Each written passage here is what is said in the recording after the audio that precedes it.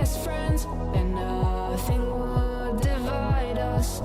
And we'd grow up and meet again, 'cause there's a fire inside us. If I knew then what I know now, you had to live the moment. Let us be young, let us be wild, until the summer's over.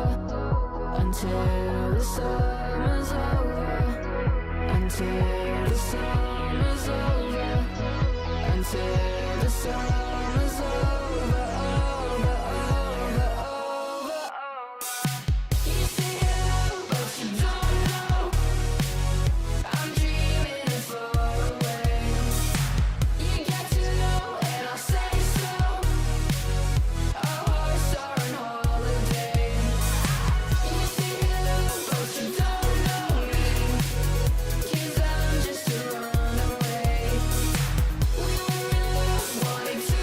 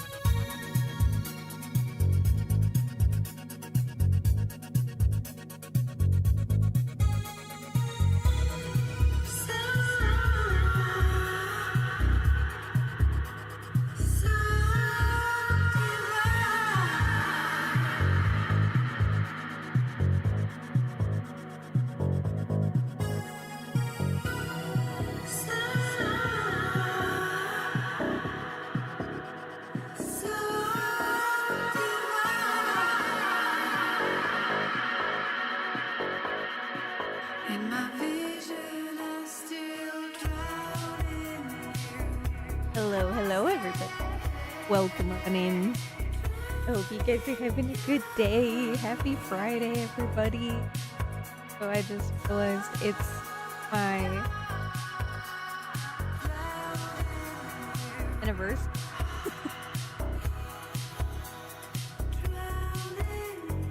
Which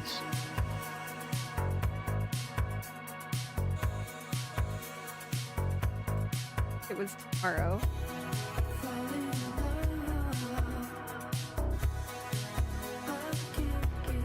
Welcome.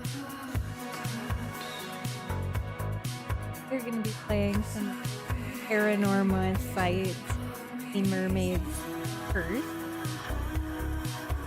I don't know why my mic is acting funky today. Trying to fix it.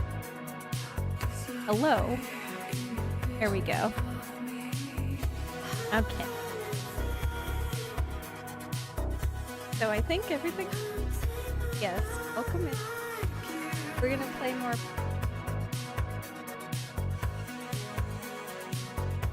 Is my mic actually working? No. Hold up.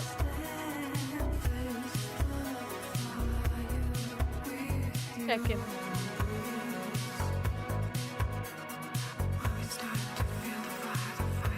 The volume is very weird today. There we go. Hopefully that fixed it, whatever it was. Alright, well you guys let me if it's can hear me or not hear me. I don't know what's happening. But we're gonna go with that. Alright. Well. It is a day today. I actually been awake. I eating, spending a lot of learning and studying.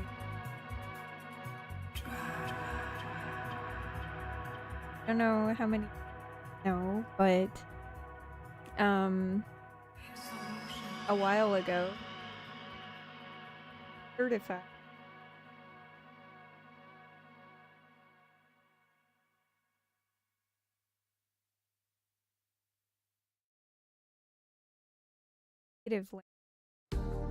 Secondary.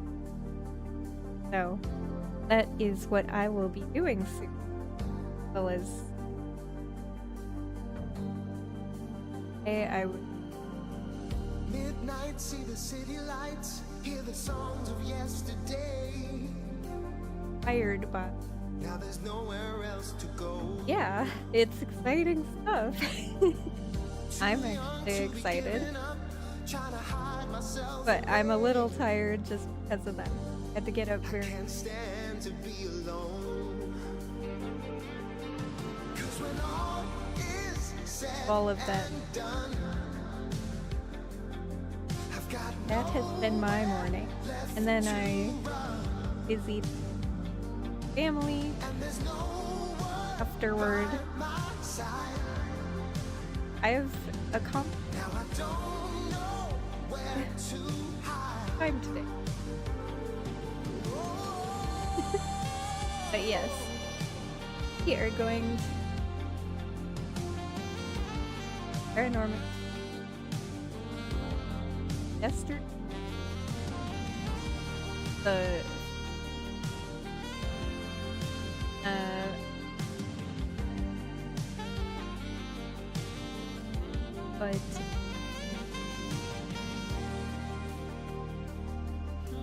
finding, I feel like we're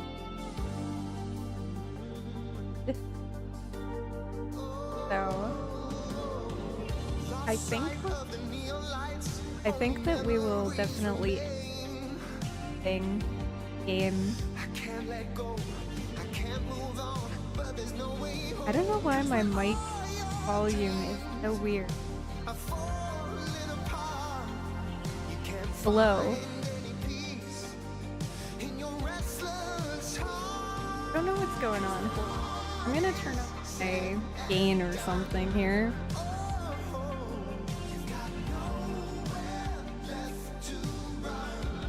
Oh, is that better? Okay, I think it's better. It's picking me up better. It just looked funny.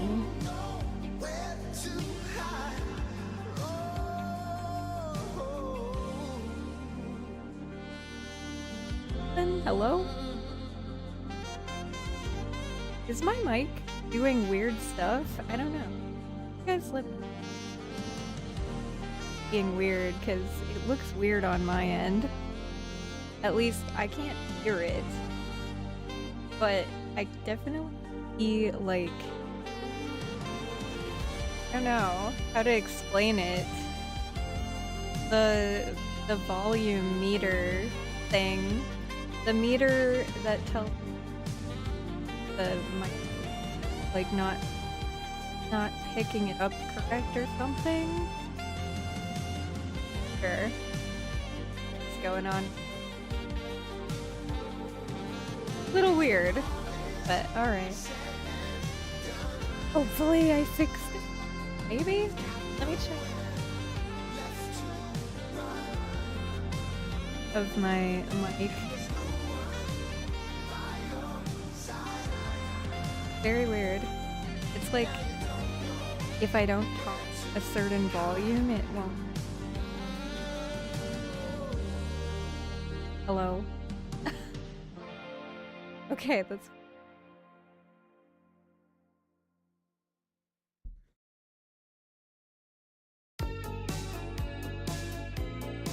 Mic? Is my mic dying? Okay, I turned up the gain, so hopefully that helped a little. Because I am not sure why it was not picking me up. That was very weird. Okay. Hi, found. Sorry, I'm messing with my mic setting. Unusual time? Yeah. Yeah, I'm on the other side of the world now. It sounds perfect. Good. Also, hold up. Everything is weird right now. I've got a new setup. What do you mean? I moved back. So I used to be on the other side of the planet, and then I moved back to the other side of the planet again. EU or AU? For a while I was in like, for a while I was in Hong Kong, so I was on that side of the world, and then I moved back to the US, so now I'm on the opposite time. Yeah. So now I'm US Pacific time zone. So that's why I'm at a weird time. Yes. Yeah, so now I'm probably late night for you. Basically, if I was early mornings for some people, now I'm late night for them. And if I was late night for some people, then I'm early mornings for them now. It basically just flipped. Also, thank you for the hydrate.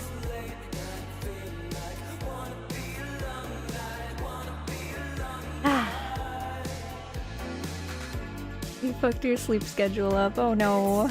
I'm sorry. That always sucks. Okay.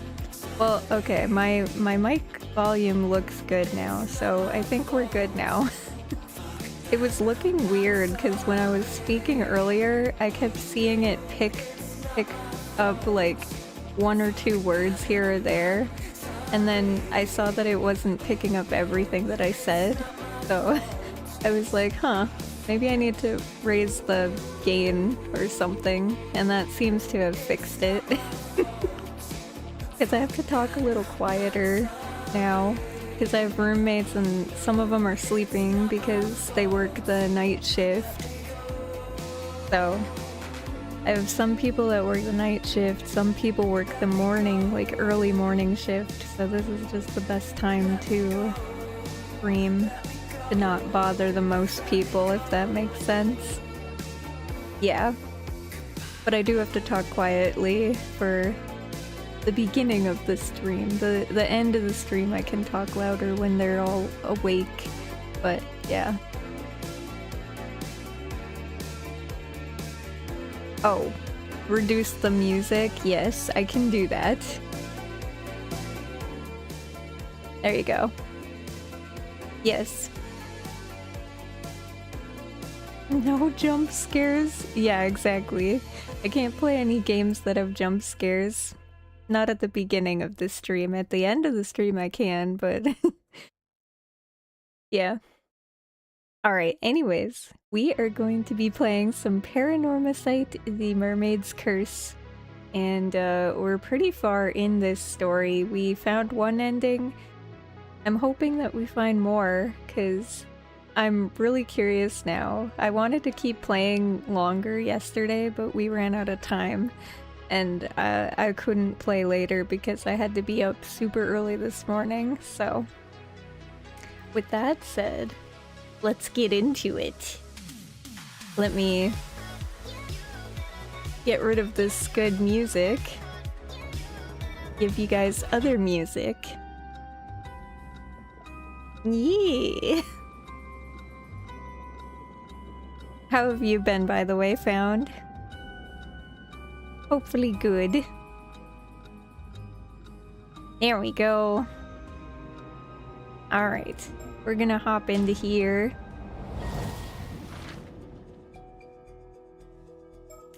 So, oh yeah, we also discovered that Yuza is...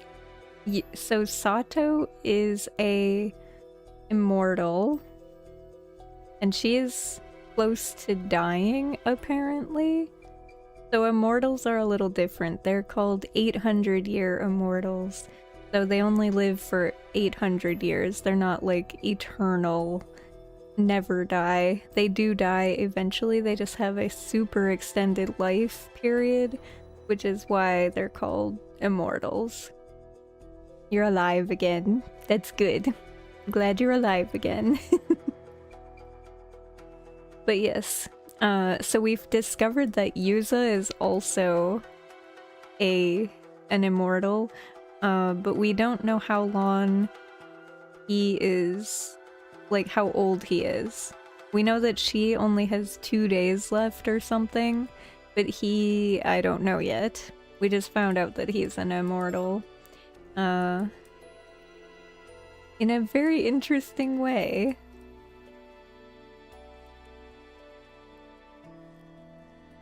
Not Keith Lee. Alright, so now we have to do this.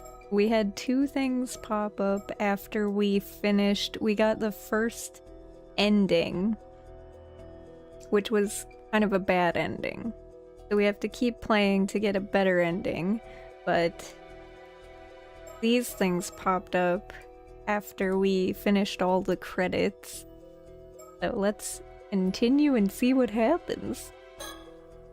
He has cheats. Yeah, he does. So does the girl. Yuza heads out with Azami to go diving before he suddenly mentions something he must do. Before returning to the island, the pair go to a certain location at sea.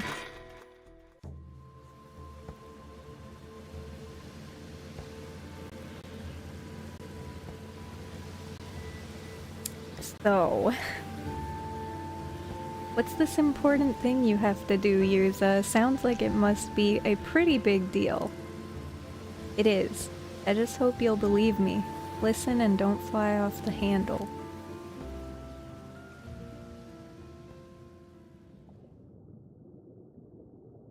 Please forgive the interruption. I have an important announcement to make. The moment you have been waiting for has arrived. Everything is ready for you to proceed. On August 7th, upon returning to Kamishima after his dive, Yuza Minakuchi embarks on the fight of a lifetime. For unbeknownst to him, at this precise moment in time, a slew of predicaments would await him everywhere he turned. As for this really important thing he has to do, that is of course preventing the tragedy of Kamishima from coming to pass. The advent of the 400-year-old curse of the raging waves draws nearer Kamishima with every passing moment. Even so, do try to remember that Yuza's true aims are to locate a mermaid and uncover the truth about his mother. Will Yuza Minakuchi succeed in overcoming these challenges and fulfilling his objective, you ask? That is entirely up to you, and the actions you choose to take from this moment forth. Thus concludes my announcement. I wish you good fortune. Okay, so he wants us to find a mermaid and uncover the truth about his mother. That's what we gotta do for him.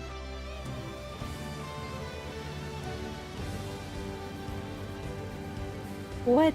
You think Kikuko is plotting to work a curse that'll cause a massacre on the island? Hi, Mr. Dude. Thank you. Welcome. How are you? Yes, you must find it hard to believe, but I'm sure about this. You're gonna have to give me a second to take this in. This is way heavier than I was expecting. I mean, a curse? I know I told you about the Tomokazuki and all, but how did you even find out about this? Have you got any proof? Well, I saw the future with my own 2 eyes, but I am afraid I don't have any proof I can show you right now. You saw the future? Yuza, if this is some kind of prank, you'd better cut it out right now. Seriously, this shit isn't funny. If you're just fooling around, I don't know if we can be friends anymore. Do you think it's easy for me to call someone I'm on friendly terms with a murderer? I couldn't say something like this unless I was dead certain. I need you to trust me on this, Azami, before it's too late. Oh man, you're not making this easy, Yuza. I can't just, No, I understand. I won't ask you to believe me until I can present you with solid proof. Until then, I still need your help. I can't just sit back and let this happen. Okay, I won't try to stop you, but I'm not doing anything drastic till I'm sure we're doing the right thing. That's all I needed to hear. Thanks, Azami. But for real, what's gotten into you, Yuza? What do you mean? I know you're headstrong and all, but this is way beyond what I'd expect from you. It's like you're a totally different person. Come on, you're exaggerating. I'm the same old Yuza I've always been. Okay, no worries found. Have a good lurk. Stay safe in Lurk Kingdom. What are you two doing here? And what's with that getup, Yuza? Don't tell me you've been diving. Ikuko, do you have a minute? I heard you were heading out to the northern shore to fish in the bay today, so I came out to find you. Where'd you hear that? I only just decided that this morning. I didn't even tell anyone. Right, this is where it all begins. This is my chance. I have to find a way to change the future. But I don't have any evidence, and I doubt I can just talk Kikuko out of this. You don't do something like that on a whim. Whatever her motives are, they must be powerful. Even if I somehow manage to get her curse stone, there's still the risk that whatever destructive impulse has a hold of her would drive her to make the tragedy happen some other way. That's why my best bet of containing the situation is to try and distract her. I'm going to change the future one step at a time. There's no rush. After all, since we came here instead of heading back to the port, things are already different. We're on the northern side of Kamishima. Not many people come here to fish.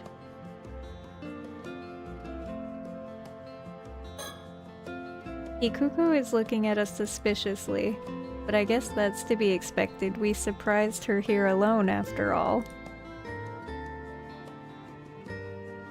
It's storming for you.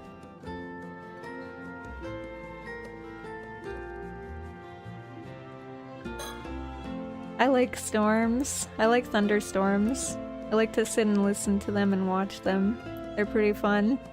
Although I will say the scariest thunderstorm I ever experienced was when I was driving in the middle of Iowa, when it was like super flat land and it was like midnight or something, and it was very stormy and I was surrounded by lightning, and I was like the highest thing in the whole area because I was in a car. So I was worried that I was gonna get hit by lightning, that the car would, because it's a car and it's metal. Yeah, driving in a storm was scary at that time, but I don't mind storms when I'm at home. I can tell Azami is trying to believe in me. That's a good start, at least. There. Oh! Ah, shoot. I saw this little thing here, and I thought maybe I could click it. But I guess not. See anything? Oh, wait. I almost missed that. The bird! I'm sure we've missed a lot of these birds. Found them. Mimicking Mayan. Minus? Mimicking minus? I don't know how to say that. That one was hard to find. You guys... Here, wait. You guys can't get... That one right there. Oh wait, if I do this you can see it. See that tiny thing? I almost missed that.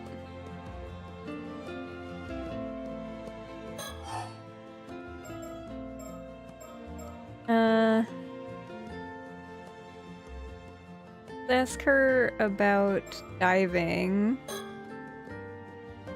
So were you really off diving? You sure you should be doing that?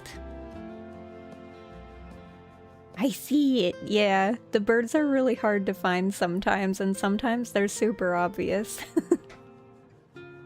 If Chie finds out, she'll give you an earful, no doubt about it.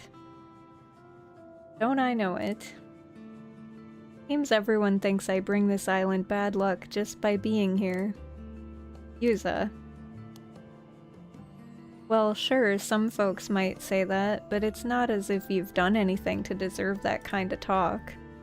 I don't see a problem with you becoming an Ama diver myself. I appreciate that. Just today, plenty of folks told me not to go diving because a storm is on its way. But when they don't talk sense, I just ignore them, and so should you. I've been wondering. Are you unhappy here on the island, Kikuko? Huh? What makes you think that? I don't know. I just get the feeling you're not planning to stay here as an Ama diver forever. Ah, you normally play the fool, but turns out you're pretty sharp, Yuza. Truth is, I can't help thinking of the future.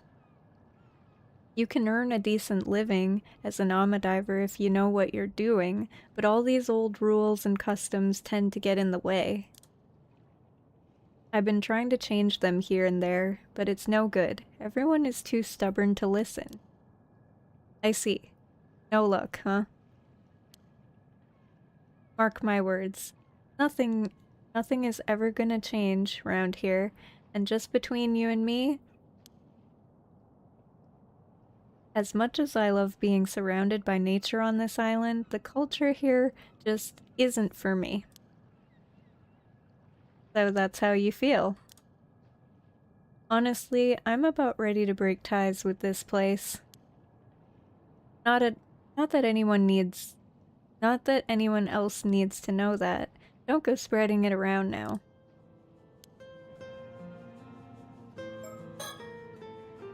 I don't want to put Kukiku on her guard, though. I'd better opt for a subtle distraction. Frankly, I had no idea you were so interested in diving, Yuza.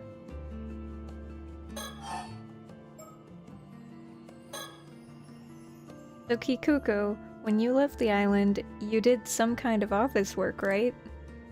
Huh? That's true and all, but why are you asking?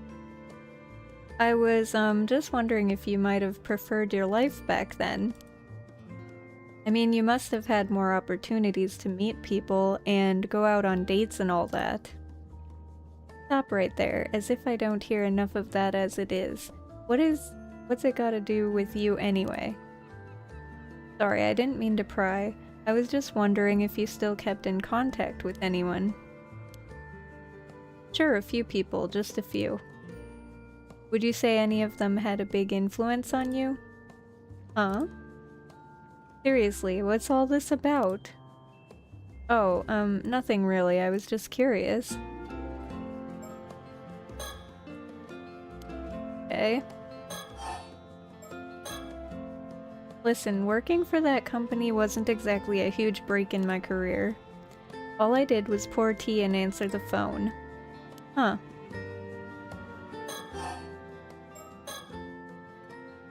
You've been passing Kamashi Maru hand mirrors around to everyone, right? Yeah, I have. Sounds like someone keeps their ear to the ground. So, how many have you given out? Who's got one already? I don't know, I haven't kept track or anything. But if I had to guess, I reckon it'd be about 20 or so. Why though? You want one too? If so, I'll get one to you later. Oh, no thanks, don't worry about it.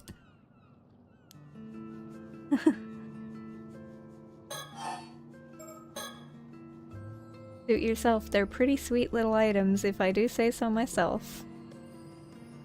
Anyway, Yuza, did you really come all the way out here just to chat? Something like that, but I've wasted enough of your time. Thanks for hearing me out. Come on, Azami, let's go. If you're sure.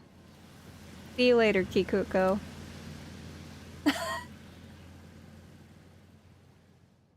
She's so confused.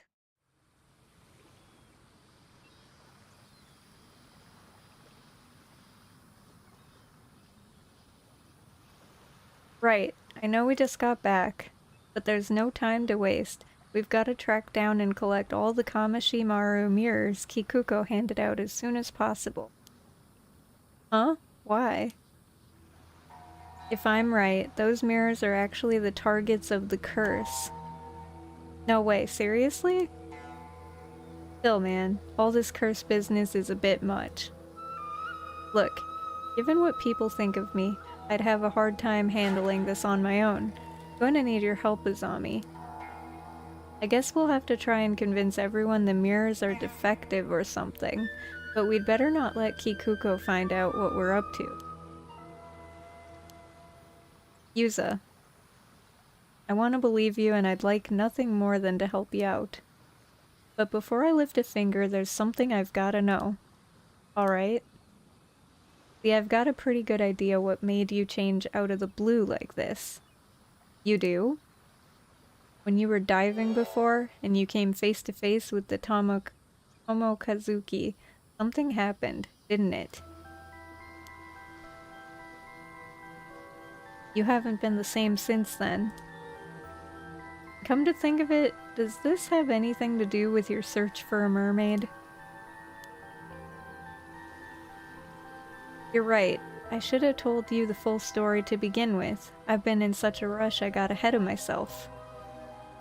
You're right. Something did happen to me, and I'll tell you all about it right now, if you want to hear. I'm all ears. First of all, tracking down a mermaid is still my end goal. That hasn't changed. At least something is still the same. But what I'm trying to do right now started when I found out about the danger Kamishima is in, and realized I had to do something to prevent it. Are you with me so far? Sure. If I knew the island was in danger, I'd want to protect it too. But how did you find out about that anyway? Earlier you said you saw the future. When did that happen? It was when I encountered the Tomokazuki. The moment our hands touched, everything went dark, and then the future unfolded before me. Huh. So it was kinda like a vision from the Tomokazuki, a warning. That's exactly what it felt like. A stream of images filled my mind all at once, together with a rush of understanding. It's like they were imprinted into my memory. I don't know how it worked. But I believe what I saw. I know what's going to happen here on Kamishima if I don't do something to change it. So that's what started all this, huh? Yuza, did you know there was a Tomokazuki there? Is that why you picked that spot to dive? No. It's like I told you. I was hoping to find a clue there, since that's the spot where I encountered a mermaid once before. I never would have dreamed I'd end up seeing a vision of a tragedy like that. For all I know, this might have nothing to do with mermaids at all. But now that I know about it, I can't just forget it, can I? Of course not, and now that I know the full story, you can count on my help too. So seeing Kikuko is the culprit, I'm guessing we need to collect those hand mirrors to save everyone. Yeah, but she is not the only threat. There's more to this. More? There are actually 2 calamities on the horizon for Kamishima today. 2? You gotta be kidding me. The first is the massacre caused by Kikuko's curse, and the second is the curse of the raging waves, which has been brewing up a violent storm for the last 400 years. It's going to hit the island tonight. Huh? Now you've lost me again, I can't keep up. For starters, why is all this happening on the same day? I don't know. I get the feeling it's just an unfortunate coincidence. And there would have been nothing we could do about it either, but since I have been forewarned, I have a chance to prevent it. I'll explain the rest on the way. There is no time to lose. We have to track down every last one of those mirrors.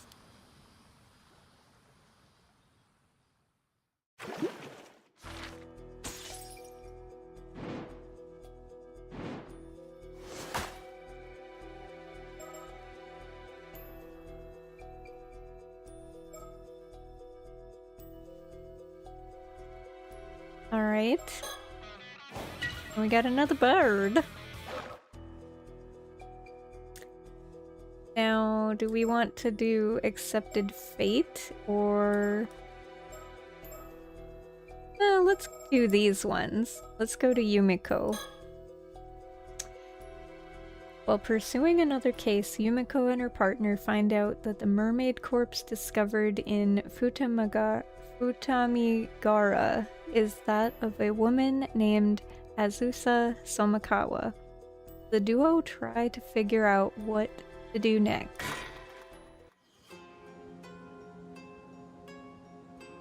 Oba City.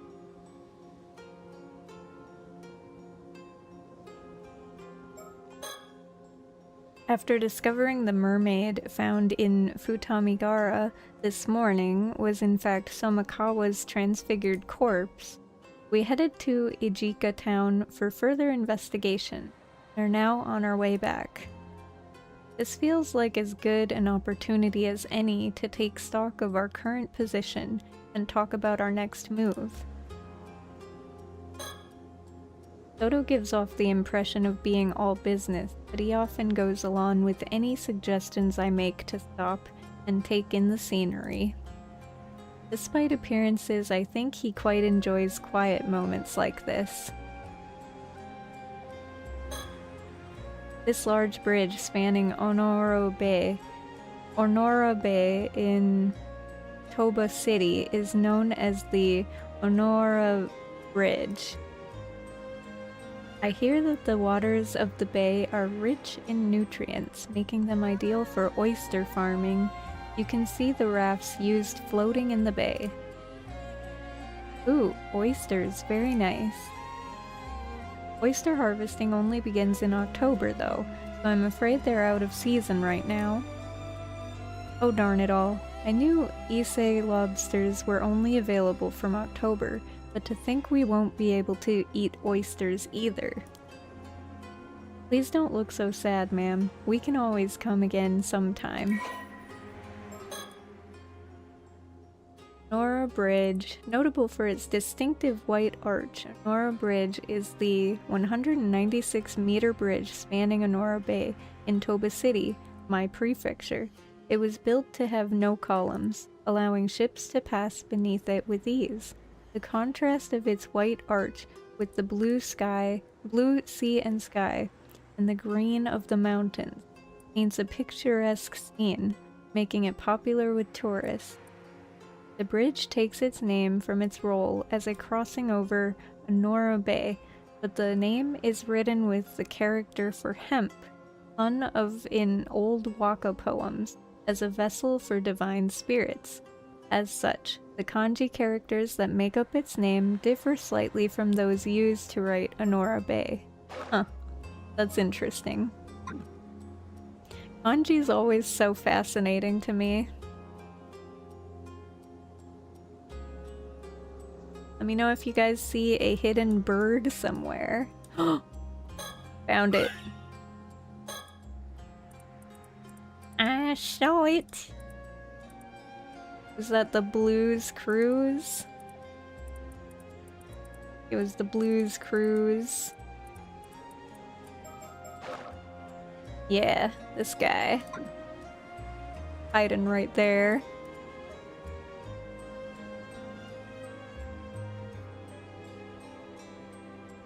There's not another one hiding somewhere, is there?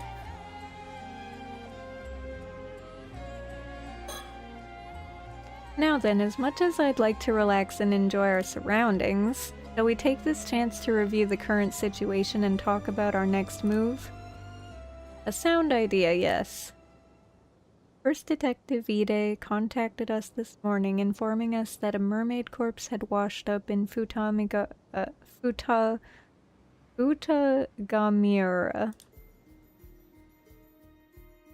However, when we went to investigate, we discovered that the corpse was in fact that of Ms. Somakawa, whose whereabouts we were looking into. She had been transformed into a fish by a curse. Quite the troublesome development. She was shaping up to be a key figure in a number of incidents. With that in mind, the most likely culprits are the two foreigners we ran into the day before yesterday in Ijika. Yes, one of them was seen taking Ms. Somakawa out to sea by boat. I regret not doing more to pursue them at the time. It's possible we could have saved her if we had. I'm sorry, that was poor judgment on my part. Then the other half of the pair was a young exorcist with ties to paranormal affairs. I believe her name was Circe, yes? That's also quite worrying. I wonder what she could be up to. If it turns out she has been using curses on ordinary people, we at Paranormal Affairs will probably be held responsible. Though I doubt the Bureau would agree to act as custodian for someone who would behave so recklessly. I'd like to believe some manner of circumstances are at hand, yes. Well, I suppose if anything happens, I can just get the higher-ups to take responsibility. That's what higher-ups are for, aren't they? Being responsible for their subordinates? I think you'll find that a saying used by superiors as a goal, not by subordinates to shirk responsibility.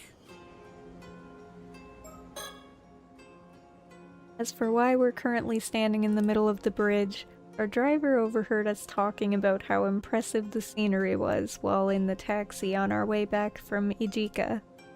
They kindly agreed to wait to allow us to walk a bit and take in our surroundings from the bridge. The view really is amazing though, and the bridge itself makes for a magnificent sight. It would have been even better if we had been able to enjoy fresh oysters on top of that. Despite her abilities, I doubt that girl would be able to use the Curse of the Forsaken Fish. Regardless of who wielded it, I think it's safe to say that a curse stone was involved. Agreed. We have two people from the same town falling victim to the same curse after all. I think it's reasonable to assume this was due to overzealous use of a curse stone. Yes, the first victim was Tamiko Suma, who succumbed to the curse 2 days ago. Second was Ms. Somakawa from yesterday. The state they were found in hasn't been publicly disclosed, so they're still being officially treated as missing. Still, a curse stone housing the Curse of the Forsaken Fish, eh? Is something wrong? The Curse of the Forsaken Fish is one of the curses mermaids can use, you see. For it to have become a curse stone, the mermaid in question must have experienced overwhelming resentment. An example might be if they were killed while bearing a powerful grudge against someone. That sounds like it would be a rare event indeed. Why do I get the feeling there was a mermaid who died like that, though? Who was it? It feels like the name is on the tip of my tongue. Could it be a memory from that time?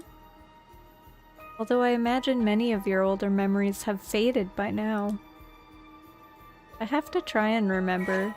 What was the name of the mermaid who died while harboring strong feelings of resentment? The first one, but I don't remember her name.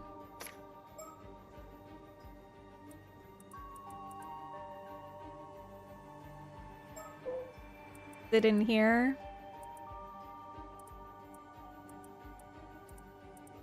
Somewhere? Nope. Where's the... maybe it's traditions and history. Mermaids.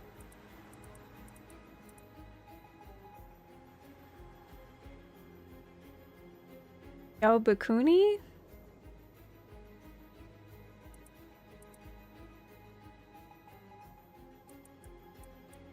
Or is that the one? No, that's not it. There's like... where's the one of three names? I'm looking for the one with 3 names.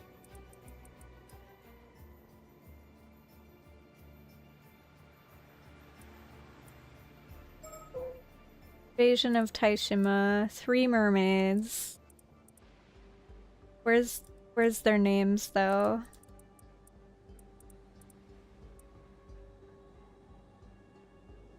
A mermaid, Hayase, is that it?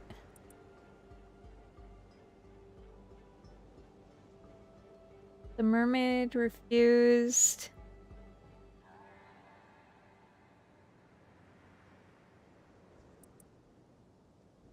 She died on the brink of death. Yeah, I think it's Hayase.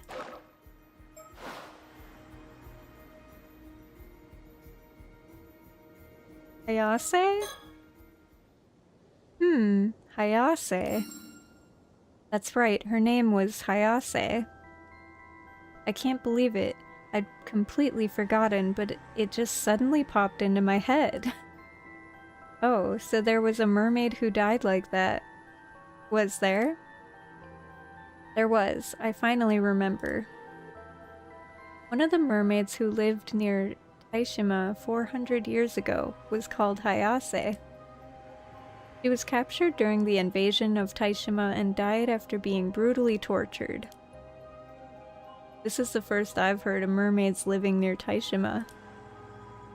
Oh right, your ancestor, Harukage Tsuchimikado, must have left them out of his records. The reason Taishima was invaded in the first place was to find those mermaids, you see. I see. I was unaware of the exact reason for the invasion. It's understandable. A deliberate effort was made not to mention mermaids in any of the records left after the fact. I suppose hiding the map inside a mermaid mummy was intended to be a metaphor of sorts. I can't believe I forgot something so important. But if that curse stone is related to what happened on Taishima 400 years ago, it likely has some link to the curse of the raging waves as well. If we can view the memories contained in it, we might be able to learn more about the curse of the raging waves. I wonder. Could the keepsake Harukage left behind using the map have been the curse stone housing the curse of the forsaken fish? I see. That's certainly a possibility. In that case, it's not unthinkable someone might have gotten hold of it recently, and there's a high chance it was those two foreigners. Alright, we've narrowed down our focus. It seems a change in priorities is needed. Let's find the curse stone for the curse of the forsaken fish as soon as possible. That should be the most efficient course of action, I think. Agreed. Still, I can't help but wonder why I suddenly remembered that mermaid's name out of nowhere. No, perhaps I should be wondering how I could have forgotten something so important in the first place. It's looking increasingly like likely that pair of foreigners has the curse stone.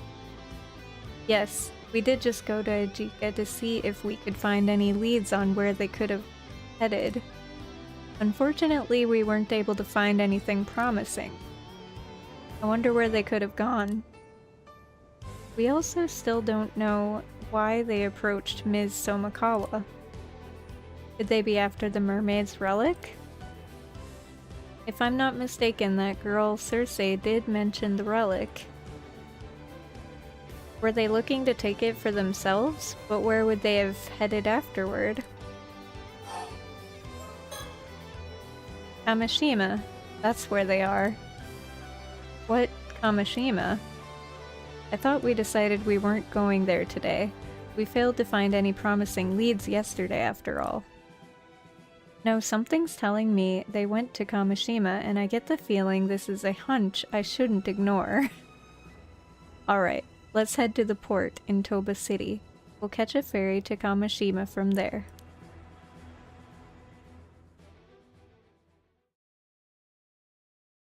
It's all coming together.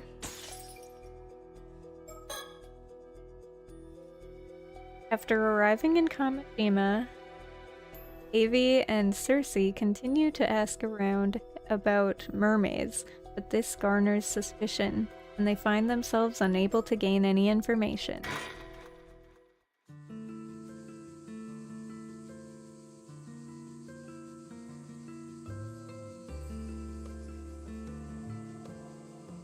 Well, so much for that. Even after everything we went through, we've got nothing to show for it. It's almost astounding how little we've managed to learn, like some reverse miracle. Worse, I think rumors spread, and now everyone is avoiding us. This is a pickle. I can't even bring up mermaids without the islanders looking at me like some odd foreigner who lost their marbles. And for some reason, mentioning Mare Minakuchi makes things even worse. Did people hate her or something? Just hearing her name makes them recoil with undisguised disgust. Yes, I noticed that too, though your way of asking probably doesn't help much. Well, how about we take a break from investigating and go for a little sightseeing instead? Seems like there's a shrine and a lighthouse around here, so we might as well drop by. Count me in. To be honest, the way people are treating us has started to bum me out. Maybe heading to the lighthouse to unwind a bit wouldn't be such a bad idea. Let's go to the jetty. No, we must go to the jetty, and that's that. What? Don't scare me like that. What's gotten into you all of a sudden? Waves of my yearning soul keep crashing against my chest, insisting I seek out the shore. Right, sure, the usual then. Well then, off we go!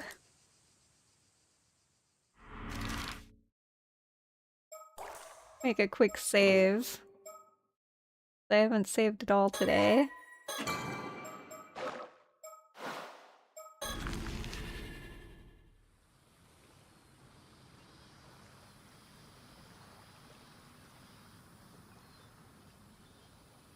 Oh, looks like we've got ourselves a spunky young lady here. Maybe we should have a word with her. Alright, this could be our last chance. Let's give it our all. Excuse me, could we speak with you for a moment? Cersei, no. There's no way she'll want to talk to us if we're that forward. Foreign visitors, how unusual. And your names are Avi and Cersei. Welcome to Kamishima. My name is Kikuko. I am an Ama diver. Kikuko, the Ama diver. Such a pleasure to meet a charming young lady in a place like this. Charming young lady, you say? Oh my. Well, now you're allowed to ask me anything you like. Why did I feel that sudden urge to go to the jetty earlier? Thanks to that, we ended up running into Kikuko. Looks like we have made a solid first impression. She seemed genuinely excited to talk to us. After all the lengths we went to, I refused to leave this place without at least a few answers. This jetty was built to break the waves, so fishing boats can come in and safely unload their catch. Then I suppose jet planes have nothing to do with it. No, not at all. The structure over in the distance is called a breakwater, built to keep the waves out. Seems like it's also a popular fishing spot.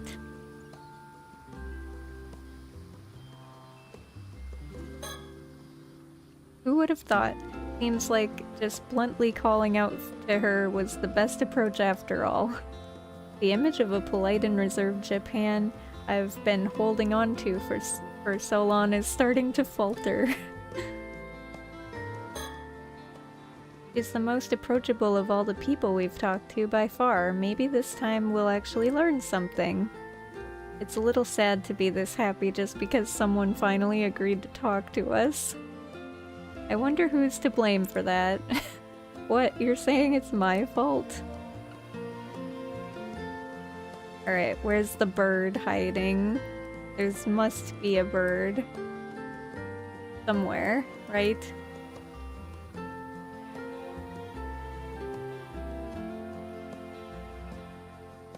Looking for the bird.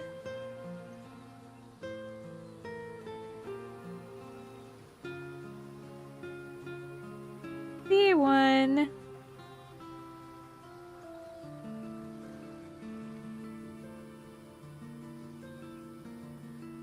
I don't see one.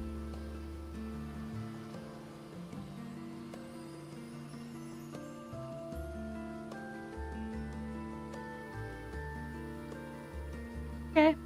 Maybe there isn't a bird here.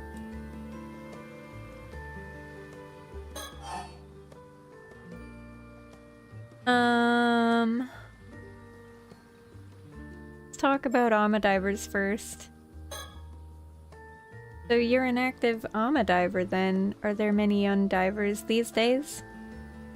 Not really. The younger generation doesn't really go for diving anymore. It just makes more sense to pursue higher education. I see. It's a real shame to see such a long-standing tradition slowly fade away. Well, it is quite dangerous after all. Can't really blame them for choosing safer options. Just the other day I heard 2 Alma divers went missing around Toba. Oh.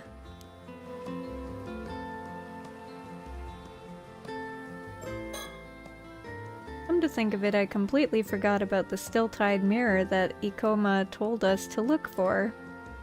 Guess I'll just try my luck and ask.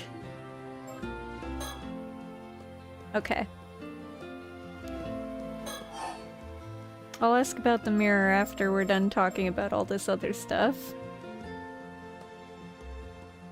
A Google Street View. Kinda, yeah. Speaking of Alma divers. Yes? I heard Alma divers have a legend that if you go diving around here, there's a chance a Tomokazuki might emerge from the depths. Ah, Cersei, enough with the ghost stories. Aha, you sure know a lot, don't you? You're right, it's a well-known legend. Not that I have seen it with my own eyes or anything, don't know anyone who has either. Huh. Maybe your Seimin and Domin symbols have kept you safe. Oh, those? I don't have any. I don't really go in for superstitions like that. Are you really okay without them? I think it's no more than an old tradition, meant to remind us not to forget our gratitude and respect toward the sea. All those old-fashioned rules and traditions, don't you think it's about time for a reform? But isn't free diving close to a Shinto ritual in spirit? Isn't showing reverence and offering to the sea god crucial? Oh, you're pretty devout for a foreigner. I'm impressed. But you know, I believe it's exactly because of tedious customs like that one that young people are losing interest in diving. We should keep up with the times, otherwise there's no way this tradition will survive. Well now, that's very level-headed thinking. Maybe it's because I'm part of the so-called new generation. Some people don't like my attitude, but I get the job done.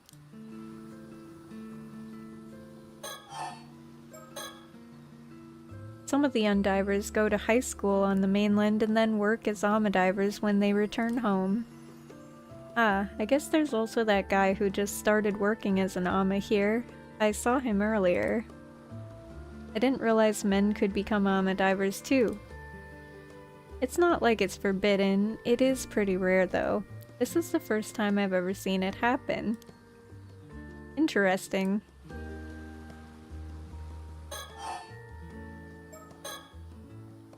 Oh right, actually there's someone we're looking for on this island. Would you mind if we asked you about them? Sure, who is it? A woman named Mare Minakuchi. Ah. See, that's exactly how everyone else around here has been reacting when we ask about her. No, it's just, I'm sorry, but that woman died in an accident at sea 5 years ago. Ah yes, we are well aware that she has passed away. Then why do you ask? Did she leave anything behind, or was there perhaps someone who was close to her, anything like that? Sorry, I've got no idea. Nobody on this island really knew her. Although her son has just returned to the island. Actually, the guy I was talking about earlier, the new Alma diver, that's her son. Her son, you say? Now it's getting interesting. We'd certainly like to meet him. Do you know where he is? Sorry, no idea, but he's gotta be somewhere around the island. His name is Yuza Minakuchi. I'll give you his home address. You might find him there. Wow, thank you. This is invaluable information.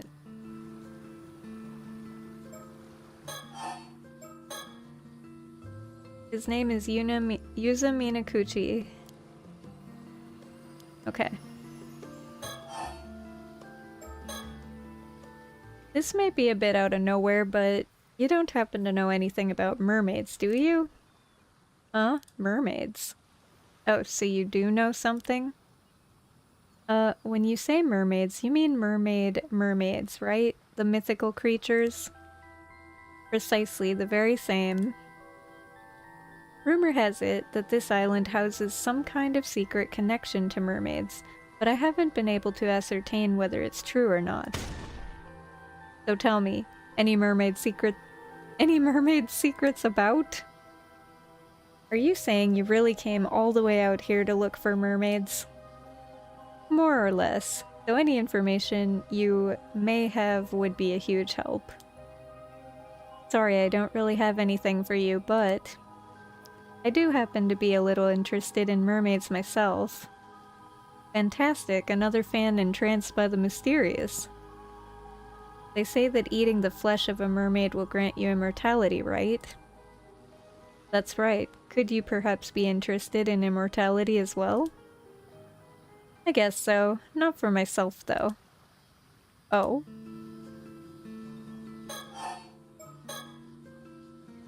So you mentioned that this island has some sort of connection to mermaids. More than just a little interested, are you? Heh. Well, in fact, right here in Issa Bay, there used to be. Wow, so mermaids used to live on this Aishima place. Do you think there may still be some clues here in Kamishima that will lead you to the mermaids in Ryugu? Nail on the head and right on the button. Unfortunately I can't say that I have heard any mermaid stories on this island before. A pity.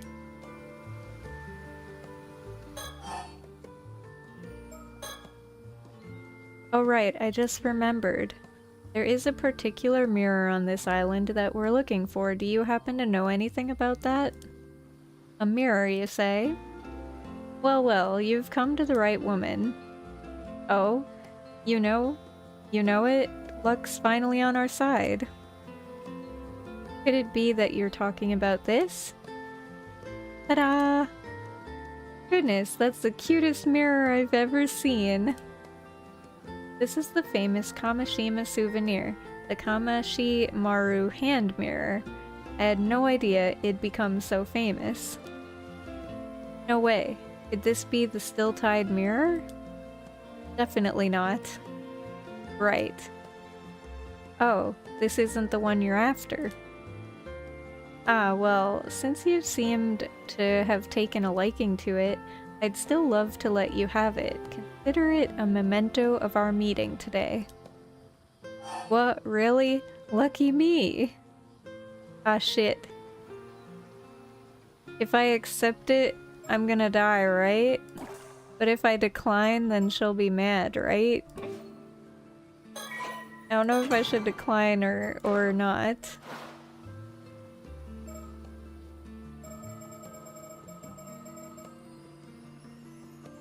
Should I take it? Guess oh. Ah.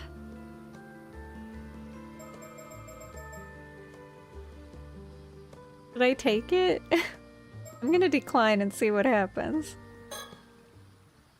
Actually I changed my mind. I don't need it after all. You sure? It's free, you know. Well, when you put it like that. Strongly decline. No, I'm sure. I absolutely decline.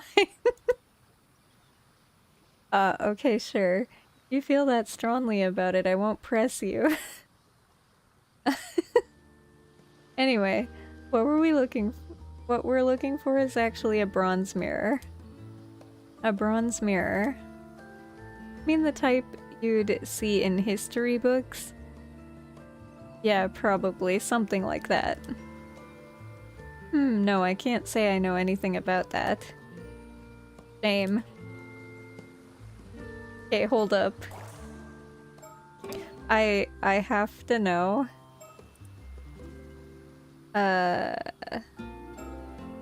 Okay, I think I can save over all these ones. Maybe. You know, I'll just make a slot 5. I need to, how do I load? I want to reload this just to see what happens if I accept.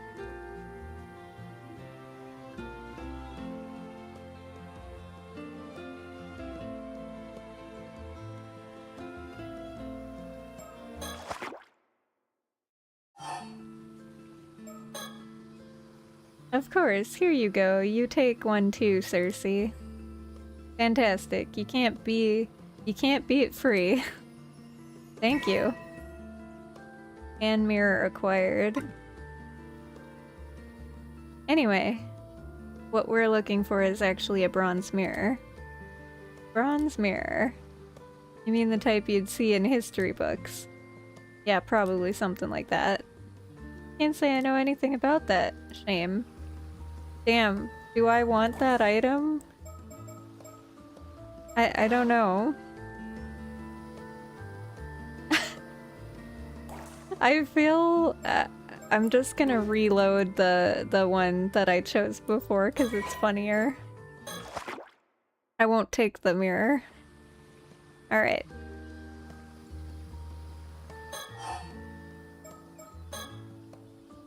I've never heard anything about a bronze mirror on this island. By the way, you wouldn't happen to know why everyone is frantically dodging our questions about Mare Minakuchi, would you?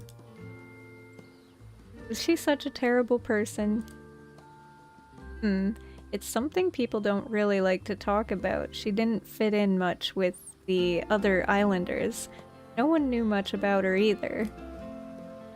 Why are you so interested in her anyway? Well, this is kind of a secret, but it seems that Mare Minakuchi had some sort of connection to the mermaid. Huh, you don't say. I see, so that's why. Oh, did you remember something? Not really, it's just that I always thought she was a little off, almost as though she wasn't actually human.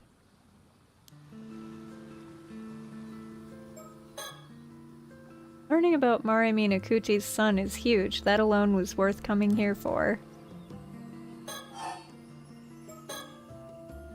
So you're saying Mare might not have been human after all? That she was actually a mermaid? Huh? No way. I was just joking. She was kinda weird, sure, but a mermaid? That's a bit far-fetched, don't you think? Right.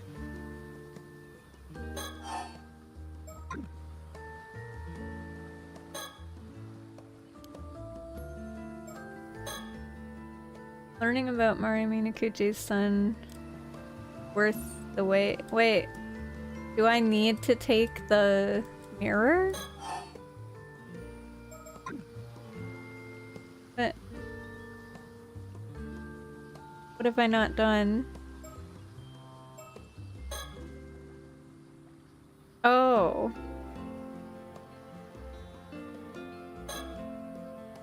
Mr. Ikoma's business card. I figured I might be able to use it later, so I held on to it. The Tommy Tobacco, secret treasure of the mermaids. I haven't had the courage to open it yet. Huh? Is that the Tommy Tobacco? What? Sorry, I just happened to notice. And judging by your reaction, I'd say I'm right. Damn it, I didn't think it'd be that noticeable. A glimpse alone shouldn't have given away that it was the Tommy Tobacco. My initial guess was just a bluff, but Avi's reaction confirmed it. Cersei, I'm sorry. I got a bad feeling about the way she's looking at us now. Cersei's on high alert. The supernatural may be involved here. Be careful. Of course. Ukiko, why the interest in the Tommy Tobacco? It's some kind of ancient mermaid treasure, right? My, you're well informed. Would you be willing to hand it over to me? I'll make sure it's worth your while. Huh? You see, I know someone who's ridiculously rich and in search of eternal life. They'd be willing to pay a small fortune for that thing. They'll offer the kind of money you probably only get to see once in a lifetime, so what do you say? Whoa, slow down. AV? Huh. Much more than some third-rate writer like yourself could earn in a lifetime. I don't know what you could possibly need the Tame Tobacco for anyway, but wouldn't you like to move up in the world? I believe I understand your offer, Kukiko. But my answer is no. Not a chance. No way. No how. It's never been about money. It's about the thrill, the adventure. Adventure? Exactly. Embarking on a journey to unravel the secret of the mermaid's immortality. What better adventure could a man ask for? You may call me a romantic, and that's what I am, an adventurer at heart.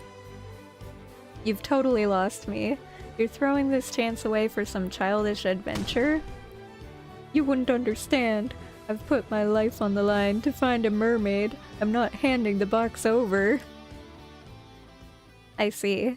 Seems like there's no reasoning with you. Ugh.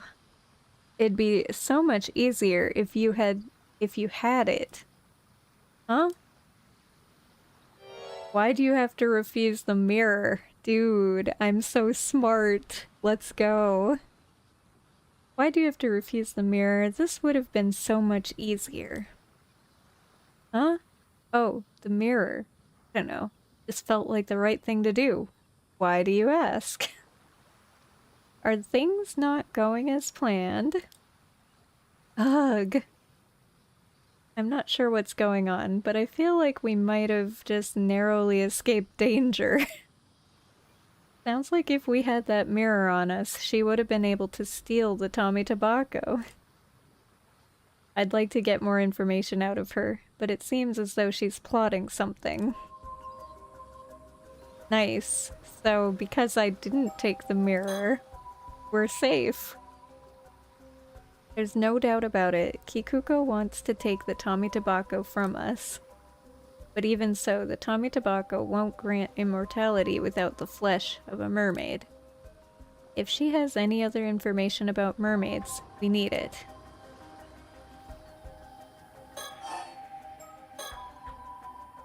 So why don't you enlighten us? Who told you about the Tame Tobacco? Who knows? Think you'll get it out of me with that attitude? She still hasn't given up on the Tame Tobacco.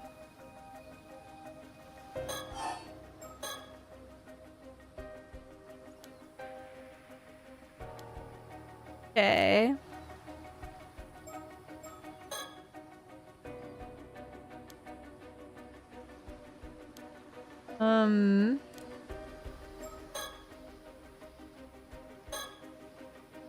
Mr. Ikoma's business card. I figured I might be able to use it later. Held on to it. Throw it away.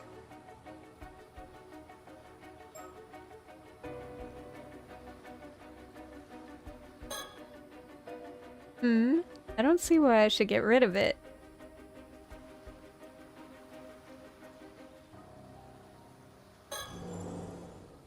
The curse stone bearing the curse of the forsaken fish. Should I really be carrying this around? Throw it away?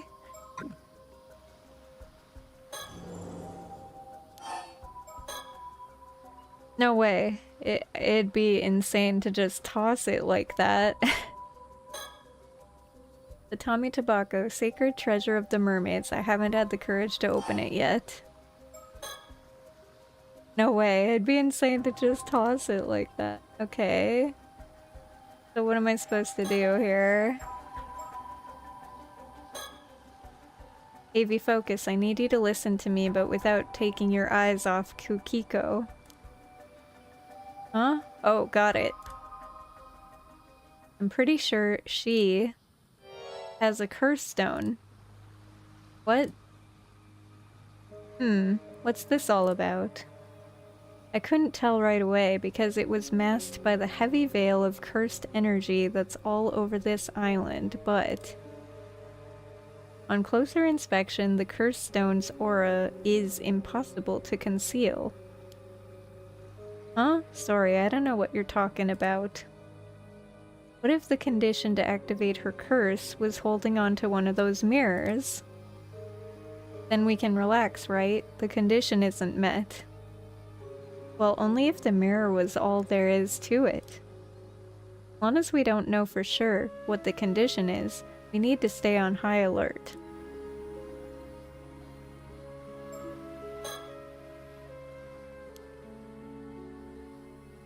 Okay.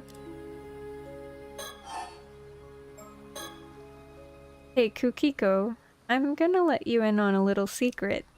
Yeah? Ta-da! What are the odds? Turns out we both got curse stones. This one's called the Curse of the Forsaken Fish. When its conditions are met, it transforms you into a fish and kills you. Pretty messed up, huh? What? Avi, are you sure? You were planning to use your curse stone on us to steal the Tommy Tobacco, weren't you? But your curse stone requires us to have one of those hand mirrors, am I right? On the other hand, I can use my curse on you whenever I so please. You're bluffing. Your curse stone must have a condition too. Yeah? Who's to say it hasn't already been met? Shh. Now, cease your scheming and tell us what you know.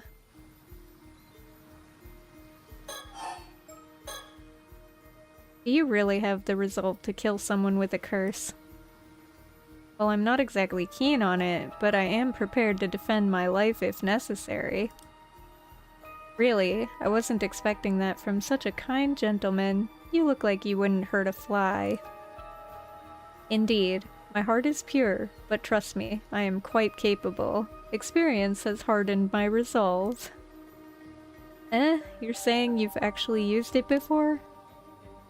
At this point, what difference does one more death to the tally make? My hands are already stained. Damn, so you're a proper criminal. Maybe I should report you to the cops. Be my guest. I wonder which is faster, my curse or your phone call. Ugh. What about your lady friend? Well, are you okay with this? I'm afraid there's no restraining Avi. I've pretty much given up on him at this point. So it would be great if you could just give up and hand over the curse stone. What the fuck is this? You guys are absolutely insane.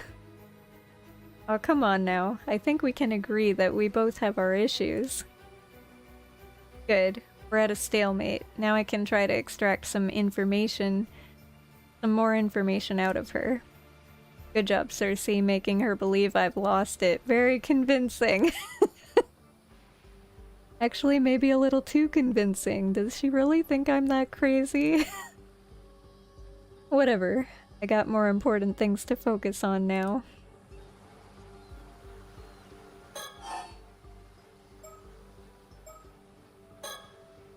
So what kind of curse do you possess? Dunno, don't care. Oh, come on, not even a hint. We, on the other hand, have laid pretty much all of our cards on the table already. Huh? What are you talking about? Who would do such a reckless thing? Alright, look. Seems like you're just as dead set on the Tommy Tobacco as I am.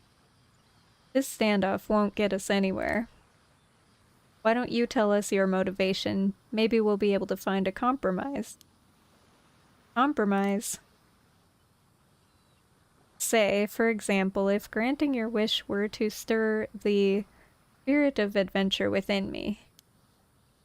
I cannot hand over the Tommy Tobacco, but perhaps I'd be willing to let you borrow its power of immortality.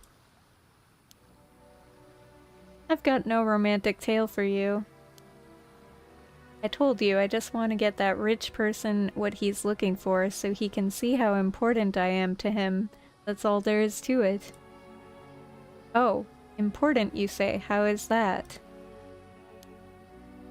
Because I'm his illegitimate child. Oof. But he simply refuses to admit it. Whatever I do, he won't even acknowledge my existence. I mean, just look at me. I must be a disgrace in his eyes. But a woman like me shouldn't be wasting her life away on some backwater island. I was born of noble blood. I wasn't meant to rot in this miserable place. Yet he cast me aside and refuses to even acknowledge my existence. It's humiliating. So your father is some rich man? Yeah, there's hardly anyone in Isashima who doesn't know the name Yoshiatsu Yamashina. It's a noble bloodline stretching back centuries, and here I am, stuck in this wretched life. Yamashina, eh? I've done everything in my power to earn his recognition. I gave it all, my all, to make it in the big city, and for what? Nothing I tried worked out. In the end, I had to come crawling back to this island, trying to make ends meet as an diver. But I still kept telling myself that someday, somehow... I see. So you figured that since Yamashina is seeking immortality, you could leverage the box to get what you want at the same time. Yeah, I used to work at this small company. The young CEO of the place is basically Yamashima's protege. I guess he felt sorry for me, so he let it slip that Yamashina was after immortality. Interesting. And was he the one who told you about the curse stone and the Tamatabako as well? Yeah. Since even Yamashina doesn't know about this, he suggested I use it to my advantage and take the credit. He gave me the curse stone and told me to use it wisely. Originally, I had planned on offering something different to Yamashina, but now that I've got a chance for the Tamatabako, that's my best option. Oh, how intriguing. You wanted to trade the Tamatabako for Yamashima's recognition. That's right. See, I knew we were never going to find a compromise. True, it's a compelling story, but it's missing a certain adventurous allure. That company president you mentioned, how come he knew about the Tamatabako and the curse stone? Just who exactly is he? I was wondering the same thing. Humph, of course you were. He's an incredible person after all. Mr. Ippei Ikoma is an amazing man. It's thanks to him I got a chance to make my dream come true.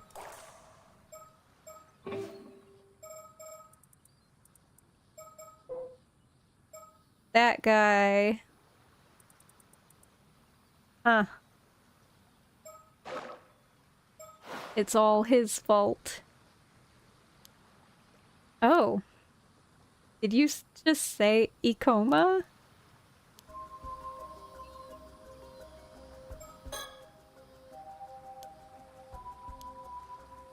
Okay. Gotta keep talking about this.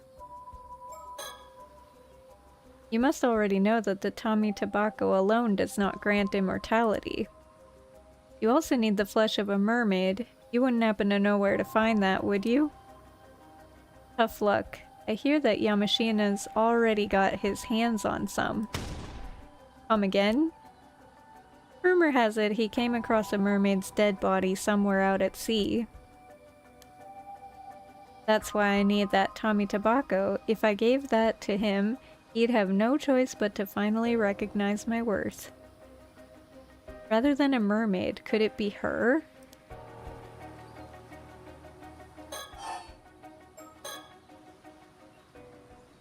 Ippei Ikoma, you say, from the Sala Planning. Huh? You know Mr. Ikoma? Indeed. Just met him the other day. In fact, I even got his business card. Huh. You have Mr. Ikoma's business card. Wait, then that business card you took out earlier was his? That's right. Want to see it? No, it's fine. You hold on to that. If you say so. Huh? What? A curse echo? Yikes, did we mess up?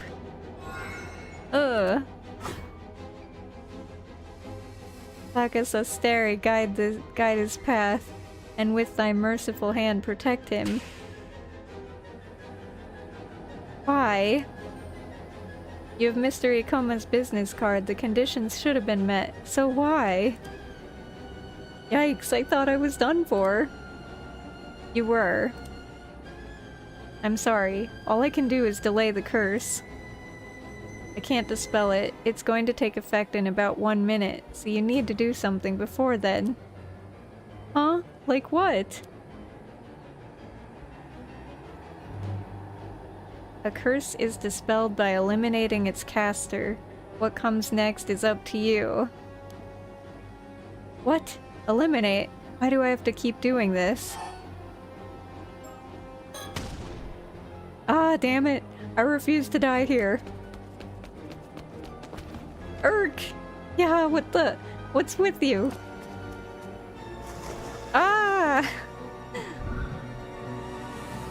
She fell in the water. It's now or never.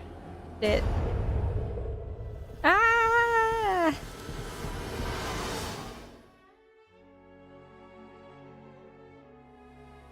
I didn't get all the information though. I retrieved the curse stone from the ocean. Are you alright, Avi? Well, I barely made it out alive, but I can't say I feel particularly good about it. So it had to come to this. No turning back now, it seems. This is what happens when you deal with curses. They might turn back on you at any moment. You should be prepared for that. Understood. So what about the curse stone? What is it? What's it like? Yeah, about that.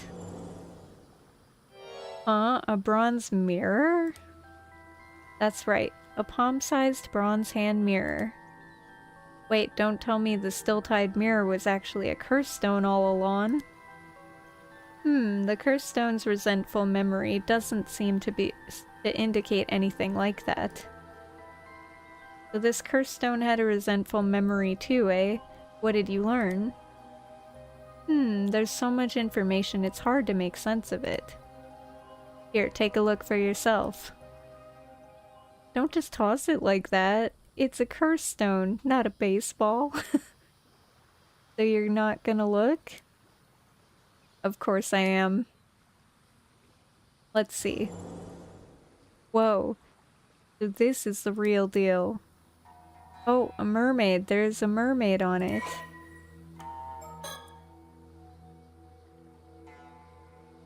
Alright. Taira no Tomoshige was born as the son of Taira no Kiyomori's younger brother, Yorimori. I feel like I read all this. Maybe I didn't.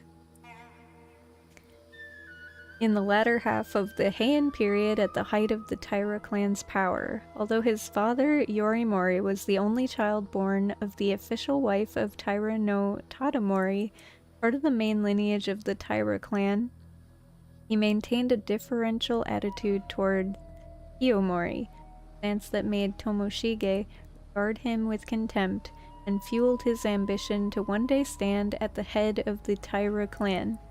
He also believed himself to be the rightful heir to Nukamaru, a famous sword that his father had inherited as part of his birthright. Sato, the girl from Kusawa village.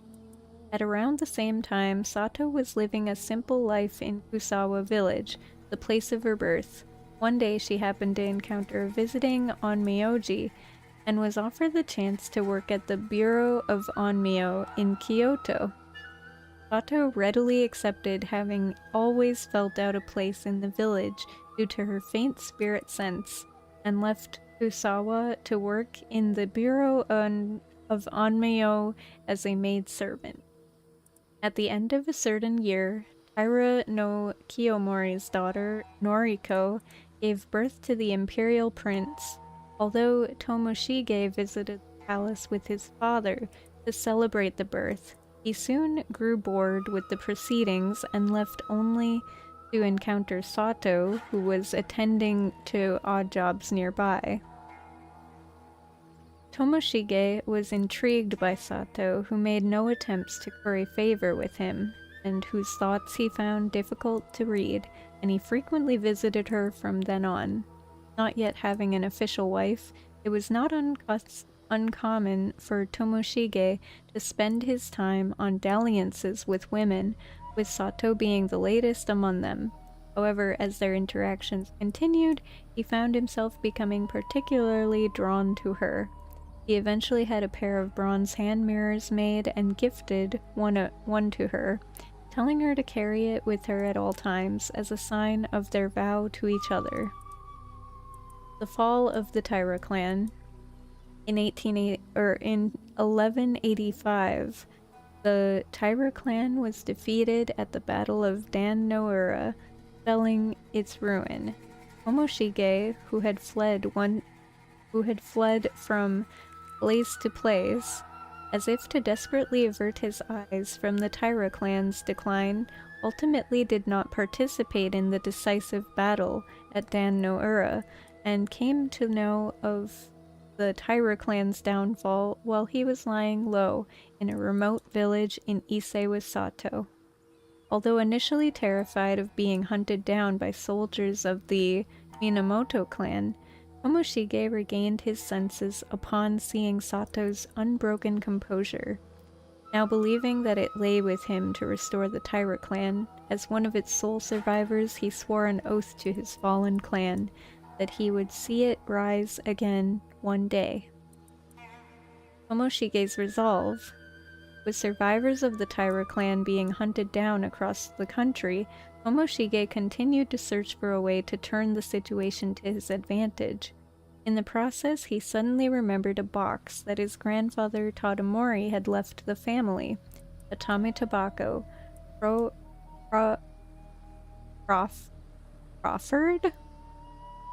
proffered by a fisherman that was said to contain the flesh of a mermaid. Although Tadamori had refused to accept it, a member of the clan had secretly hidden it in a storehouse back in their homeland. It was said that eating mermaid flesh would grant eternal life to whoever ate it. However, legend also had it that the meat was highly poisonous, with even a small bite being fatal. No one had wanted to eat it as a result, and it had ended up forgotten as the years went by.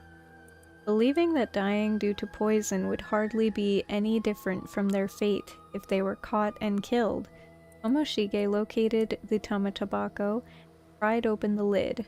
However, all that was inside was a dried sliver of meat, so shriveled as to resemble a splint of wood.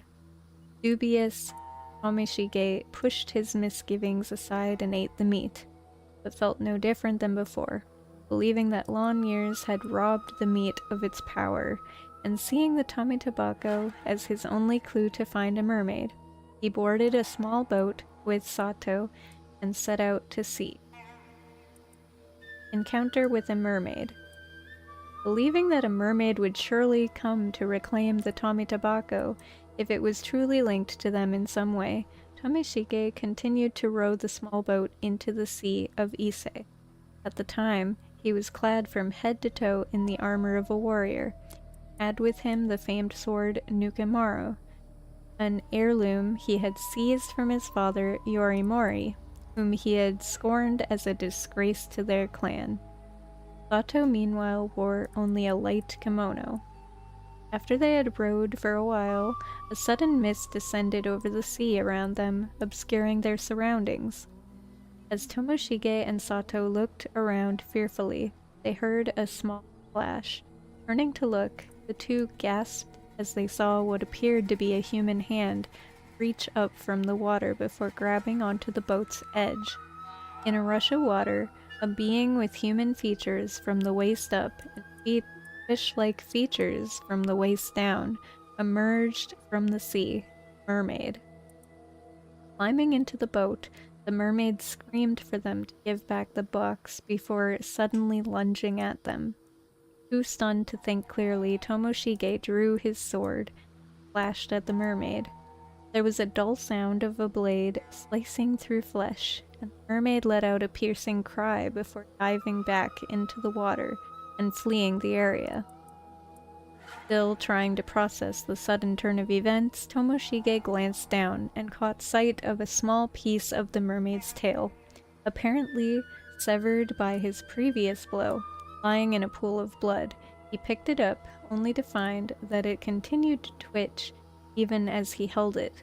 Finding himself too disgusted to try eating it immediately, he decided to stow it in the tamatabako for the present. Eventually, after some hesitation, he forced Sato to eat it despite her protests. They waited a while, but no change seemed to come over her. Tomoshige's death. Thinking that the amount of mermaid flesh simply hadn't been enough, Tomoshige made to pursue the mermaid, but as he did so, he noticed the mist around them had cleared. As the two looked around, they realized that their small boat was surrounded by ships, belonging to a band hunting down remnants of the Taira clan. Alarmed, they tried to flee, but with their attackers pressing in on them from all sides, were unable to find any means of escape. Amidst the chaos, Sato was struck in the head by an arrow and fell into the sea. Tomoshige, still determined to retaliate, continued to frantically resist with his sword. However, he was vastly outnumbered and unable to break through his attacker's ranks, was ultimately cut down in a single stroke. On the brink of death, Tomoshige's gaze fell on the crests worn by his pursuers. Consumed by bitter regret at his failure to restore his clan, he directed the full brunt of his resentment toward these symbols as he sank beneath the waves, cursing his enemies and clinging to his vindictive hatred till the very end. Interesting. The Curse of Tomoshige.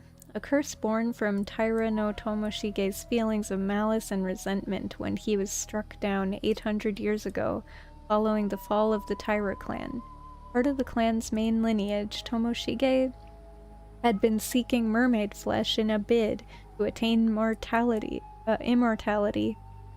with the goal of eventually reviving the Taira clan, but was killed before realizing his dream. The curse uses a specific symbol as its target and kills those who carry that symbol within the area specified by the user by cleaving them in two. The effective range is several hundred meters.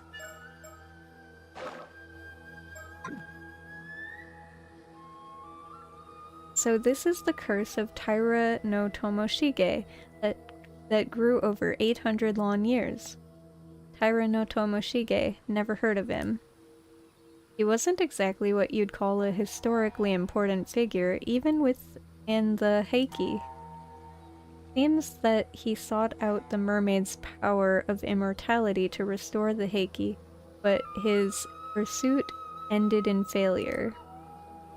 That resentment, it must have dwelled within Tomoshige's bronze mirror, eventually turning it into a curse stone. Most likely. Then the symbol on the hand mirror and the business card were the true curse target. So that's what it was. Only we'd realized it sooner. Well, what's done is done. Don't be too hard on yourself. Ukiko mentioned she got her curse stone from Ikoma, right? Exactly. To think that slippery snake was sneaky enough to put the curse markers on his own business cards. That Ikoma guy is seriously dangerous. That was way too close. Good thing we were cautious, especially since it seems he's after the Tommy Tobacco too.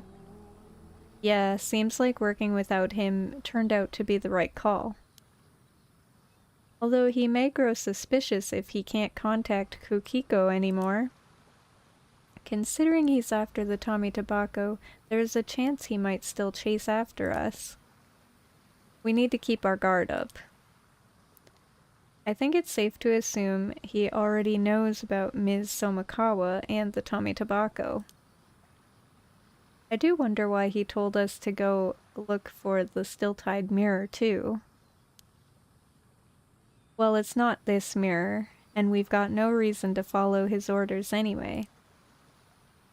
I'd rather try and find out more about the mermaid as soon as possible. You're right, we didn't learn anything from Kukiko. Or Kikuko. Looks like we've got no choice but to continue our investigation of the island, shall we? I wonder if I could have done that without turning her into a fish. Oh well. Could you hold on for a moment? Huh? Someone's there. Ack! Ah! You.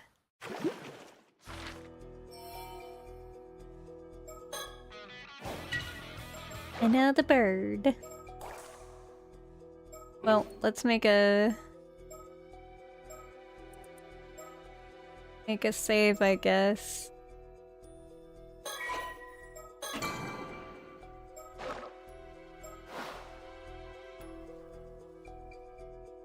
I'm kind of tempted to go back and just see what happens if I didn't take that. Because this is not finished.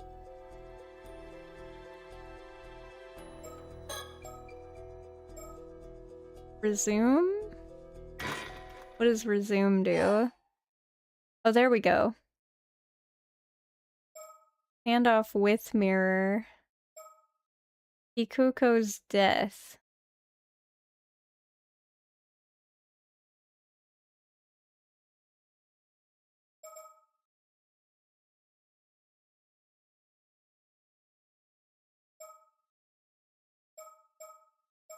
I don't want to have the with mirror though. So let's go from the jetty.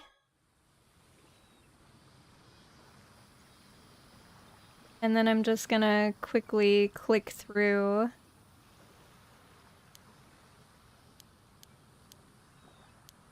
We already did all this stuff.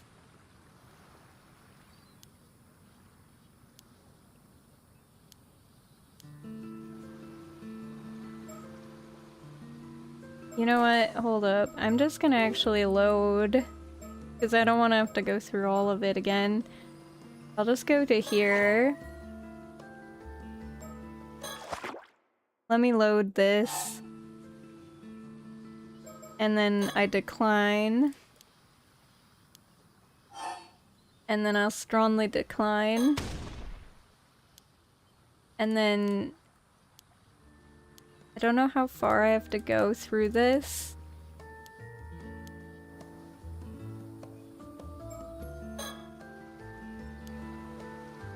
Okay. So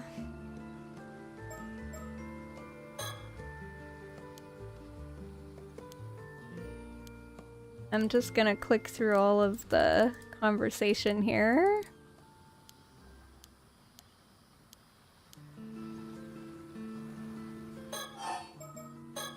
And see if anything happens if I don't take out that one thing. Okay.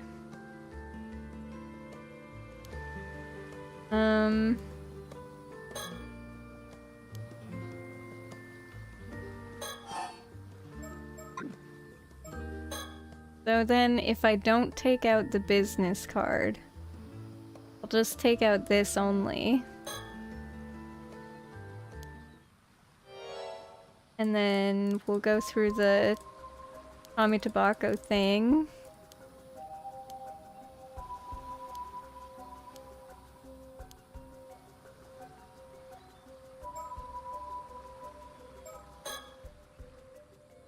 Her whole demeanor shifted the instant I realized I had the tummy tobacco. Could she be after it too? Be careful. Cersei's on high alert. Okay. Where are you interested? And we talked to her about this.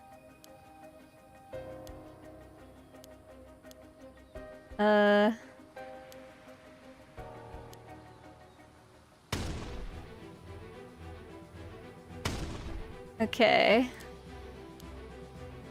So I'm like, no, I'm not gonna give you the box.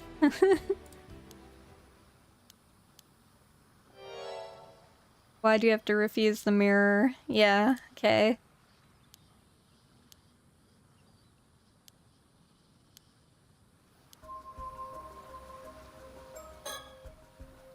No doubt she wants the Tommy Tobacco. Avi, focus. I need you to listen to me, but without taking your eyes off Kukiko. Got it. Pretty sure she has a curse stone. What's this about?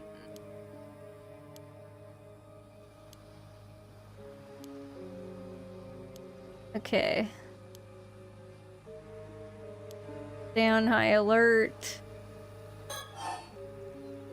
So we talk about the curse stone. And say, I've got a curse stone.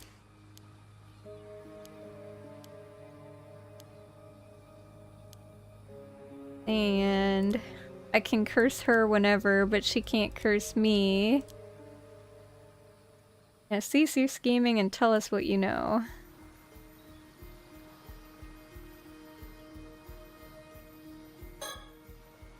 I've got a bad feeling about this. Maybe we should retreat. Even if we did, we'd always be looking over our shoulders, afraid she might come after us. Then we need to get her to surrender somehow. Ideally, we'd take away her curse stone too. Okay. So we talk about the curse stone. I'm prepared to defend my life if I need to.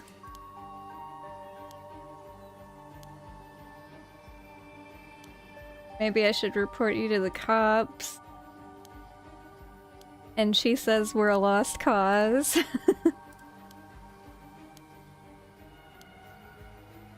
Okay. So what kind of curse do you possess? Don't know, don't care. All our cards are on the table. So why don't you enlighten us? Who told you about the Tommy Tobacco? Who knows? Think you'll get it out of me with that attitude? She still hasn't given up on the Tommy Tobacco.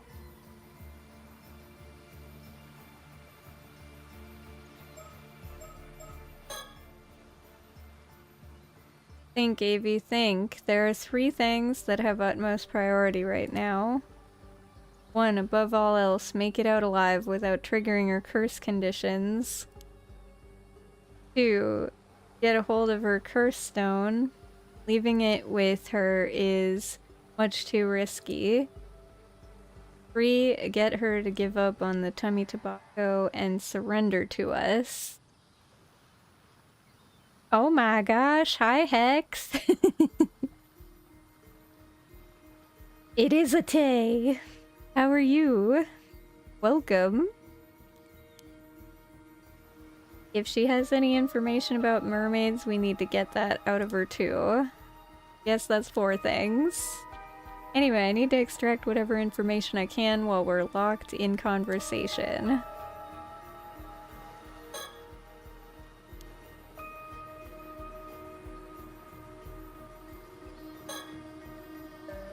What on earth? It feels like the air completely shifted, even the waves look heavy with tension. Is there something new in this area? No.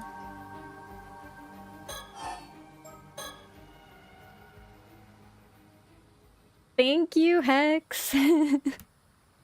Yeah, it has been a while. I've been good. I've been busy. Very busy moving around and getting certified for things and doing lots of stuff. I've been very busy. But still streaming, still good. What have you been up to? Alright, look, seems like you're just as dead set on the tummy tobacco as I am. This standoff won't get us anywhere. Why don't you tell us your motivation? Maybe we'll be able to find a compromise. Okay, so we did this.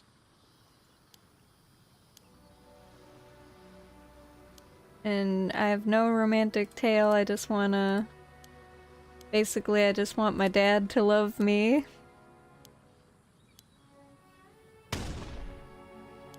I want my dad to love me.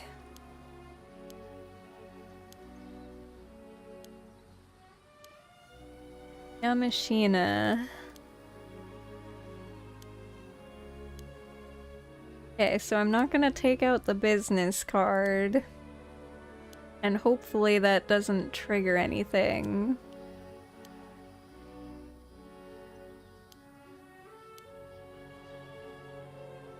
Okay. Blah blah blah.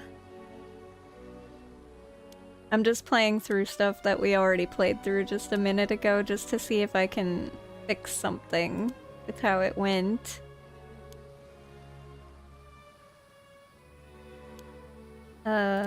Who is he exactly? Ipe Ikoma. Oh. Say Ikoma. Ikoma? Could she be talking about the same guy? Okay. Well, now we find out if this was all a waste or if she saw the card somehow. Dream work, repeat, nothing too different. Okay, maybe we can talk about Ikoma because we didn't do the card. Ipe Ikoma, you say, from Sala Planning. Huh, you know Mr. Ikoma. Don't tell her about... No!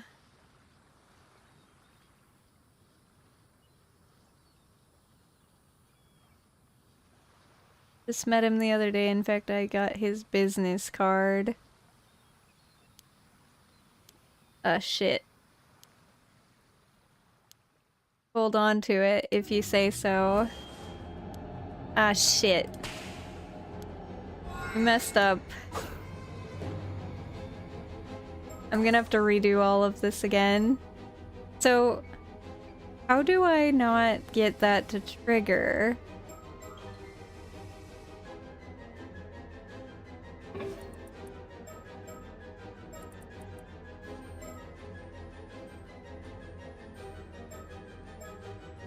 When did this save? I'm gonna load this autosave, see if it's before I did this. Okay. So if I don't do that...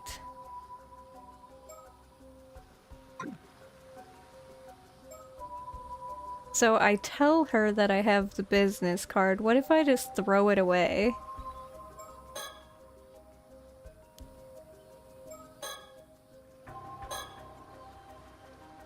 I figured I might be able to use it later, so I held on to it. Throw it away. Can't say why, but I've got a bad feeling about this business card. I'll just sneakily toss it. Alright, I don't think anyone noticed. Excellent. Okay, now we can keep going.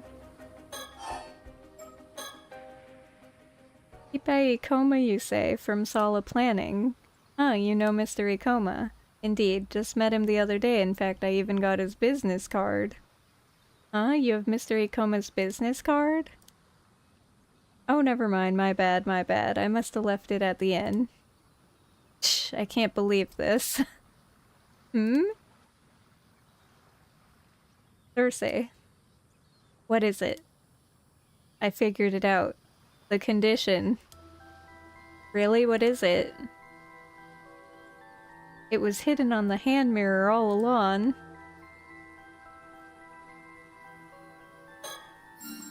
See that symbol over there? I just couldn't shake the feeling I'd seen it before. And sure enough, Ikoma's business card had the same symbol on it. Oh, you're right.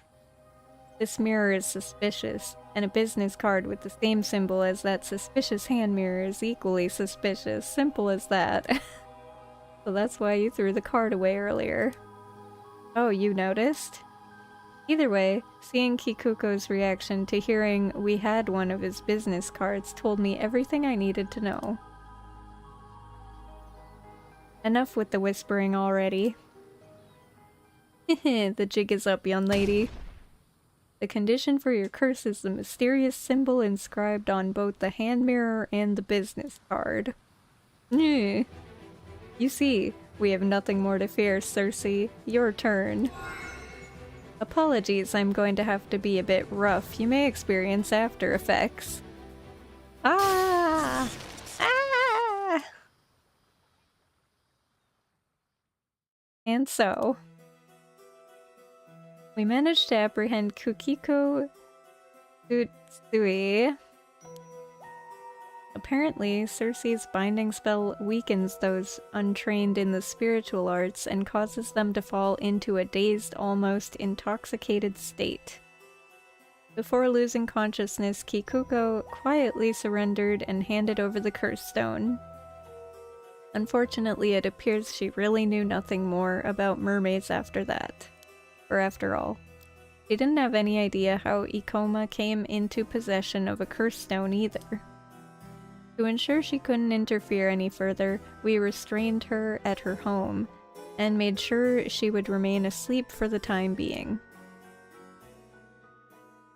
Much later that very night, we learned that Kikoko had planned to massacre the island's residents using the hand mirrors she had distributed.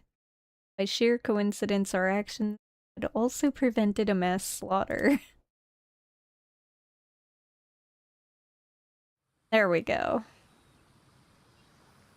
So what about the curse stone? What's it like? Yeah, about that. A bronze mirror? That's right, a palm-sized bronze hand mirror. Wait, don't tell me the still-tied mirror was actually a curse stone all along. The curse stone's resentful memory doesn't seem to indicate anything like that. So this curse stone had a resentful memory too, eh? What did you learn? So much information, it's hard to make sense of it. Here, take a look for yourself. Don't just toss it like that, it's a curse stone, not a baseball. So you're not gonna look? Of course I am. Let's see. Whoa, this is the real deal. Oh, a mermaid. There's a mermaid on it. Okay, we already read all of this. Not gonna reread it.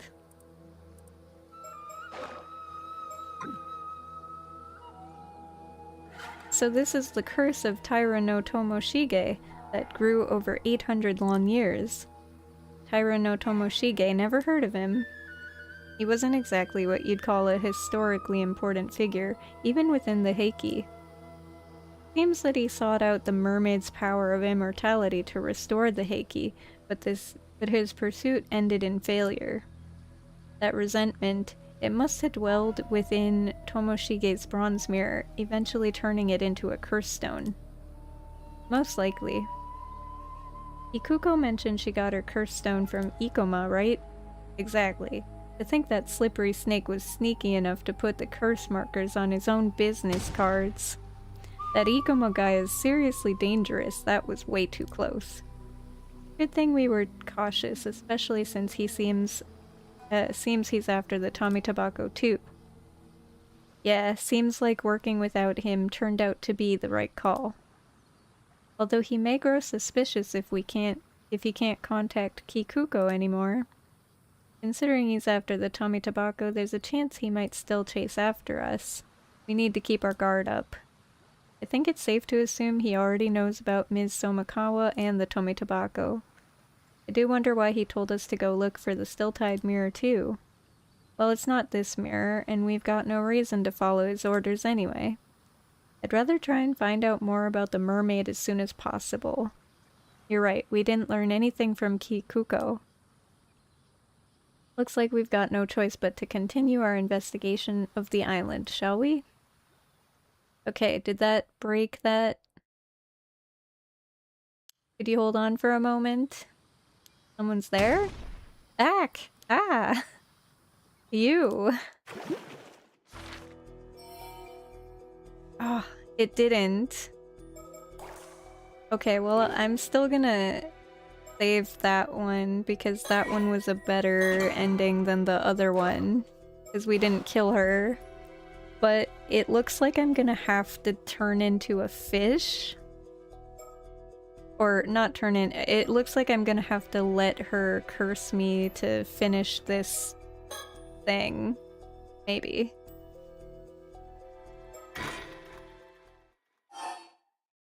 Start from standoff with mirror.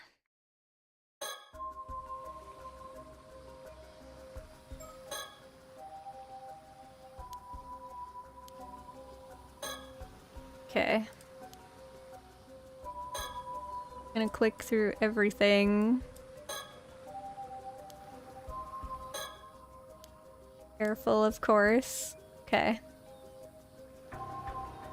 So now I have the mirror. Why the interest in the Tommy Tobacco? Kinda ancient mermaid treasure, right? My, you're well informed. If you'd be willing to hand it over, I'll make sure it's worth your while. See, I know someone who's ridiculously rich in search of eternal life. They would be willing to pay a small fortune for that thing. They'll offer the kind of money you probably only get to see once in a lifetime. What do you say? Slow down. Avi. Much more than some third-rate writer like yourself could earn in a lifetime. I don't know what you could possibly need the Tommy Tobacco for anyway, but wouldn't you like to move up in the world? I believe I understand your offer, Kikuko, but my answer is no, not a chance. No way, no how. Never been about money, it's about the thrill, the adventure. Adventure. Exactly, embarking on a journey to unravel the secret of the mermaid's immortality. What better adventure can a man ask for? You may call me a romantic, and that's what I am, the adventurer at heart. You totally lost me. You're throwing this chance away for some childish adventure. You wouldn't understand. I put my life on the line and to find a mermaid. I'm not handing the box over. I see. Seems like there's no reasoning with you. Alright then, this conversation is over. It's a shame, but I gave you a chance. Huh? Oh, don't get me wrong. I'd still love to ask you some more things. Egads! A curse echo. No! Damn it! Eek! Ah!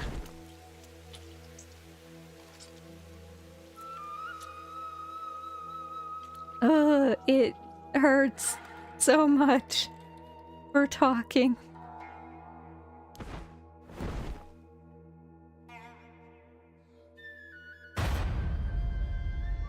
Arnav Barnum is dead. No!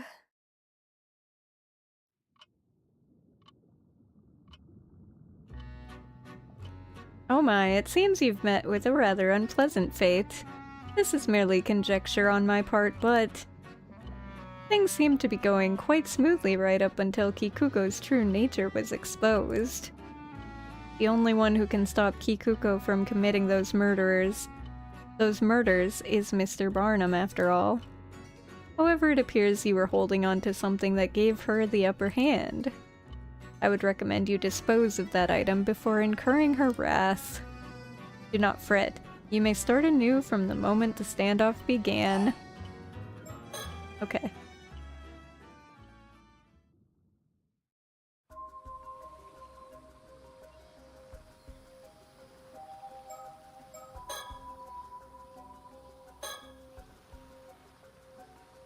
Little turtle fellow, throw it away. Cersei, pass me the hand mirror you received earlier. Huh? Oh, sure.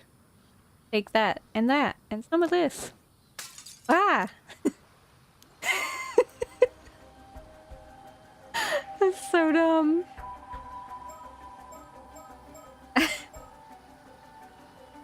Okay. That hand mirror from before, could it be dangerous? What? No way. Useless. Oh, or unless... Huh?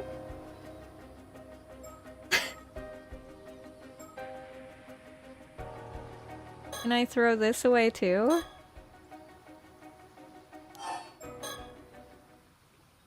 I can't say why I got a bad feeling about this card. I'll just toss it away. There we go.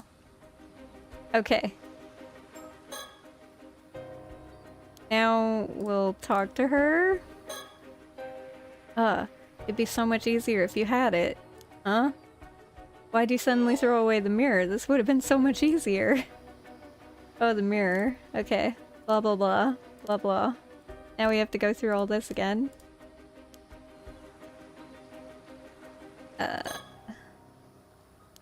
Okay.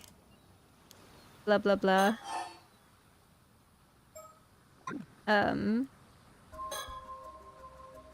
Need you to listen without taking your eyes off her.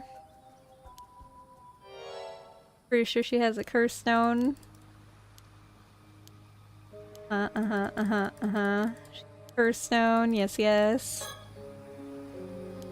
Okay. Talk about the curse stone, girl. Beer, beer, beer. Sorry that we have to keep repeating stuff here. Just trying to get this thing checked off.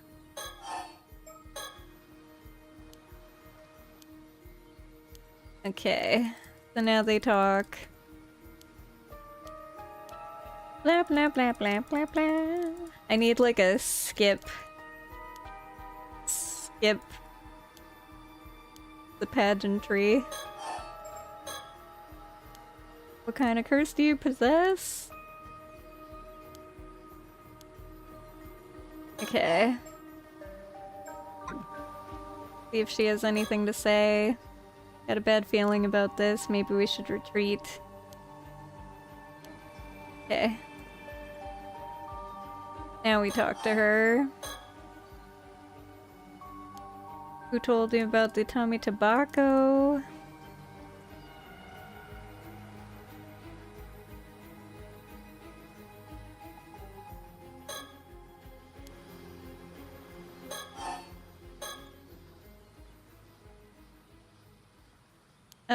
Seems like you're dead set on it.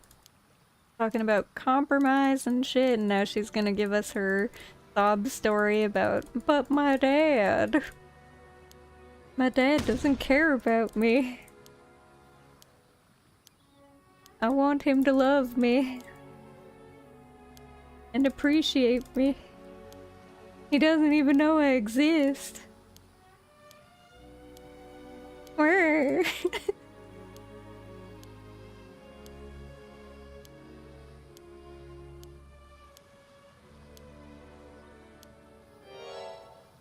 Ipe Ikoma.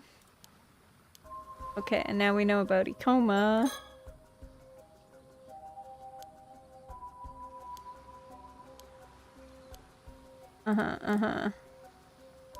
This is 4 things. Ikoma.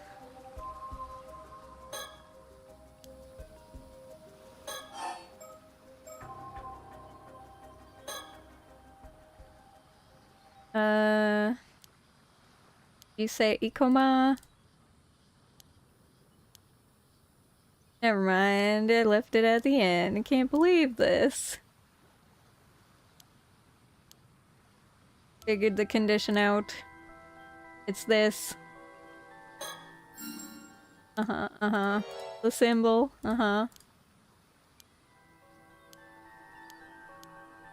Okay.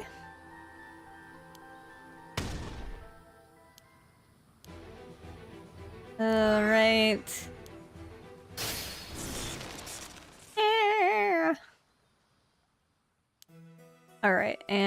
And we get her...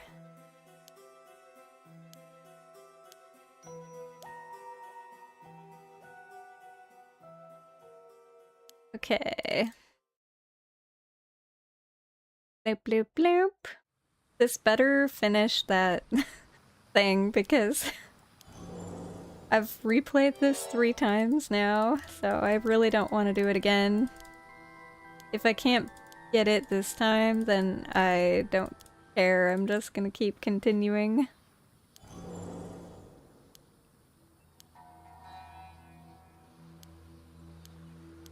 Just keep going.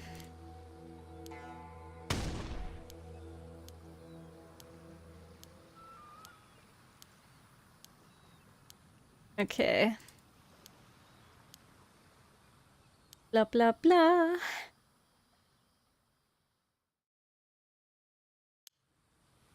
And then these guys show up.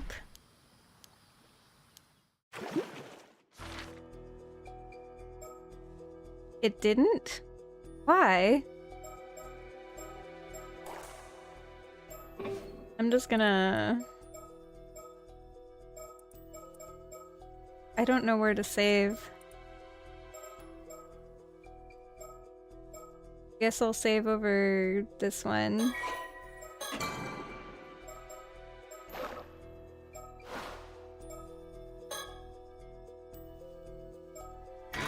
Where does it want me to resume from?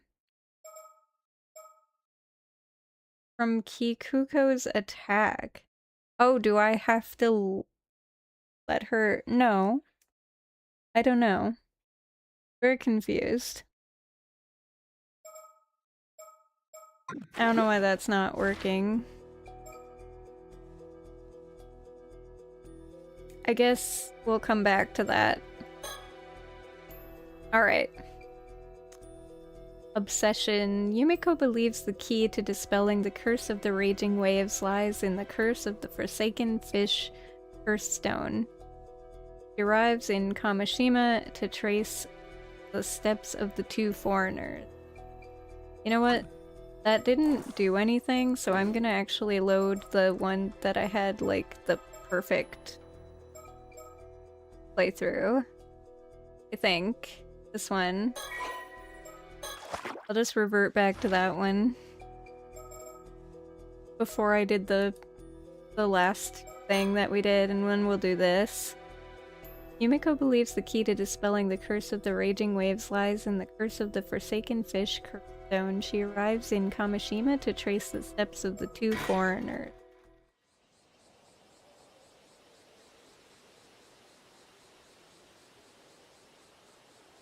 I see. You would be Mrs. Shiki, and you say you're a member of the police department currently looking after Cersei. My apologies for all the trouble young Cersei caused you the other day. She is quite the mischievous little lady, I'm afraid. Oh, not at all. She certainly has some pluck for one so young. Took us quite by surprise, in fact. You would be Cersei's guardian, then? Oh no, we're related to be sure, but she is really more my guide come bodyguard, if anything. I see. Since when was I your bodyguard as well? I'm afraid that circumstances may dictate that we have to take Cersei back to Tokyo with us, though. Is that so? That would be quite the bother. Personally, I'd rather avoid having to do so as well. There's a case here that needs our urgent attention, you see. So I'd appreciate it if you cooperated without any fuss. That would depend on what you ask, I'm afraid. I'm glad we found these 2 so quickly. Having Soto track down their spiritual energy was the right call. Our foremost priority is to find the curse stone housing the curse of the forsaken fish so we can learn how to lift the curse of the raging waves. And from everything we've learned so far, it's most likely in possession of these 2 foreigners. Soto mentioned when we arrived on Kamishima that the energy from the curse of the raging waves has grown much stronger since we were last here. As such, Everything else is on the back burner until we have dealt with it. We need to find out how to lift it as soon as possible.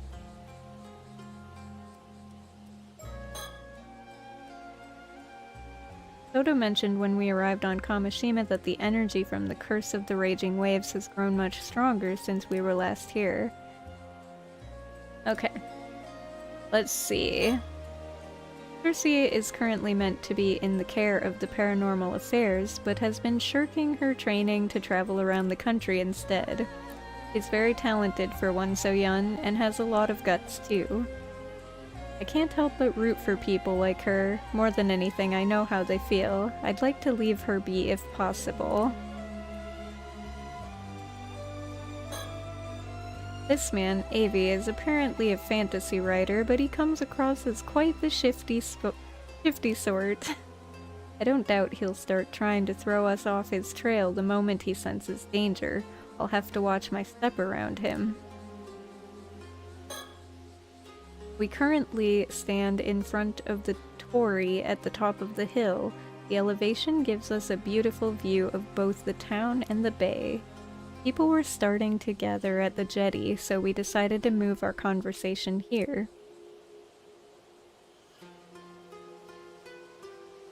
Okay, where's a hiding bird? Is there a bird? Somewhere.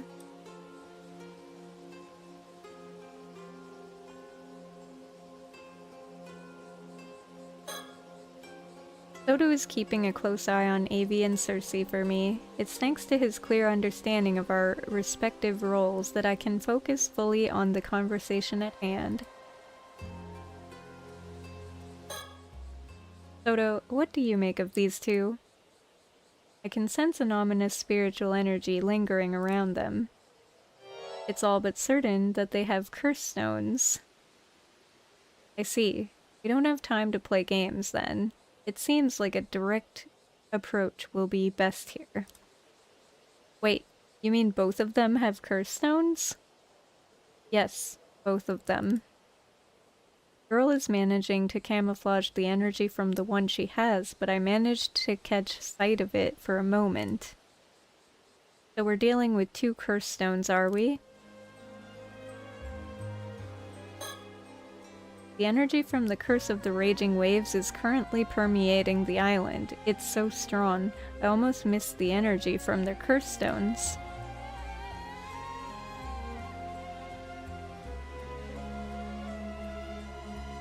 I don't see a bird. I feel like I should see one. Yet, do not.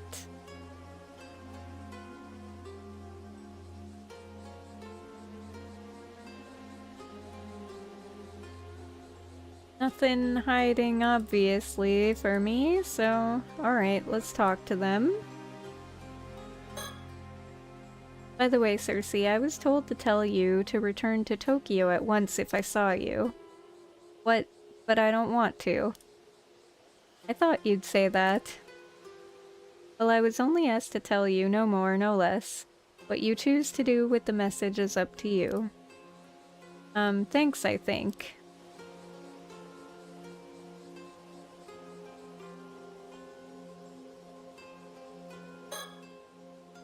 What were you doing down at the jetty just now? Oh, so you didn't see anything that happened before that, then? Would it be inconvenient for you if we had? Nonsense. My hands are as clean as my conscience. Not a spot in sight, I assure you. Never mind that now. We don't have the time. There are several things we want to ask you. Oh, and what would those be?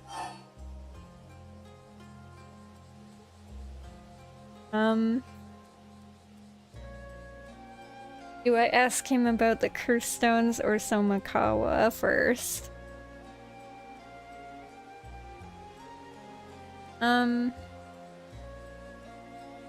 Let's ask about the curse...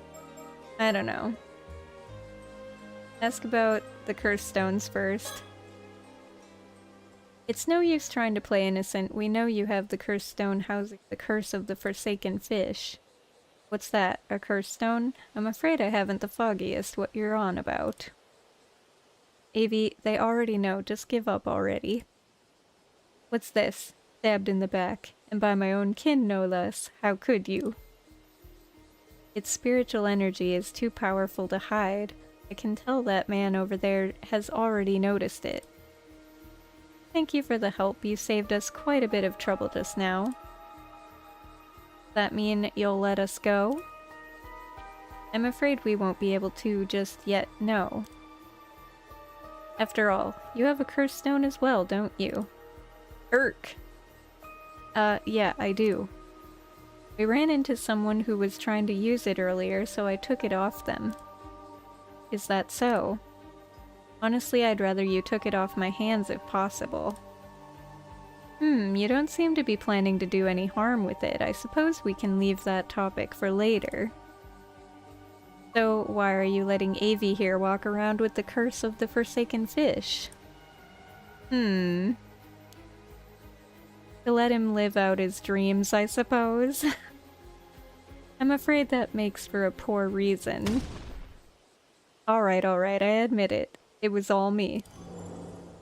I didn't want to give it up, so I asked Circe if I could hold on to it. I just couldn't let it go, not after learning it had such a close link to mermaids.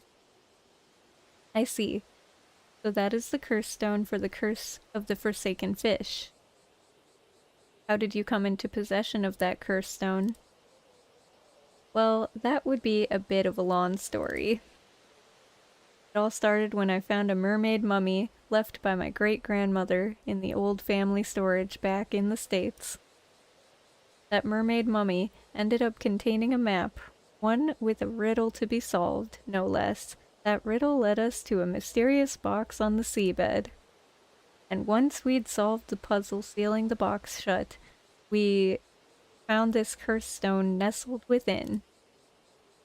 Oh, mermaid mummy, you say? Seems that the keepsake passed down by your ancestor was indeed a curse stone then. Huh?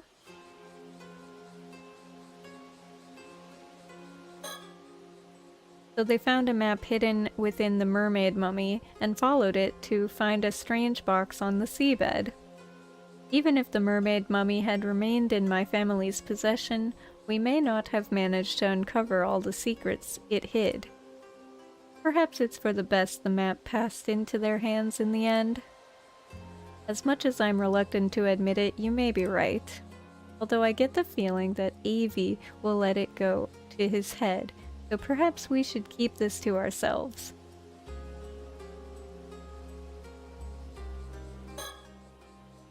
Now, putting your return to Tokyo aside, the biggest issue at hand is whether or not you were complicit in his use of the curse stone.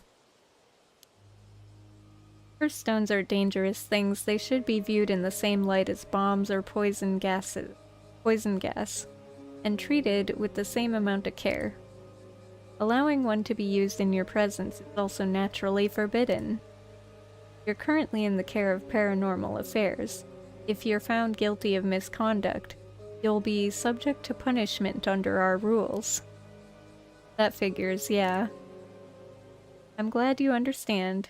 Either way, it's the higher-ups who will end up taking responsibility, so I'm happy to leave things there up to them.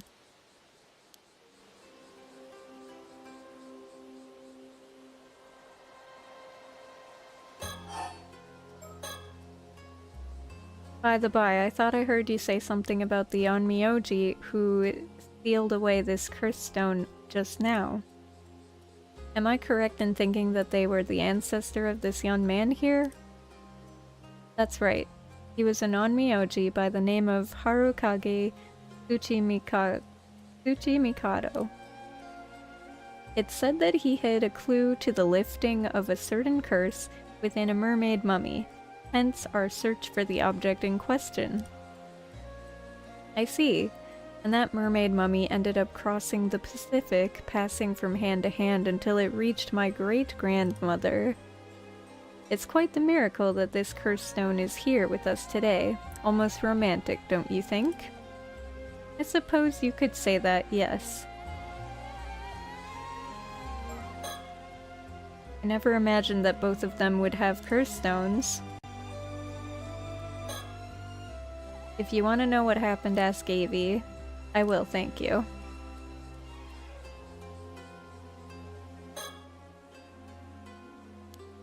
Okay.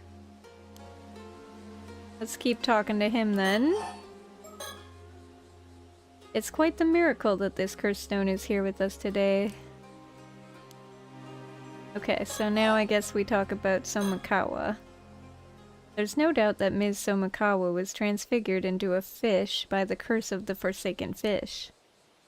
And it's looking extremely likely that you have the curse stone that would make that possible. No more excuses. Tell us what really happened.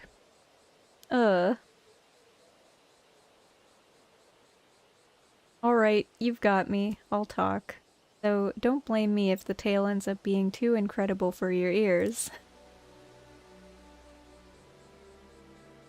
I see. It would seem Ms. Somikawa had quite the twisted obsession with mermaids. And you sought to grant her wish by using the curse of the Forsaken Fish, is that right? Correct. I know exactly how it feels, you see? The burning desire to see your dreams realized. And the overwhelming despair upon learning that they can never be. The desperate hope to see even the slightest part of your wish fulfilled at the end. Perhaps that's why I couldn't ignore her wish, the wish to meet her end at the hands of a mermaid's curse. Hearing Ms. Somikawa's fervent plea and seeing her cast herself into the water like that, I knew this was the ending she wanted for her tale, and so I decided to grant it, an elegy for a woman bound by her lineage and consumed by her obsession. I see. Understand where you're coming from, and I can't say I don't sympathize with your feelings on the matter. The fact that she entered the water of her own accord must also be taken into account. I imagine it would have made rescuing her quite difficult. Oh, then you're willing to give me a pass, are you? I'm afraid that isn't my decision to make. Ugh. Once we've finished our business on Kamishima, imagine you'll have to come along with us to the office back in Tokyo. I'll do my best to see if some sort of arrangement can be reached, though. Oh, how kind of you. Good thing I thought to ask.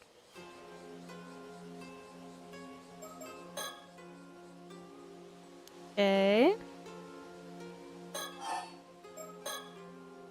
Thank you for telling us what happened with Ms. Somikawa. As of now, I don't see any reason to doubt your version of events. My thanks. I'll leave the negotiating up to you then.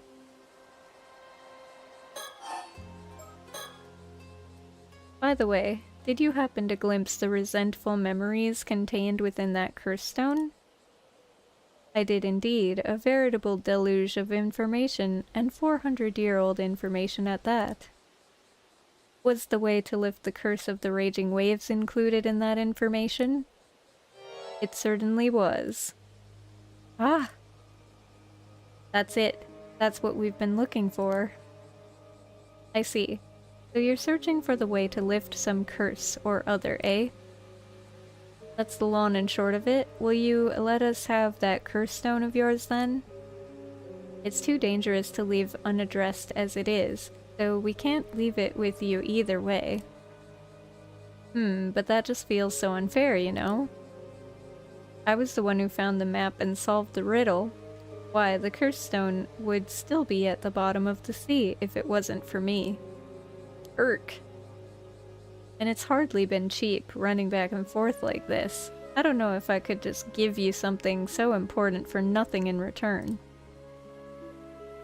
Looking to take advantage of the situation, are we?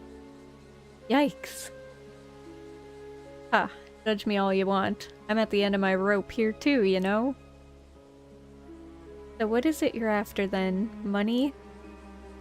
Well, first of all, I'd like you to turn a blind eye to the fact I used a curse stone. And I'd like you to spill the beans on any knowledge you have on mermaids as well. Turning a blind eye might be a bit much, I'm afraid. All I can promise there is an attempt to reach some sort of deal. In any case, we don't have time to mess around. I really would appreciate it if you cooperated without any further fuss. If you don't, we may end up having to get a bit rough. Oh-ho, intimidation is it? But if you think your boorish threats scare me, think again. My trusty bodyguard here will... Sorry, but no, I don't feel well, and we're at a disadvantage here anyway. Yeah, over before it even began. A wise decision, young lady.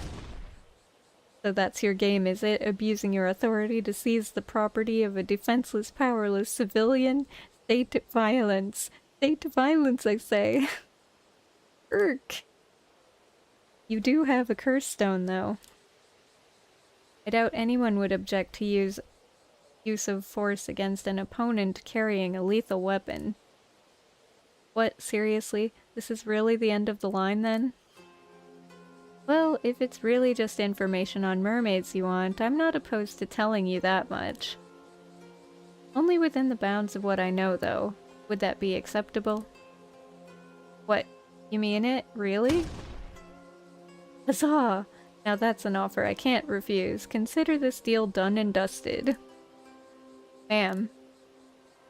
It's best if we can get things settled without a fuss. Besides, I don't think it should be a problem now.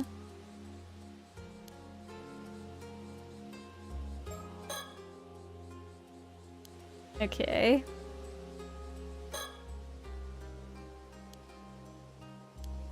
Thing. He's telling me to talk to him.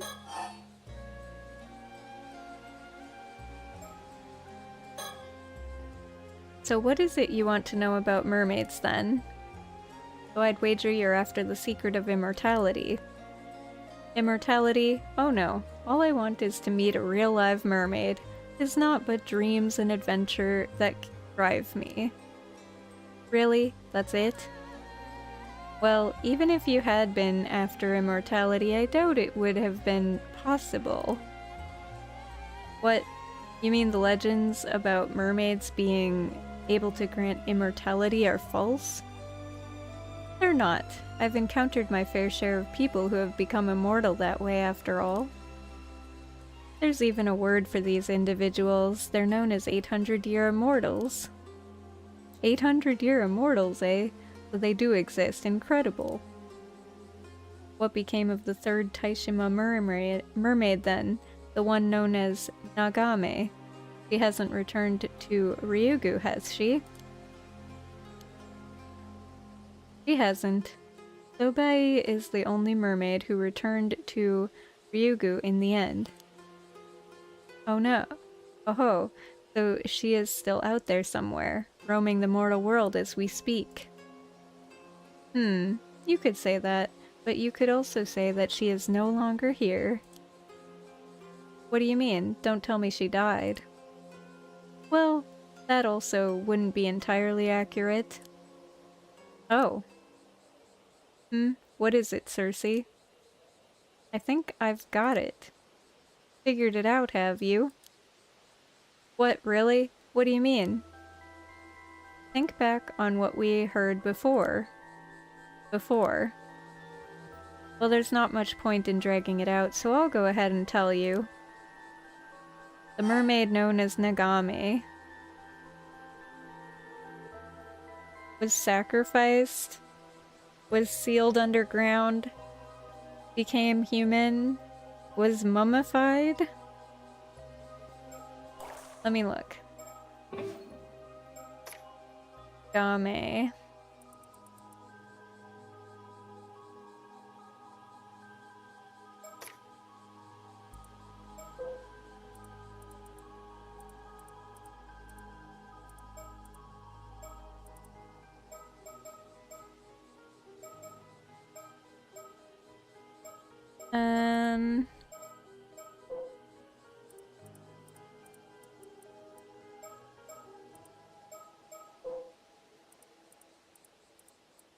The one that talks about Nagame.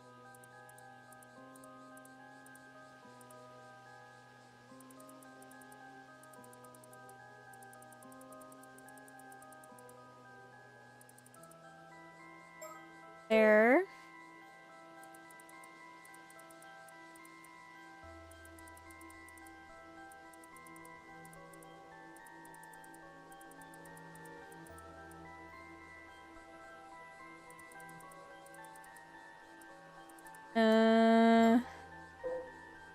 Where is it?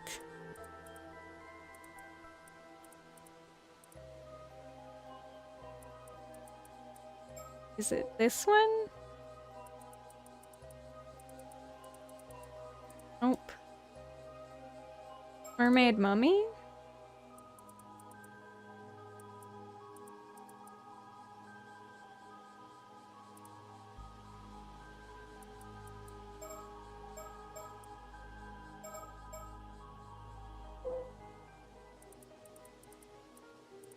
Where's the one that talks about Nagami? Is it the Tale of Ice? Issei? The one that lists all three of them.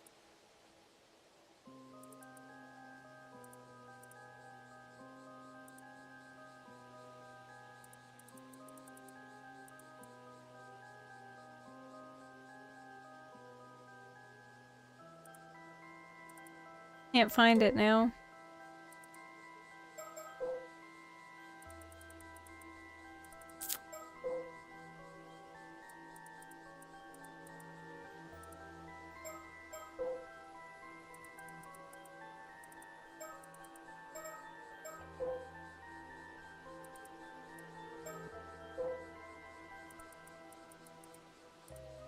Where's the thing that lists all of them?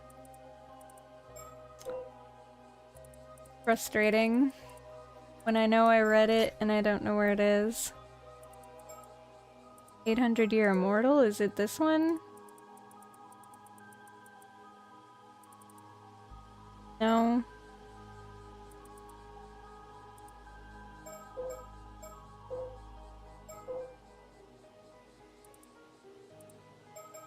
I'll find it eventually. I know there's one that lists all three of them, but I don't know which one, which story it is anymore. Been too many days. Cult Craze? Nope. Where is it?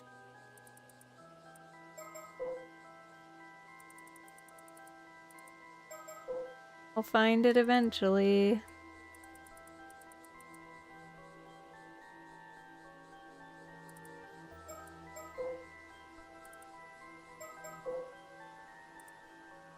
Okay, maybe it's under something in here.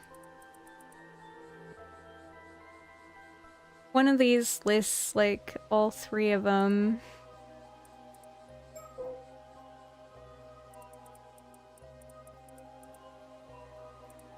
Where is it?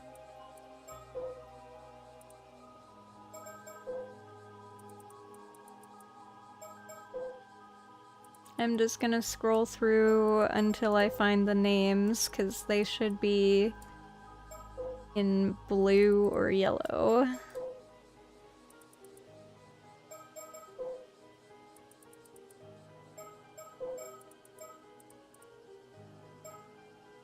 Do-do-do-do-do.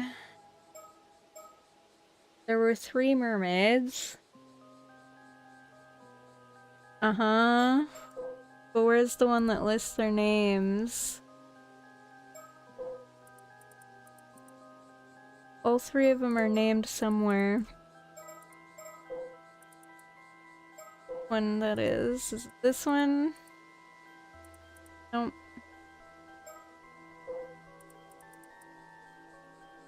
This one?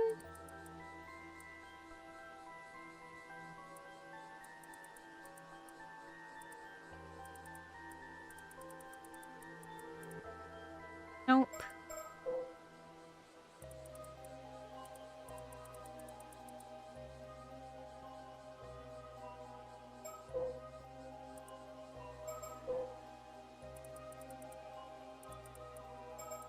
Where is it?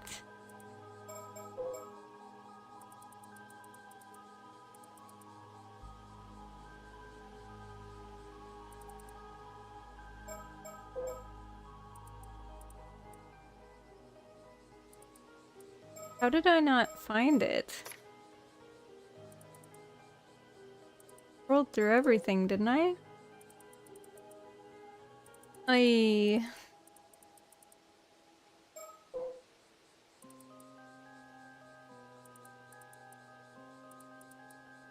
One of them lists all three.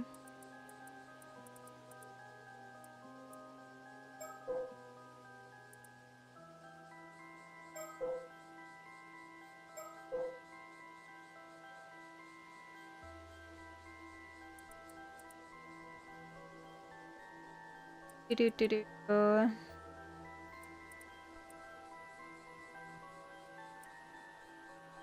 Mermaids. There.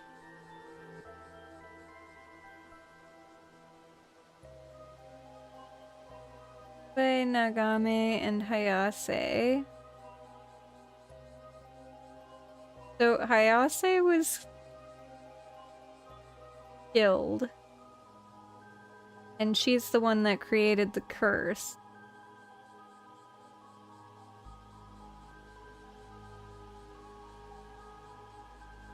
Sobae sacrifice. I think. I don't remember now.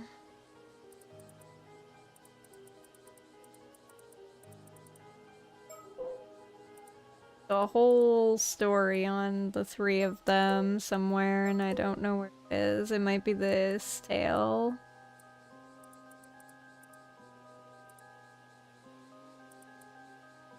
Nope.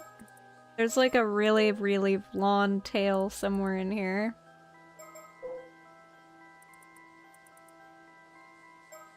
Gotta be in there.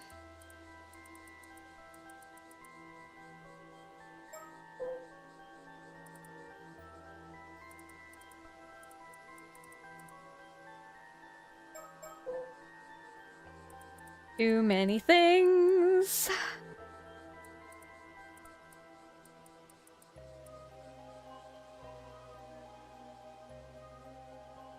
Remaining mermaids was cut up and eaten by the fishermen.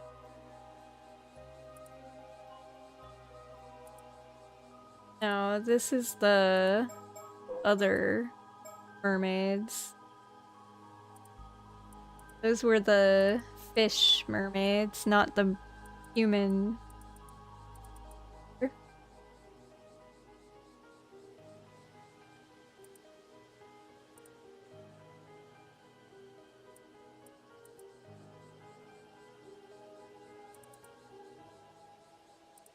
Okay. Has to be this invasion thing. 3 mermaids were living there.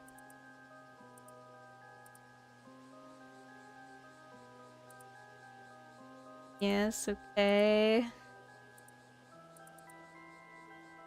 Here's the part about the mermaids. Hayase tortured and died and caused the curse.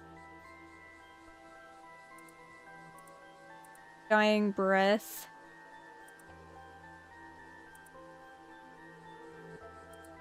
Aww. 2 mermaids, 2 islanders. Hopefully made their escape.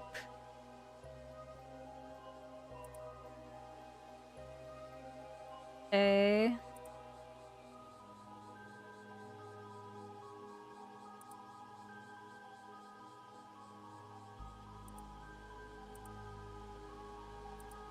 Do-do-do-do-do. This Hatsune volunteered and sacrificed herself.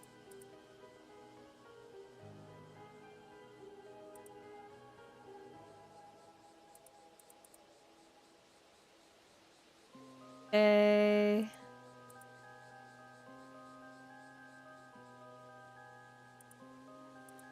Fate of the mermaids. There we go.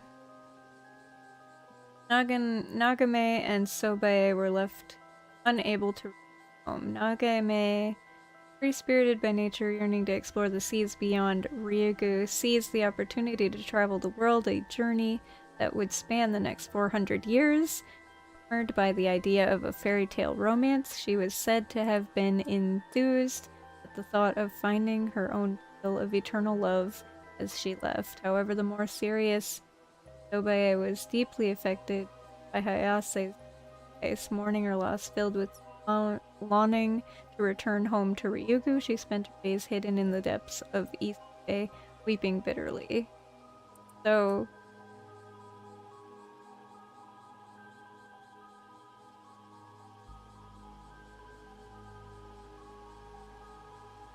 he tried to find eternal love somewhere.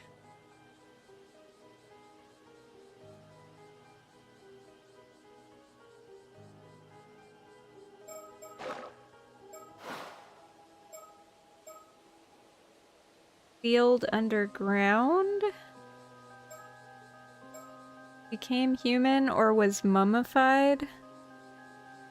Was she the mummy?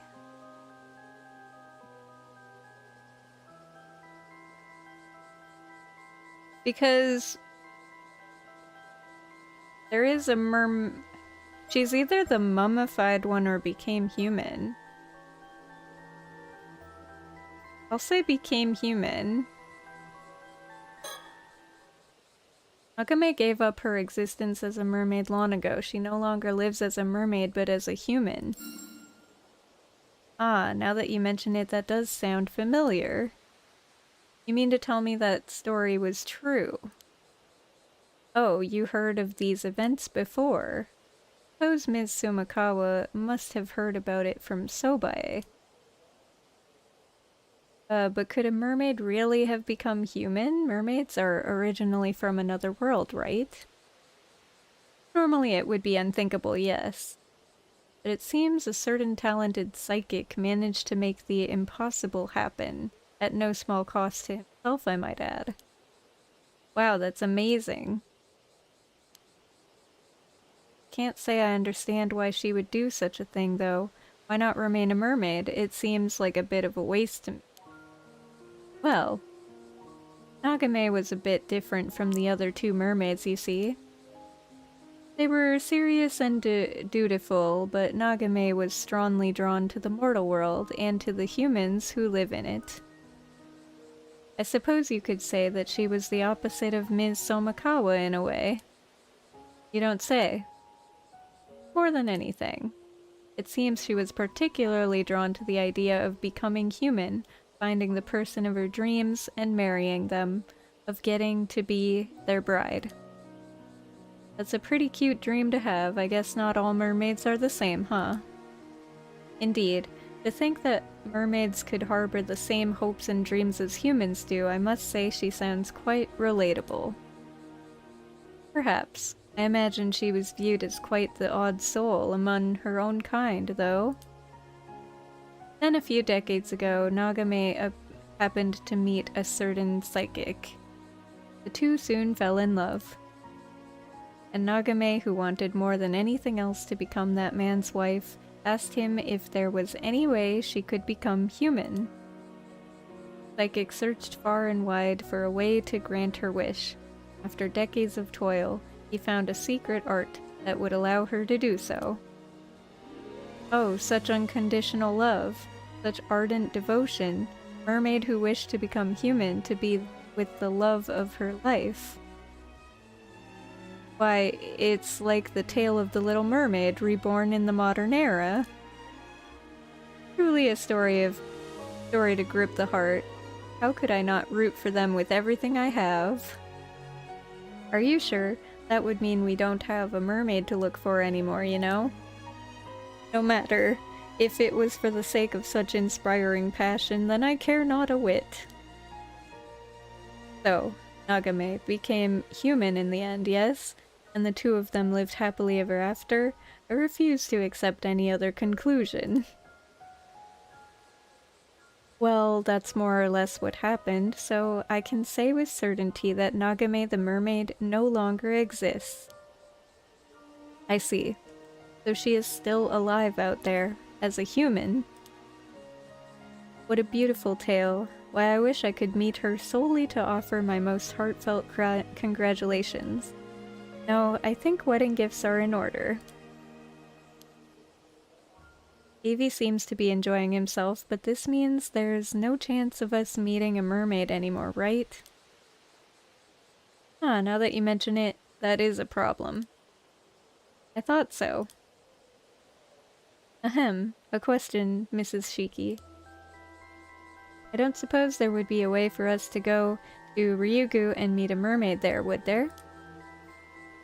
I'm afraid not. It's impossible for a flesh and blood human to cross over to the internal world. Indeed, you'd have to be dead to have any chance of getting there. Ah, just as I feared, there is little point in getting there without a life to savor it. Although, does that mean there's a chance that Ms. Somakawa was able to make it to Ryugu in the end? That I don't know. Not everyone ends up in Ryugu after death after all. I see. I suppose we'll just have to hope that she was able to meet the mermaids she so admired in the afterlife.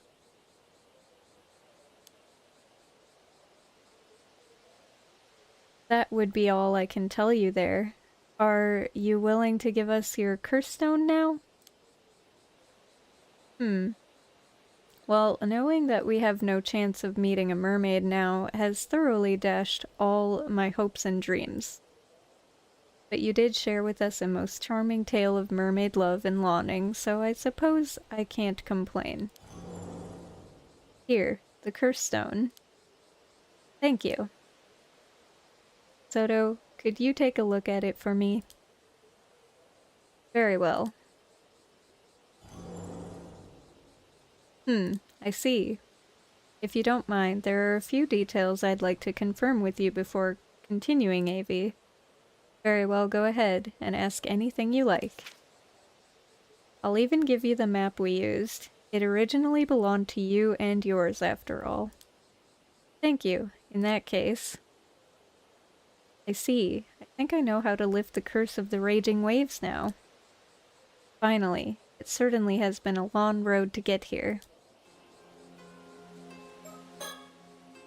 Phew, we've finally gotten hold of the Forsaken Fish curse stone. Now we can focus on the main issue at hand. Ma'am, about the curse of the raging waves. Hold on, let's finish dealing with this first. We'll talk about that afterwards. Understood. Okay, talk to AV. Still, you certainly are knowledgeable about mermaids. Where on earth did you get all this information from? Well, let's just say I have my sources. I suppose we can put this down to the vast knowledge of the Paranormal Affairs Bureau as well, eh? Ah, he hasn't realized yet. What do you mean? It's nothing. Don't worry about it. Is she a mermaid? Is Yumeko Nagame? Might be. Yumeko was formerly a mermaid by the name of Nagame. Yep. There it is. Unlike her more serious compatriots, Ayase and Sobae, Nagame was free-spirited by nature and held a keen interest in both humans and the mortal world. She was even known to break the rules to sneak out and observe human society, something which often put her at odds with the other two mermaids and led her to being viewed as something of a maverick. When the entrance to Ryugu was sealed 400 years ago to suppress the curse of the raging waves, rendering the remaining mermaids unable to return home, Sobae was overcome by grief. However, Nagame was thrilled and seized the opportunity to travel the world at her leisure, which deepened the rift between her and Sobae. For the next 350 years, Nagame bore witness to the lives of countless humans around the globe, from every culture and era, and her yearning for life in human society continued to grow. She was particularly enamored by the concepts of marriage and becoming a bride, finding the idea of pledging one's life to someone and living hand in hand with them from then on enthralling. It was this she found herself longing for above all else. About 50 years ago, Nagame met a certain talented psychic in Japan. The two quickly fell in love, and Nagame, who by that point had begun to earnestly wish that she could give up being a mermaid, live among humans in the mortal world, asked him whether there was any way she could become human. Wanting to fulfill her wish, the psychic began to search for a lost secret art that would allow her to assume human form. The two overcame countless hardships together in their quest for the art, and after decades of searching, they not only found it, but finally succeeded in perfecting it. However, the secret art that would grant Nagame her wish demanded a heavy price.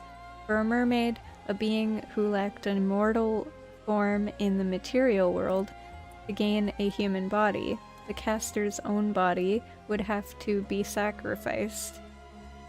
Using this art would render them unable to live side by side as humans as they had so longed to do. The two agonized over their decision. Despite their decades-long search, the different worlds in which they lived continued to keep them apart. As a mermaid, Nagame could neither join him on land nor appear before others. The life together they yearned for remained a distant dream. In the end, the two chose to use the secret art so they could be together in the mortal world, even when Nagame learned that the psychic, Itensai Shiki, only appeared young due to his supernatural abilities. Having been born in the Edo period and already over 100 years old by that time, she loved him no less. Thus did Nagame the mermaid become Itensai Shiki's human wife, Yumiko Shiki, a name given to her by Itensai himself, although the process of gaining a human body meant she lost many of the memories and abilities she had possessed during her time as a mermaid.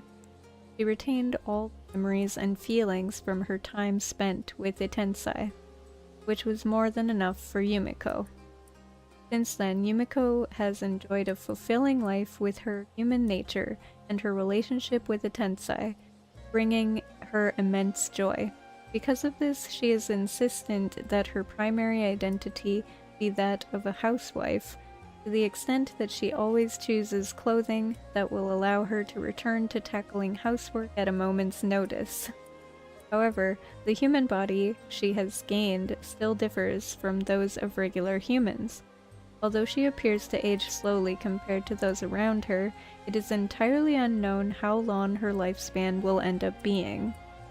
Following her rebirth as a human, Yumiko decided to pay a visit to Sobae in the depths of Ise Bay to explain her decision and introduce her partner.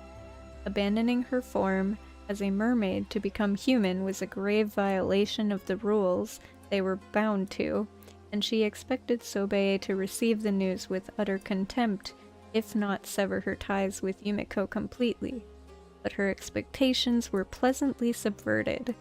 Sobae herself had since forged her own deep bond of love and trust with Mare Minakuchi, one that similarly transcended their respective species and understood her feelings, thanking her for introducing Itensai to her.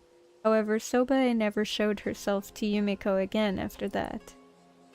After many twists and turns in their quest for happiness, the spirit of Itensai Shiki, who sacrificed his body so that Yumiko could live as a human, come to dwell in the body of a small dog. Wait, what? Oh, okay. And he continues to enjoy retirement and quiet life at Yumiko's side in his home in Tokyo to this day. Even before his retirement, and despite his current form, he remained an active force in the industry, having devoted his time to such things as taking Soto Kiryu on as his protege after discovering his potential, assisting with management of the Paranormal Affairs Bureau for old time's sake, and sending Yumiko, who knew of the bureau and the work it did, to help out as one of its members.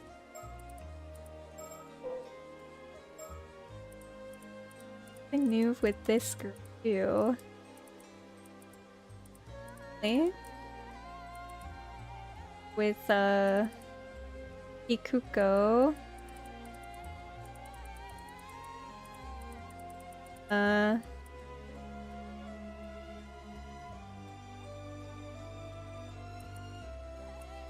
While aimlessly drifting from job to job, unable to find something she wanted to do, Kikuko happened to meet Ippei Ikoma, who was the president of one of the companies she ended up working for.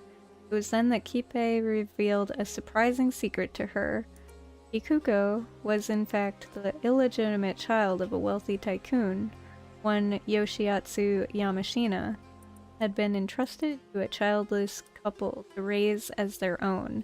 Kikuko had always believed herself special in some way, and learning that she was originally of high birth only served to validate that belief, leading to her developing a strong sense of pride. Upon learning of Kikuko's background and taking note of her dissatisfaction with her current lot in life, Ippei adopted to try and make her his pawn by skillfully manipulating her sense of self-importance. His endeavors paid off. Tired of what she perceived as a stifling, monotonous life, driven by both her admiration for Ippei and desire to be recognized by Yoshiatsu, so she could live the life she believed she deserved, Kikuko agreed to return to Kamishima and act as his agent there. Fueled by her ambitions and exhilarated by the sense that she had become the star of one of the spy movies that had been so popular in her childhood, Kikuko's mind was set. She no longer cared if people died or her hometown was destroyed as long as it meant she could fulfill her goals. Okay.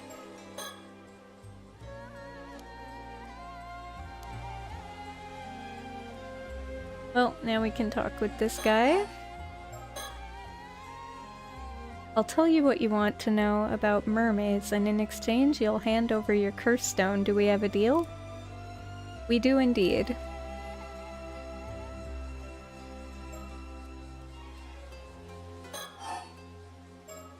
Wait, how do I...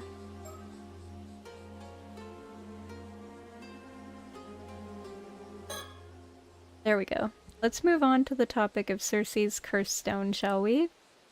Alright, here it is. One of the locals we ran into earlier was planning to use this curse stone to cause a massacre, so we confiscated it. Goodness, that's far more disturbing than I was imagining.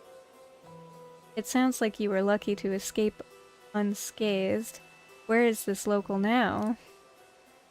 We managed to subdue her after taking her curse stone. Don't think she'll wake up for a while, so could you get someone to come and take her away? Alright, we'll make the necessary arrangements later. So who was this would-be murderer, and what exactly was she planning to do?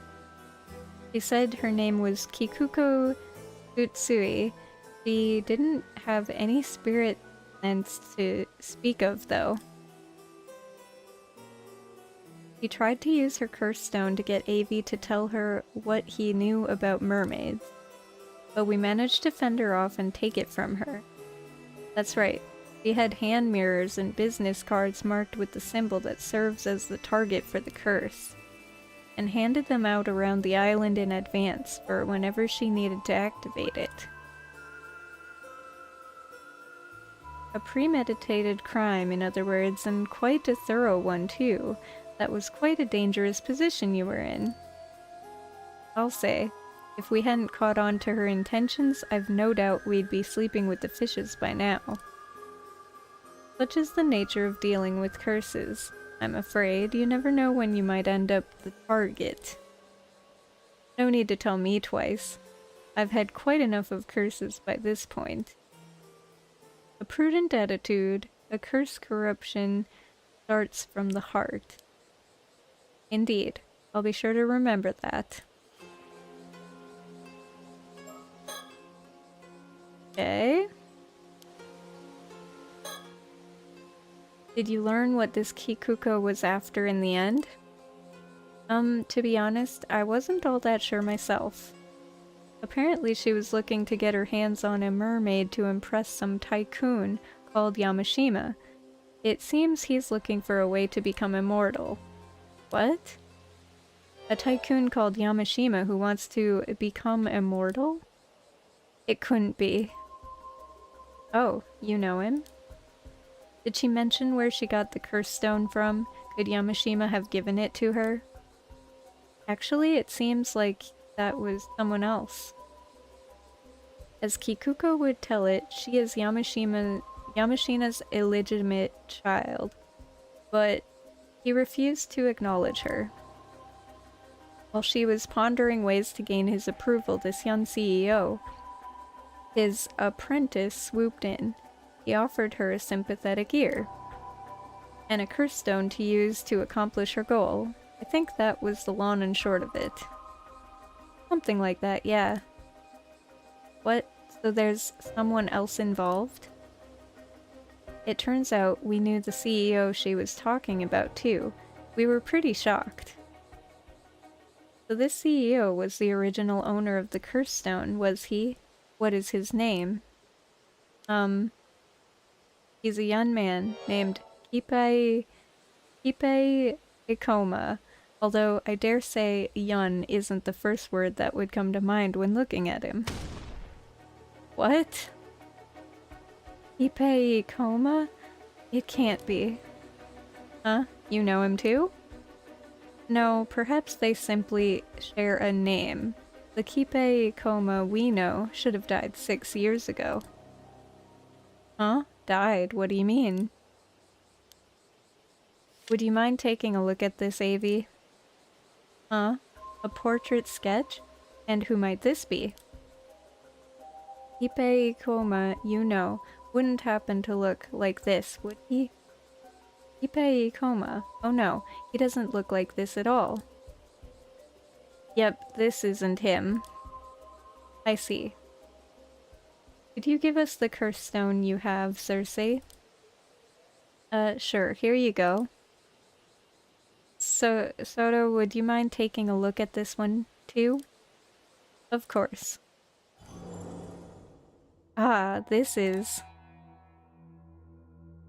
the Curse of Tomoshige, and it has the power to cleave its target in two. Ma'am, this is it, the curse from the Tobo case. I thought so. What's gotten everyone so excited all of a sudden? Right, I suppose we should explain. The name of the man in the sketch I just showed you is Kipe Ikoma. He was killed 6 years ago, and his skeletal remains were recently found in Toba. The cause of his death was a curse, one that kills its victims by slicing through them, bone and all. In other words, it's highly likely he was killed by the curse within this curse stone, the Curse of Tomoshige. Huh? Wait, but wouldn't that mean... You're telling me that this Kipe Ikoma was killed 6 years ago by a curse wielded by Kipe Ikoma? Yes. In other words, the current one is an imposter. Ikoma was killed by his own curse. The past Ikoma traveled through time. I think it's just he's an imposter.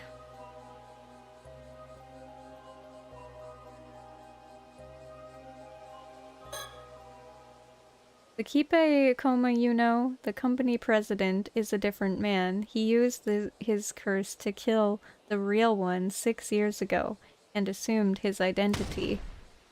What? You're telling me he isn't the real Ikoma? I see, so that's how it is. In that case, just who is the man calling himself Kipe Ikoma now? I can't say. It seems like he is quite the dangerous fellow. Good thing we managed to take his curse stone, I'll say. Yeah, at the very least, we shouldn't have to worry about him using his curse anymore. By the way, I believe you said that this Ikoma is Yoshiatsu Yamashina's apprentice. If that's the case, then Yamashima has someone working for him who had a curse stone. Could Yamashina have been pulling the strings from behind the scenes? It's possible. We should get in touch with Detective Ide and see if he can't take Yamashina in for questioning. With any luck, he'll be able to detain Ikoma as well. Ah. Is something wrong? Kind of already told Ikoma about the Forsaken Fish Curse Stone. He did help us out earlier. After all, it only felt fair. I suppose we can assume that information has reached Yamashina as well then. Alright, he also asked us to look for a bronze mirror that's used to lift the curse of the raging waves. The still-tide mirror, I think. The still-tide mirror, eh? Just what could he be planning? Either way, it seems we'll have to keep an eye out for any movement on his end.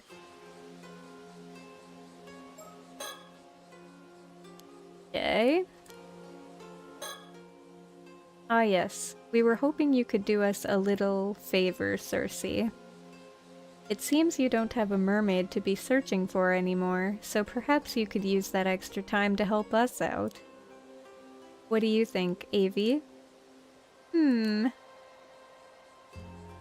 Very well. Permission granted.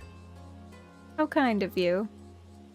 It's nothing strenuous, I assure you. We just want you to find out Kipe Ikoma's current whereabouts. That's all. Oh, so just an ordinary chore then. We want to focus on getting the curse of the raging waves lifted as soon as possible, you see.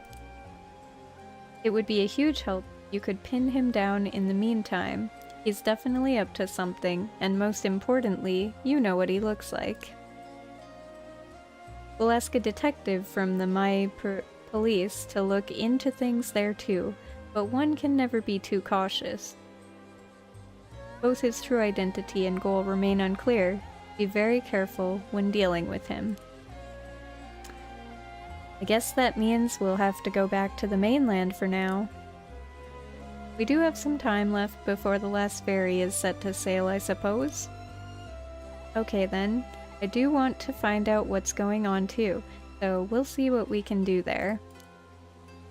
It seems we'll be helping you out with your work then. In that case, please do consider putting in a word on my behalf. Alright, I'll see what I can do.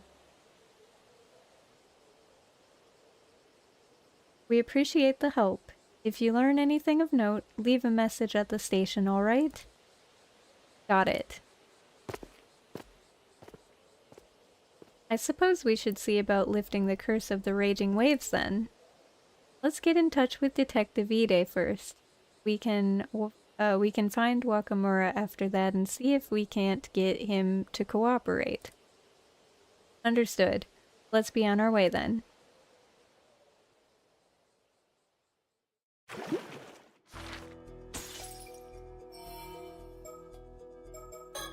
And I found a bird. Okay. I'm gonna make a quick save. I don't even know what to save anymore. I'm gonna save on 3, I guess. Go. Because this one's not done yet. For some reason. Point of contact. Sure, let's do this with Sato. From Unkakadono to the Curse of the Raging Waves, Sato and Tsukasa run around the island searching for answers to the mountain of problems before them. Let's think back to what has happened.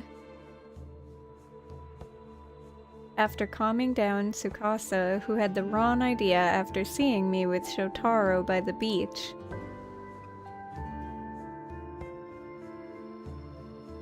explained at the Kontakisho ruins that I was immortal, and that Mr. Wakamura was planning to hand me over to someone called Unkakadono.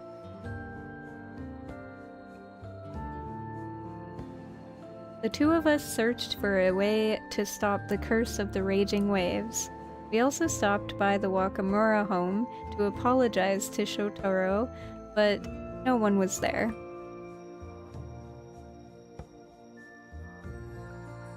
After that, we met with Tsuyu, and I learned about who Mare Minakuchi truly was, as well as how the curse of the raging waves had been kept at bay by the bronze mirror she left behind.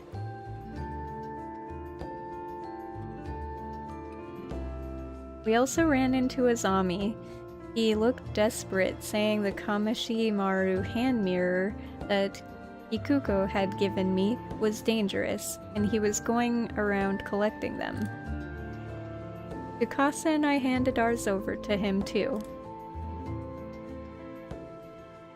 Then, after that...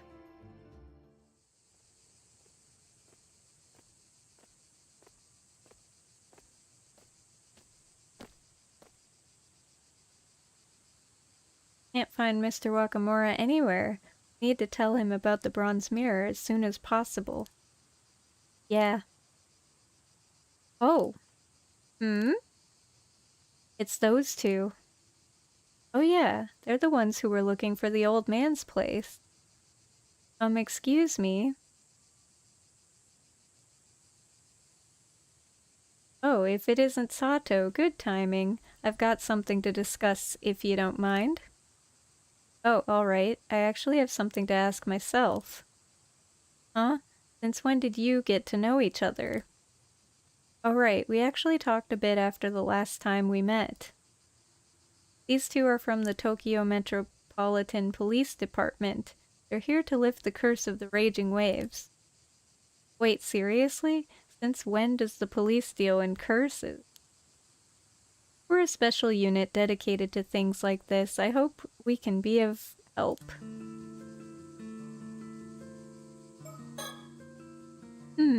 If we really want to do something about the curse of the raging waves, maybe we can rely on these two. Although honestly, they do scare me a little. You end up passing through this intersection no matter where you go on the island. Narrow path with a gentle breeze, it makes for a nice peaceful afternoon. Huh? I swear I just saw something catch the light behind me for a second. Ah, shit.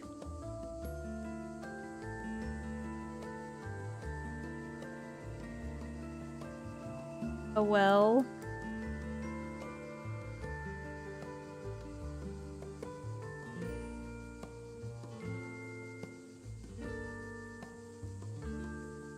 Look at the well in a second.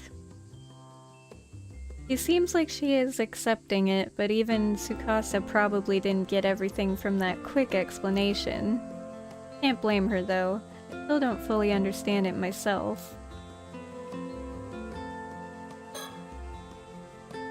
But why is she dressed like a housewife? She doesn't look like a police at all. That cloak must be so hot. How does he stay so calm and collected? Is there a bird that I missed somehow here? Unless it's in the well. There's an old well here. These days, most houses have running water, so it isn't used anymore. In the story that Tsuyu told us earlier, the bronze mirror was apparently found at the bottom of this very well. I can't even imagine how Mare managed to find it here. That's some real tenacity. Huh? Where I saw something catch the light behind me for a second. Where?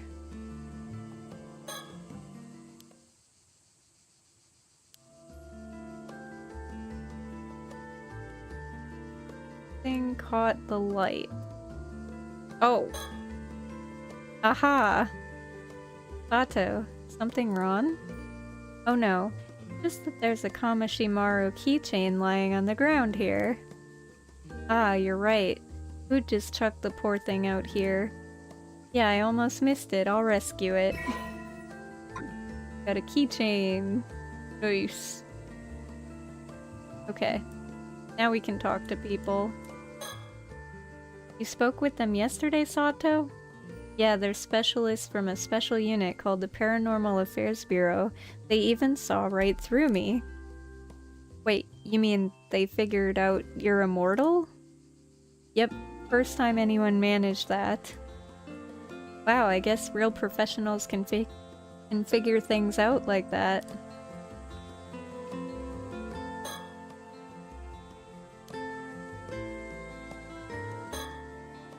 Thank you for your time the other day.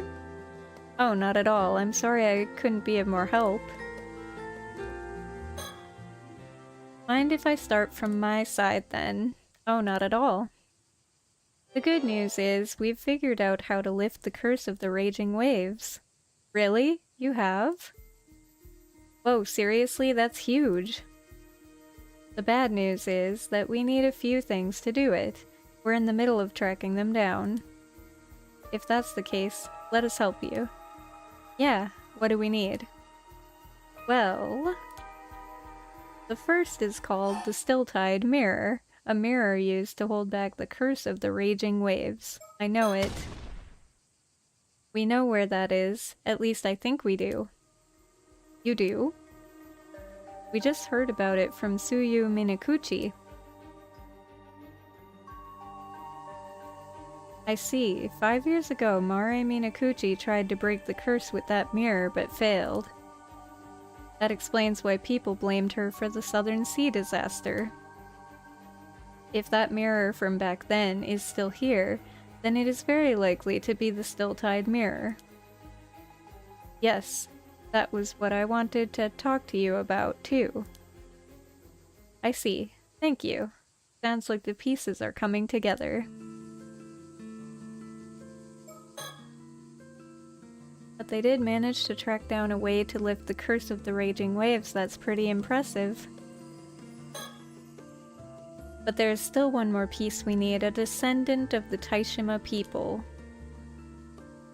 Which likely means Mare Minakuchi's son, Yuza Minakuchi, would be our best candidate. Yeah, that should work. Do you know where he is now? Not sure. We've been looking too, since we wanted to pass along what Tsuyu told us. Alright, we'll go search for him. Really? That would be a huge help. We'll go and secure the mirror. Time is tight. If we split up, we'll need a point of contact in case we can't find each other. Could one of you stay in one place and handle communications between us? Good plan. Could one of you take that on? A point of contact? It'd be best if it was Tsukasa, I guess. I'll go look for Yuza. Tsukasa, do you mind being the point of contact? Me? Sure, no problem. Let's see then. I'll wait by the community hall on Chuo Street. There's also a phone there we could use. Okay, we'll make contact there if anything happens. Thank you, that will be a big help. Alright then, we'll retrieve the bronze mirror first, then track down Yuza Minakuchi and work on lifting the curse. Okay then, Sato, good luck. If you find Yuza, please tell him everything that Tsuyu told us. I will. Leave it to me.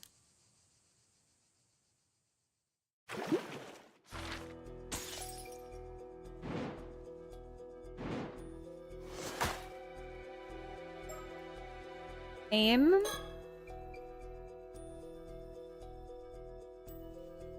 Summary of previous. Sato entrusts Tsukasa with being the point of contact while she goes to search for Yuza Minakuchi. After that, I met with Yuza and told him what I had heard from Tsuyu and Mrs. Shiki that we needed him to come to the community hall to lift the curse of the raging waves. But after that, I headed somewhere else, this time for my own purposes.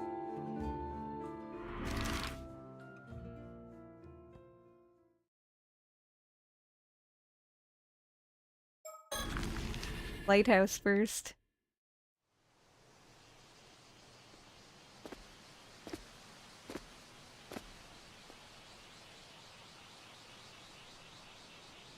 Oh, they're here. That's literally what I thought in my head, and then it was written. Oh, there they are. Okay, let's think about what I need to do now. These two have a special box called a Tame Tobacco. I need to get it from them no matter what. I have to find a way to convince them to hand it over. This is the only chance I'm going to get. I'll share what I know bit by bit to hook their interest and negotiate from there.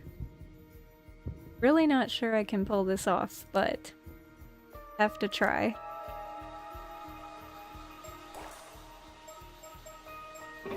Make a quick save. Guess we'll save on this save file for now. Right. All out. There's a small lookout plaza in front of the lighthouse where you can see the sea, probably meant for tourists. Come to think of it, I've never really come here all that much. Is there a bird? Oh, there's the lighthouse. The lighthouse is such an amazing thing. One single beam of light can guide so many ships. Back in the day, if you wanted to sail at night, you waited for clear, starry skies or lit bonfires along the shore. It was a lot of work.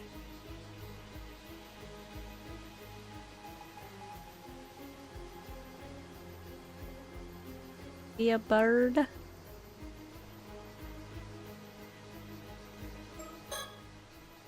They must have their own reasons for finding the Tame Tobacco. If I can get them to give that up, maybe they'll hand it over to me without too much fuss. What's the best way to approach this? Do I call out to her or to him?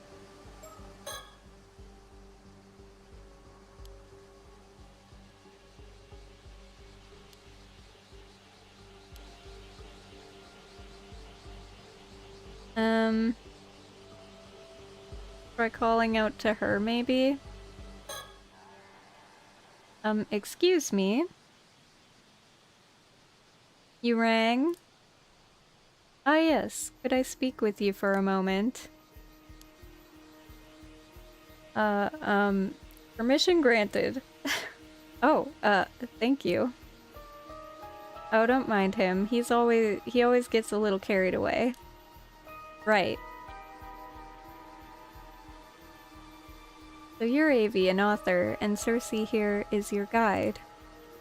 Indeed. Great to meet you, Sato. I've actually heard talk about you around the island. Oh really? It would seem we've become quite famous in these parts. I'd say we're more on the infamous side, but sure.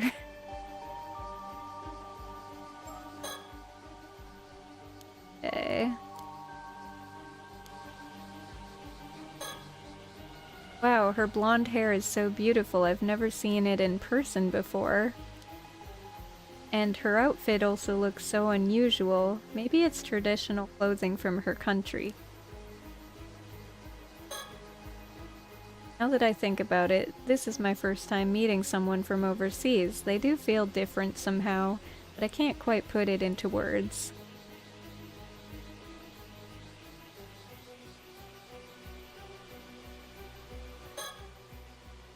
Hello. Oh, hello. That's interesting. I sense something peculiar about you. Huh? It's definitely strange, but I can't quite put my finger on it. Are you really human? Huh? I think so. Hey now, Cersei, that's an awfully rude thing to say to someone. Do forgive her, she still doesn't quite know how to start a conversation. Ah, no, it's fine. Sorry. No, really, it's fine. I heard you were searching for a mermaid, is that true? Oh, tell me, young lady, do you perchance know of a mermaid? Because if so, you must tell.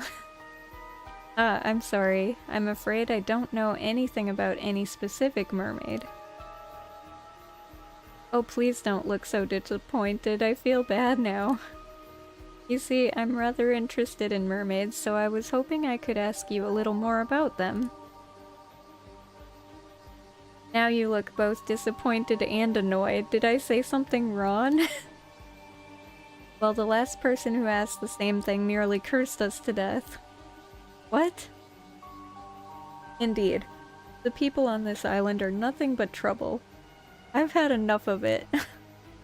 You're the same, aren't you? You're just after immortality like everyone else, admit it. Well, I need to steer the conversation toward the Tama Tobacco. What should I say? I'll admit. Yes, I must become immortal. Everything depends on it. If you know anything, I sincerely ask you to tell me. Ah, there it is. Your true colors. I knew it. You think I'd just hand over the Tommy Tobacco I struggled so hard to obtain? Tommy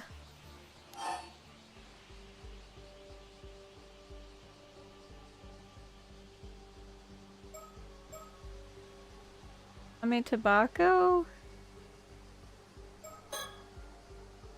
Oh, so you really have the Tommy Tobacco? Huh? What's that? I have never heard of this Tommy Tobacco. But you just said you wouldn't hand it over to me. No, you're mishearing things, young lady. I have no idea what you speak. Please, I really need it. Alas, young lady, our research has made one thing clear. Trying to meet a mermaid in this place is futile. Hmm? You see, that's why we decided to give up on the Issa Bay mermaids, taking the sites of Hamashima and head home. There are mermaid legends scattered all across the world. We have all the time in the world to begin the search anew. Oh, so it really is that hopeless. Plus, we can't linger on this island much longer anyway. Cersei's condition and duties are also starting to be an issue, you see, so we must be taking our leave here. Hold on. They left. Damn, that was no good. Shit. Did the wrong thing.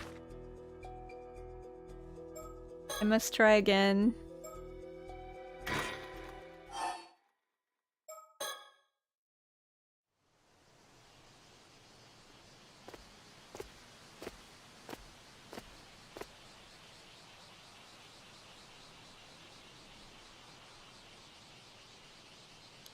There they are.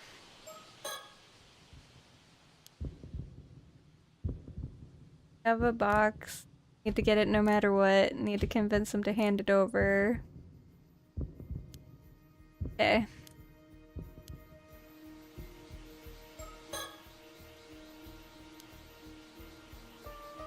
Blah blah blah. Alright, I'm just gonna quickly do this again. And this again. And now we have to talk to them again.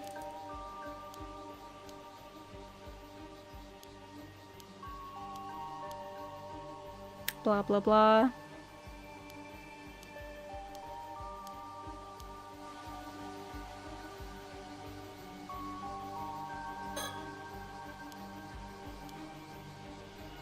Blah blah blah blah blah.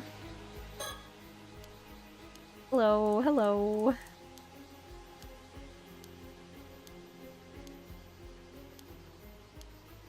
Okay. She noticed something weird about her.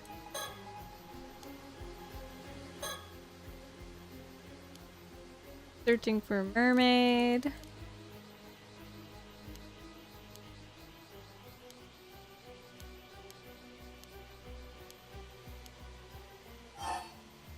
Okay, this time I deny. No, not at all. You've got it all wrong. Oh, then why are you after a mermaid? Well... I want to thank one. You see, I want to find a mermaid because I need to thank them. Oh, fascinating. Don't tell me you were once saved by one in the past. No, not quite. Then what do you need to thank one for? I'm sorry, I made that up. I just want to find and meet one, that's all. Oh, so that's your only reason. So do mermaids really exist? As it happens, 400 years ago, there was an island near here called Taishima. There are legends that tell of 3 mermaids who lived here, or lived there. Ayase, Sobae, and Nagame. Oh, so there were 3. But sadly, even after all of our painstaking research, we have confirmed that meeting any of the 3 is now hopeless. What? No way.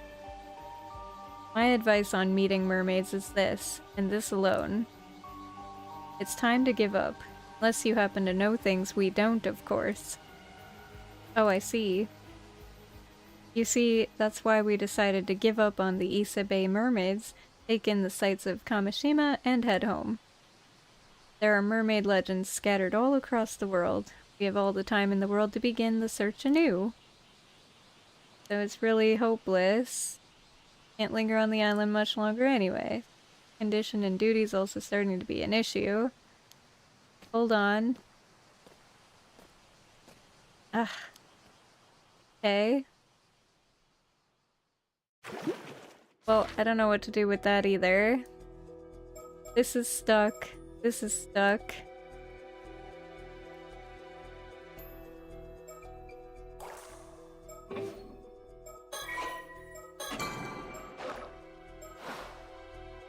And now I guess we're going to do this to the sanctuary. After taking steps to distract Kikuko from her plot to unleash a curse that will cause a mass murder on Kamishima, Yuza asks Azami to retrieve the hand mirrors Kikuko distributed across the island. Shortly after, Yuza is summoned for an audience with Yumeko Shiki.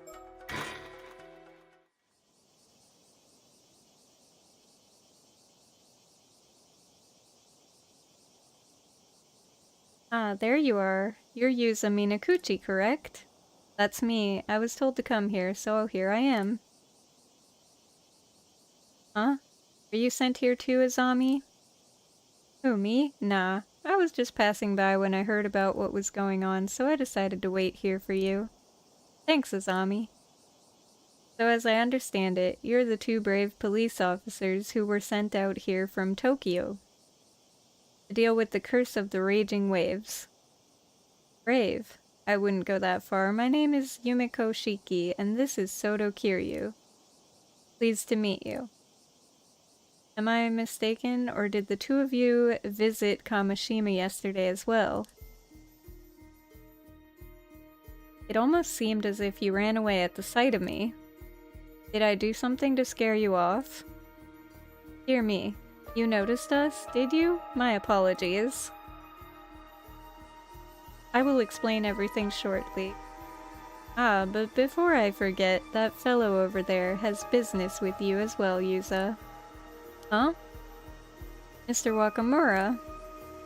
He was fairly suspicious of us at first, but it seems we have finally earned his trust. He has kindly agreed to assist us in putting an end to the curse of the raging waves. Wait, really? Really? But tell me, is it true you're already familiar with this curse? That's what your friend here told us. Yeah, more or less. Good. Then it seems we're all up to speed. It sounds like we weren't the only ones looking into the curse of the raging waves. Above all, hearing what Gran revealed came as a huge shock, especially to me. To think Mom was a descendant of the survivor of Taishima, and that 5 years ago she tried to break the curse but failed. I guess I finally understand why Gran just sat back and took all the abuse the other islanders leveled at us. Okay. This man is Mrs. Shiki's assistant. Apparently, he is not officially with the police. Right now, he's just quietly following orders. But for some reason, I get the feeling he's the type who's really scary when they're angry. I can't put my finger on it, but there's something mysterious about this woman. And I had no idea there were actually police officers who handled supernatural incidents.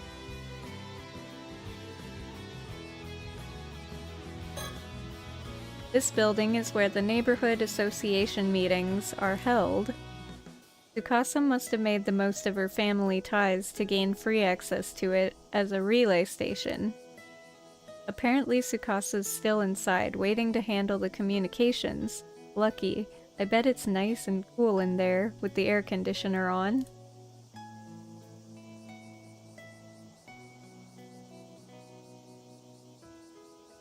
Okay. He's probably working his gray matter into overdrive, trying to keep up with everything that's going on. I wish there was time to explain everything properly. Honestly, I barely understand all of this myself.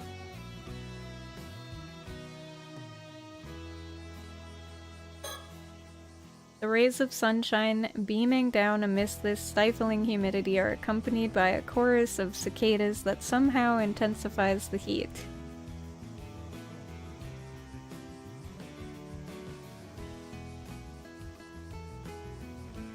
There a bird somewhere?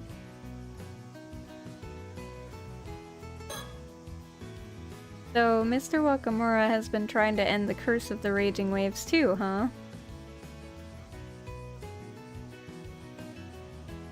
Sure, I'm missing birds because I haven't found any in a while. Kinda weird.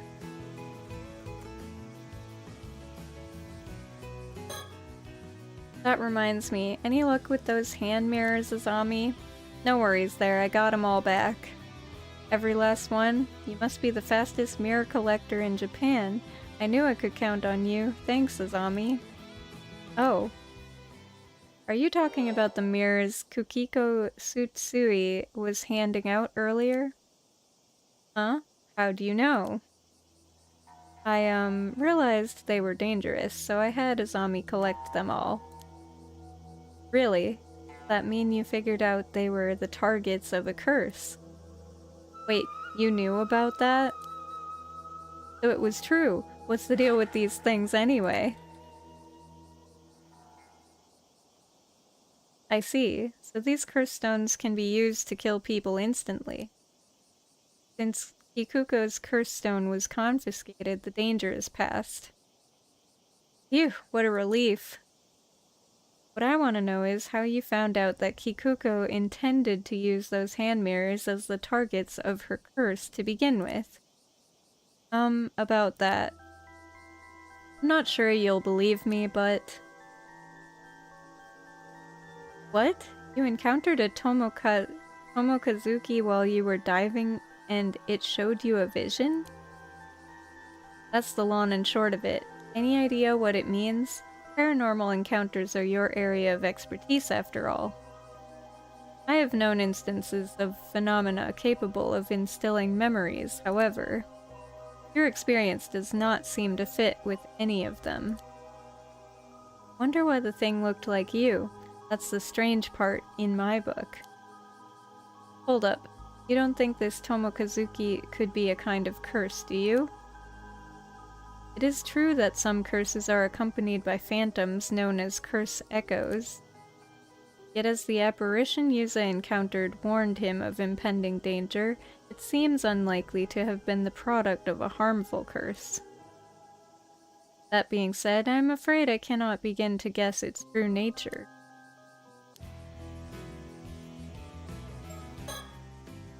Well, it seems we managed to put a stop to Kikuko's massacre at least.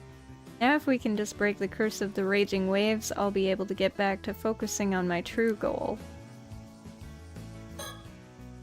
Well, at least that hand mirror curse is dealt with. That's a load off our minds. Right, but we're not done yet. One calamity down, one to go. Oh yeah, I guess we can't relax till the curse of the raging waves is broken too.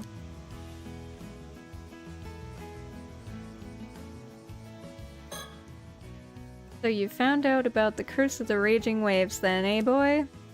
Yeah, to an extent anyway. I always figured your mother was behind it, and that she was descended from them raiders, but... Wait, really? That's why you blamed my mom for the disaster? Well, you had it all wrong. Turns out she is a descendant of the Taishima Islanders, the victims. Seems you know more than you're letting on. Oh no, that's just what Gran said. So you knew about this too, eh? Suppose I should have known.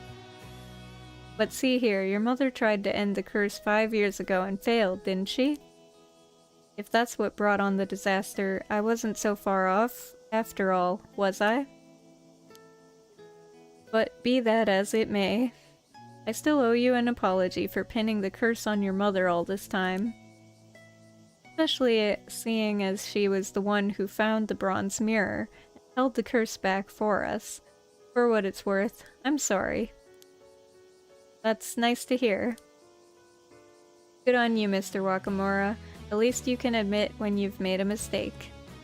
Humph! When your own instructor comes along and tells you to change your views, what choice do you have? Instructor?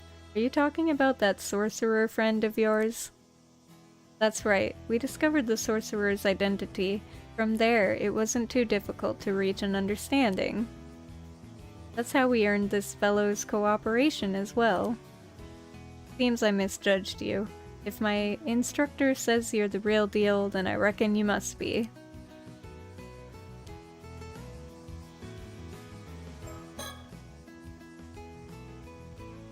Okay. But just to be sure now, you do have a way to end this curse of the raging waves, yes? I can trust you on that? Yes, there are still a few points we need to confirm, but it is guaranteed to work.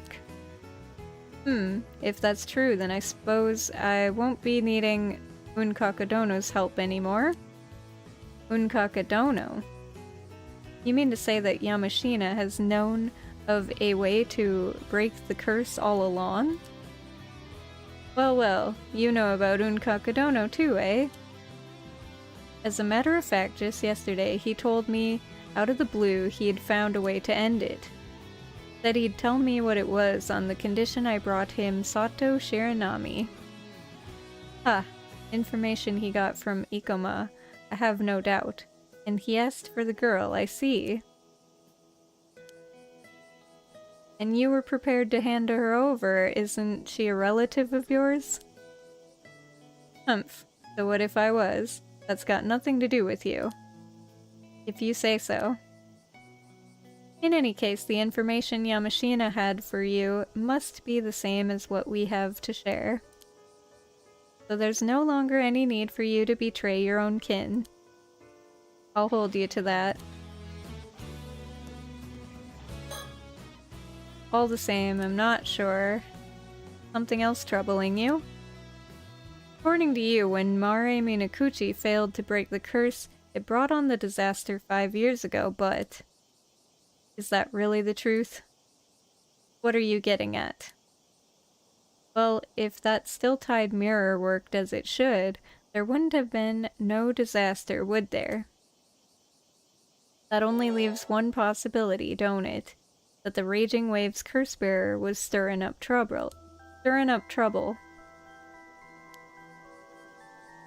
By By curse bearer, I assume you mean a descendant of the raiders of Taishima. Exactly. If someone of that lineage got anywhere near the southern sea, the wrath of the Taishima would churn up those waters into a maelstrom.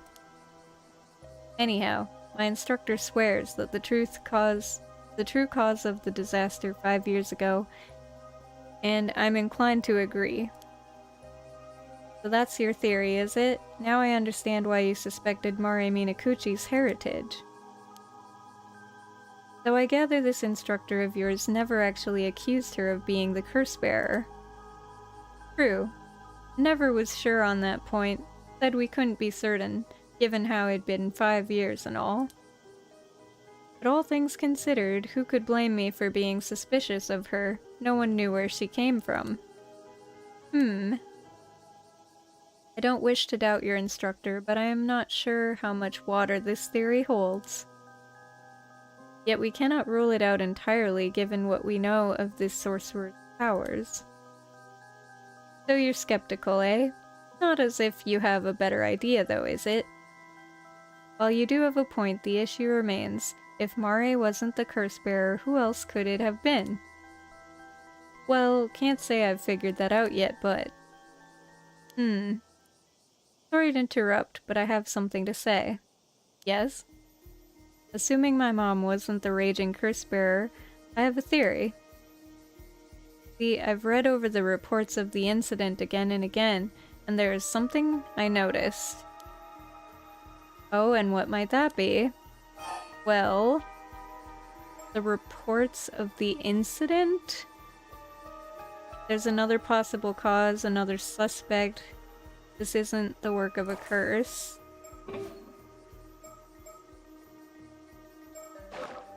The report of the incident? Which incident?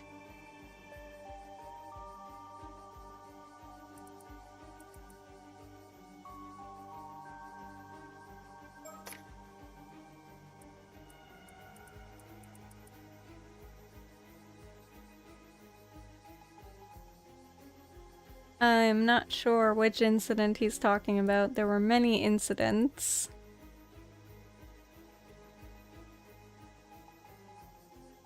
Southern Sea disaster. Maybe it's this one. Sole survivor was Musa Minakuchi.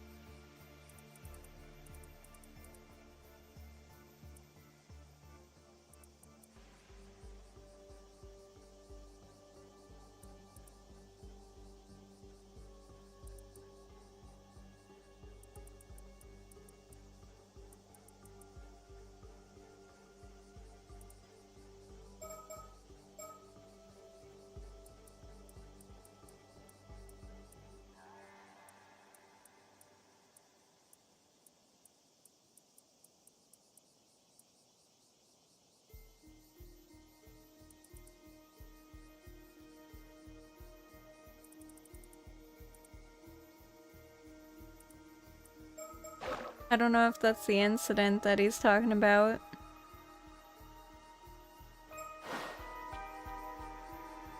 There's another possible cause. Hold up, I'm just gonna save.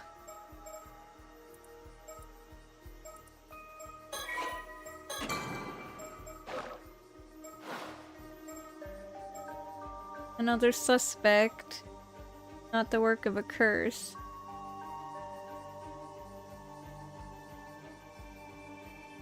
I don't know.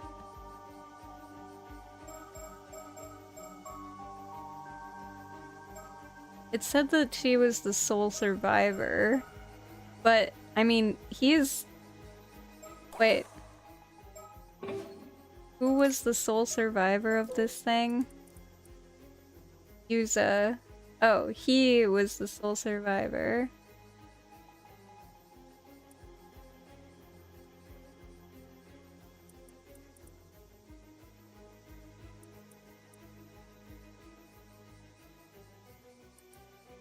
They were all reported missing.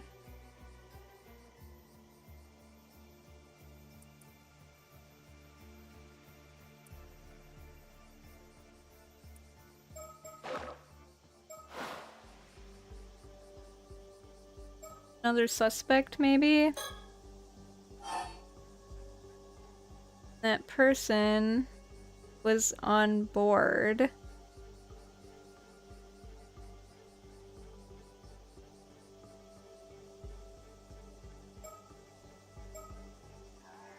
The Ikuchi Maru. Hold up.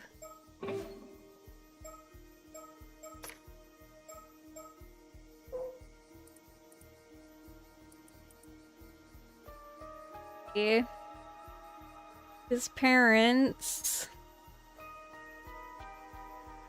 as well as Azami Kamoi's father, were among the victims.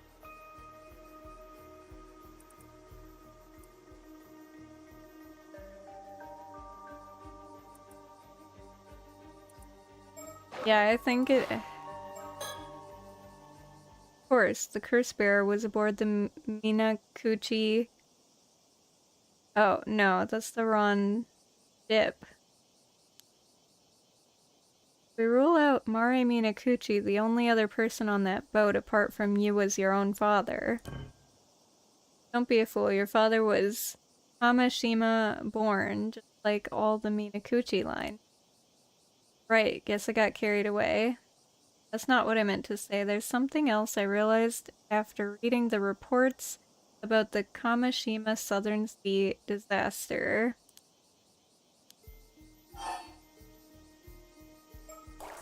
Kamashima Southern Sea. So yeah, I am on the correct one. This is it.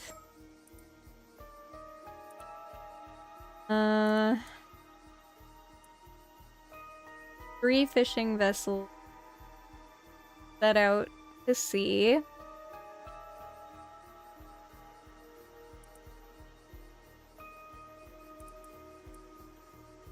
List of casualties.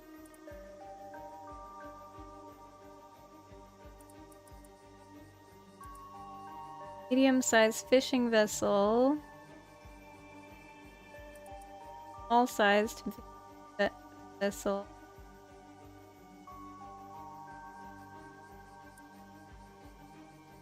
These guys were reported missing.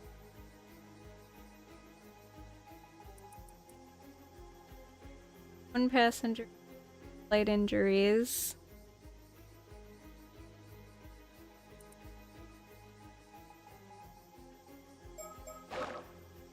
I don't know. I'm just gonna keep doing this.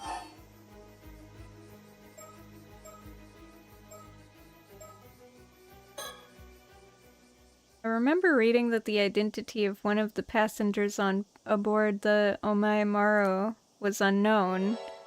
Couldn't they have been the curse bearer? Interesting.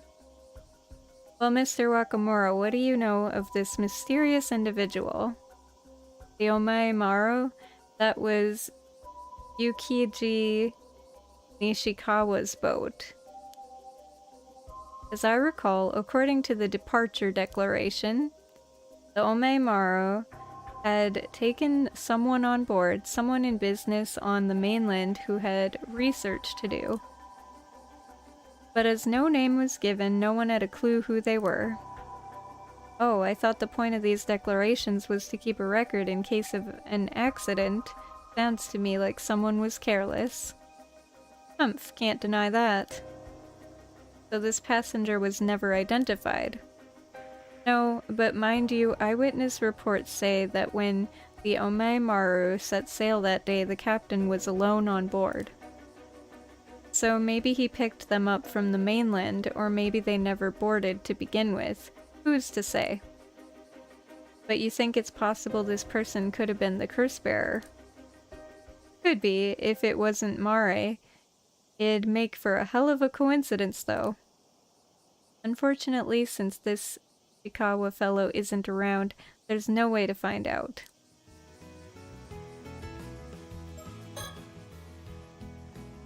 Okay.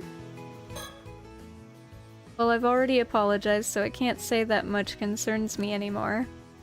All I care about now is putting an end to the curse of the raging waves. talk to these guys then. Regarding that being you encountered, Yuza, what you called the Tomokazuki. While it does seem to resemble the Tomokazuki featured in the folklore of this region, I suspect it was something else entirely. Why? What are the Tomokazuki anyway? They are both the spirits of Amadivers who were lost beneath the waves in the past, and malevolent spirits born of the fear Amadivers harbor toward accidents at sea. Oh, shouldn't you be out exercising them then? The latter type of spirit is the most numerous, so long as these fears persist, they will always return. However, they do not possess sufficient power to cause real harm. So long as you carry the proper charms, they cannot affect you. So the Seimin and Domin symbols are not just for show, huh?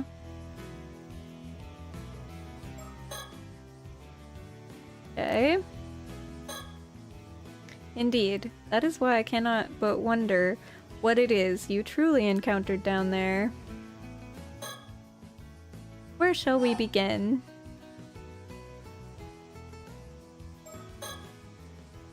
"400 years ago, an Onmyoji sealed the entrance to the Ryugu in an attempt to contain the curse of raging waves, and left behind instructions as to how the curse could be broken after 400 years had elapsed. There are 3 steps that must be followed." Just 3, huh? "First, thou must unbind my seal, risen from the depths within the iron box. Second, thou must offer the still-tide mirror, bequeathed by the sacrifice to the sanctuary.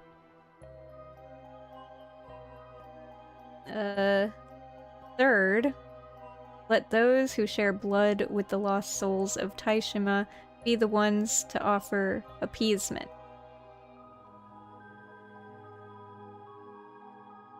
That should be the wording, if I remember correctly. Let's consider each of the steps in turn.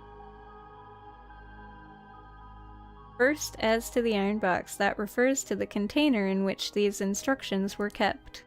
It surfaced when the entrance to Ryugu was unsealed. It stands to reason that the seal mentioned in the first step must also have appeared somewhere. What is this seal, anyway? It's the Onmyoji's own symbol, same symbol used to seal the entrance to Ryugu. This is what it looks like. I expect we'll find a mark identical to the one on this map somewhere on the seafloor, which I found. The marked location is likely the sanctuary mentioned in the second step. It should be in the vicinity of Kamishima. Oh, actually, something tells me there's a pretty good chance that seal has already been taken care of. Huh? See, I found something like that when I was out diving this morning, and I don't know what came over me, but I just went ahead and yanked the chains off. You what? Seriously, Yuza?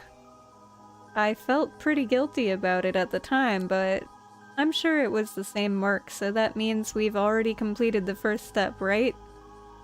If anything, you could say unbinding that seal was what all my diving training was for. That's one way of looking at it. In any case, all's well that ends well. Good work, Yuza. Moving right along.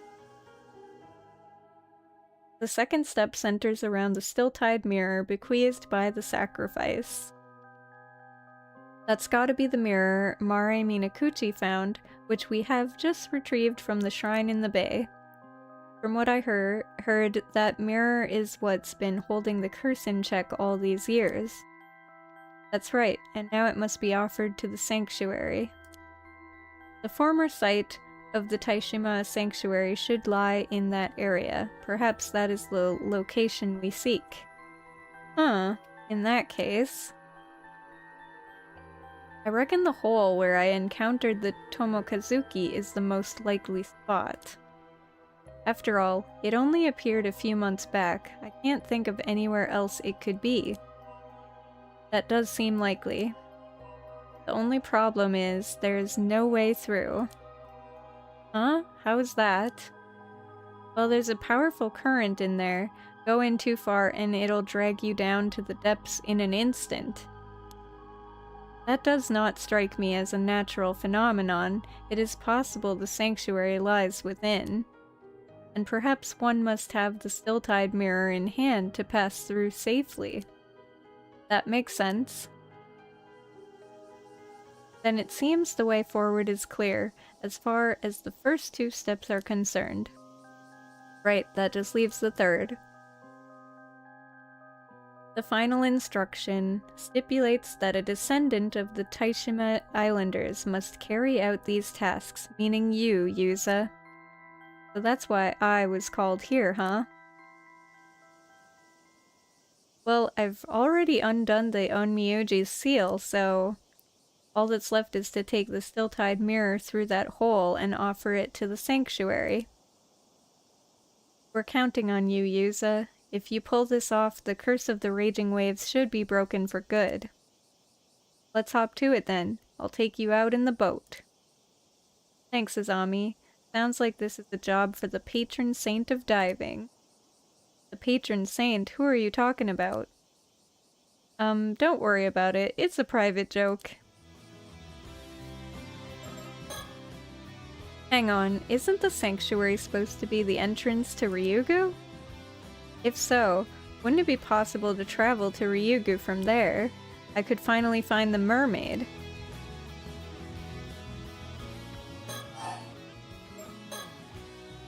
Well, I do hope you're taking this seriously, Yuza. The fate of this curse rests with you. Don't worry, I'll get it done. Breaking curses is what living legends like me were made for. Huh, is that so? Glad to hear it.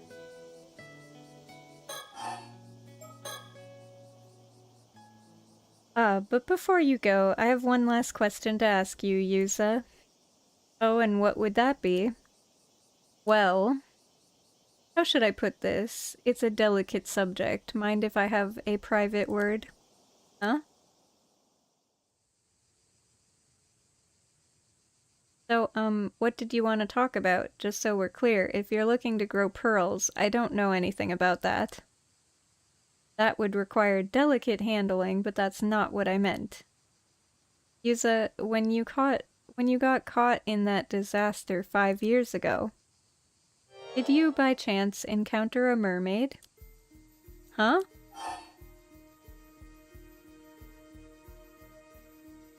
I did. But how did you know that? Good of you to tell me the truth. That makes this easier. As for how I know, that would be because it's the only possible explanation. Meaning? Come now, Yuza. A mermaid has cursed you with immortality.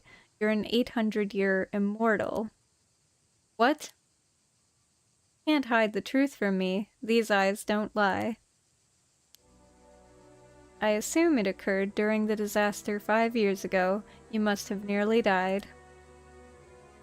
But then you were revived by a mermaid and made immortal. Surely you must have realized this by now.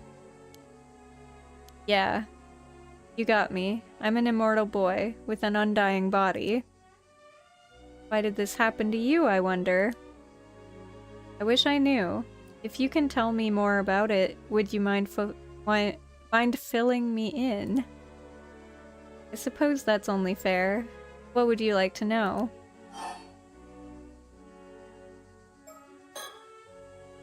I was wondering, does me being immortal have anything to do with my mom?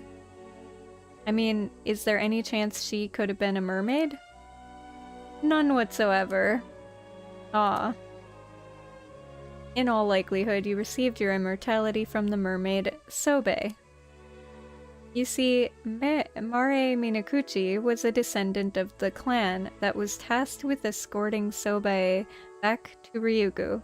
That much I'm certain of. Is that why she tried to break the curse of the raging waves 5 years ago? I can only assume so. However, as the seal over the entrance to Ryugu had yet to break, things didn't go as planned. Does this mean Sobae could still be nearby? Maybe she's living in the sea around Kamishima. I'm afraid there's a little chance of that. See, when the entrance to Ryugu was unsealed 3 months ago, Sobae would have been able to return home. Oh, well, I guess that means Mom's duty was fulfilled in the end. That's something at least. Do you know of any way I could meet this mermaid? You don't give up easily, huh? Are you another Mermaid fan? Another fan? Those foreigners who visited the island recently were also very keen on meeting a mermaid. Oh, you mean that author and his young guide? Sure do. You've spoken with them, I take it? Actually, no, I never met them. But I saw them when I had that vision. Is that so? Well, all I can tell you is the same thing I told them. Meeting a mermaid is no longer possible.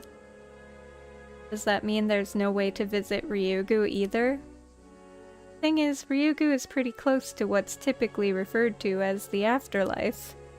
You might say it's the space between our world and the land of the dead. And there's no way to travel there, none at all.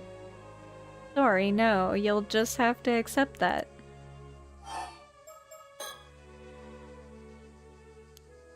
Okay. Earlier you said a mermaid cursed me. What exactly did you mean by that? Just what it sounds like. For 800 years, you'll be incapable of aging or dying. What is that but a curse? Your very existence defies the laws of nature. You can hardly be termed human. You are now an anomalous being, something closer to a spirit.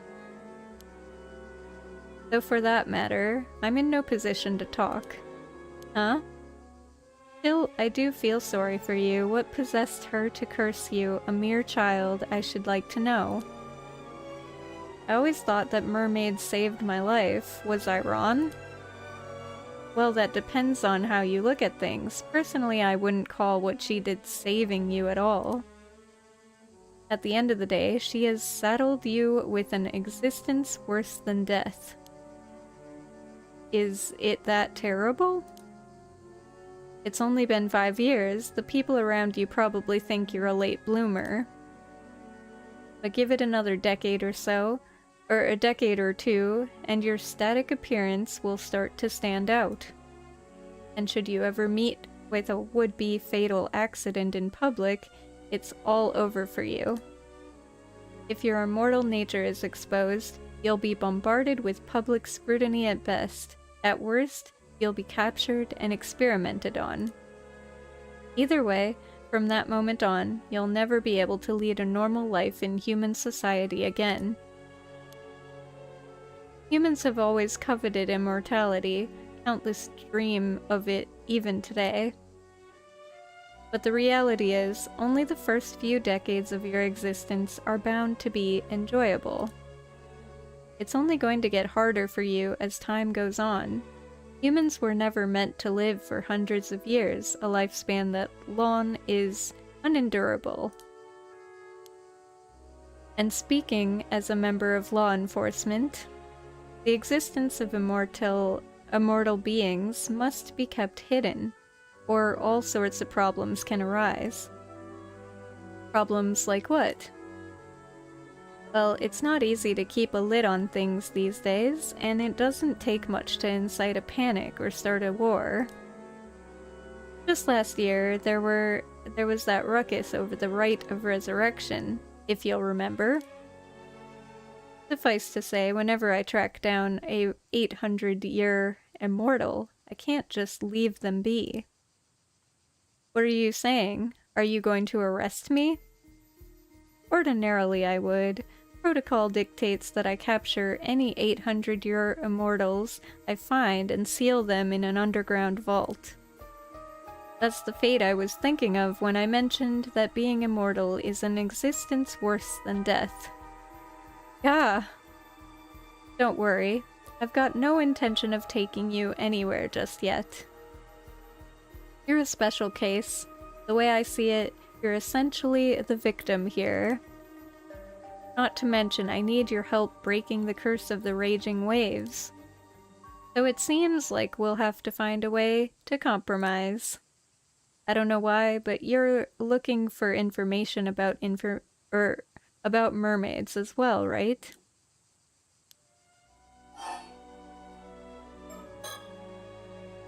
Well, for starters, mermaids aren't meant to interfere in the lives of mortals. Even their kind don't approve of that. Really? In fact, generally speaking, creating an 800-year immortal is flat out forbidden. Despite that, Sobae made you immortal. In other words, this mermaid went out of her way to place a curse on you. I guess that settles it. Her intent wasn't to save me after all. Exactly. I was hoping you'd be able to tell me what made her go that far. But it turns out you're just as clueless as I am. Yep. Then all we know for sure is that something happened between Sobae and your mother that day, and that led you being made immortal. Whether that was simply to save your life or for some other reason, there's unfortunately no way of knowing. There's something else that's been bugging me. Can mermaids create 800-year immortals at will, as in you don't really have to eat their flesh? Actually, you do.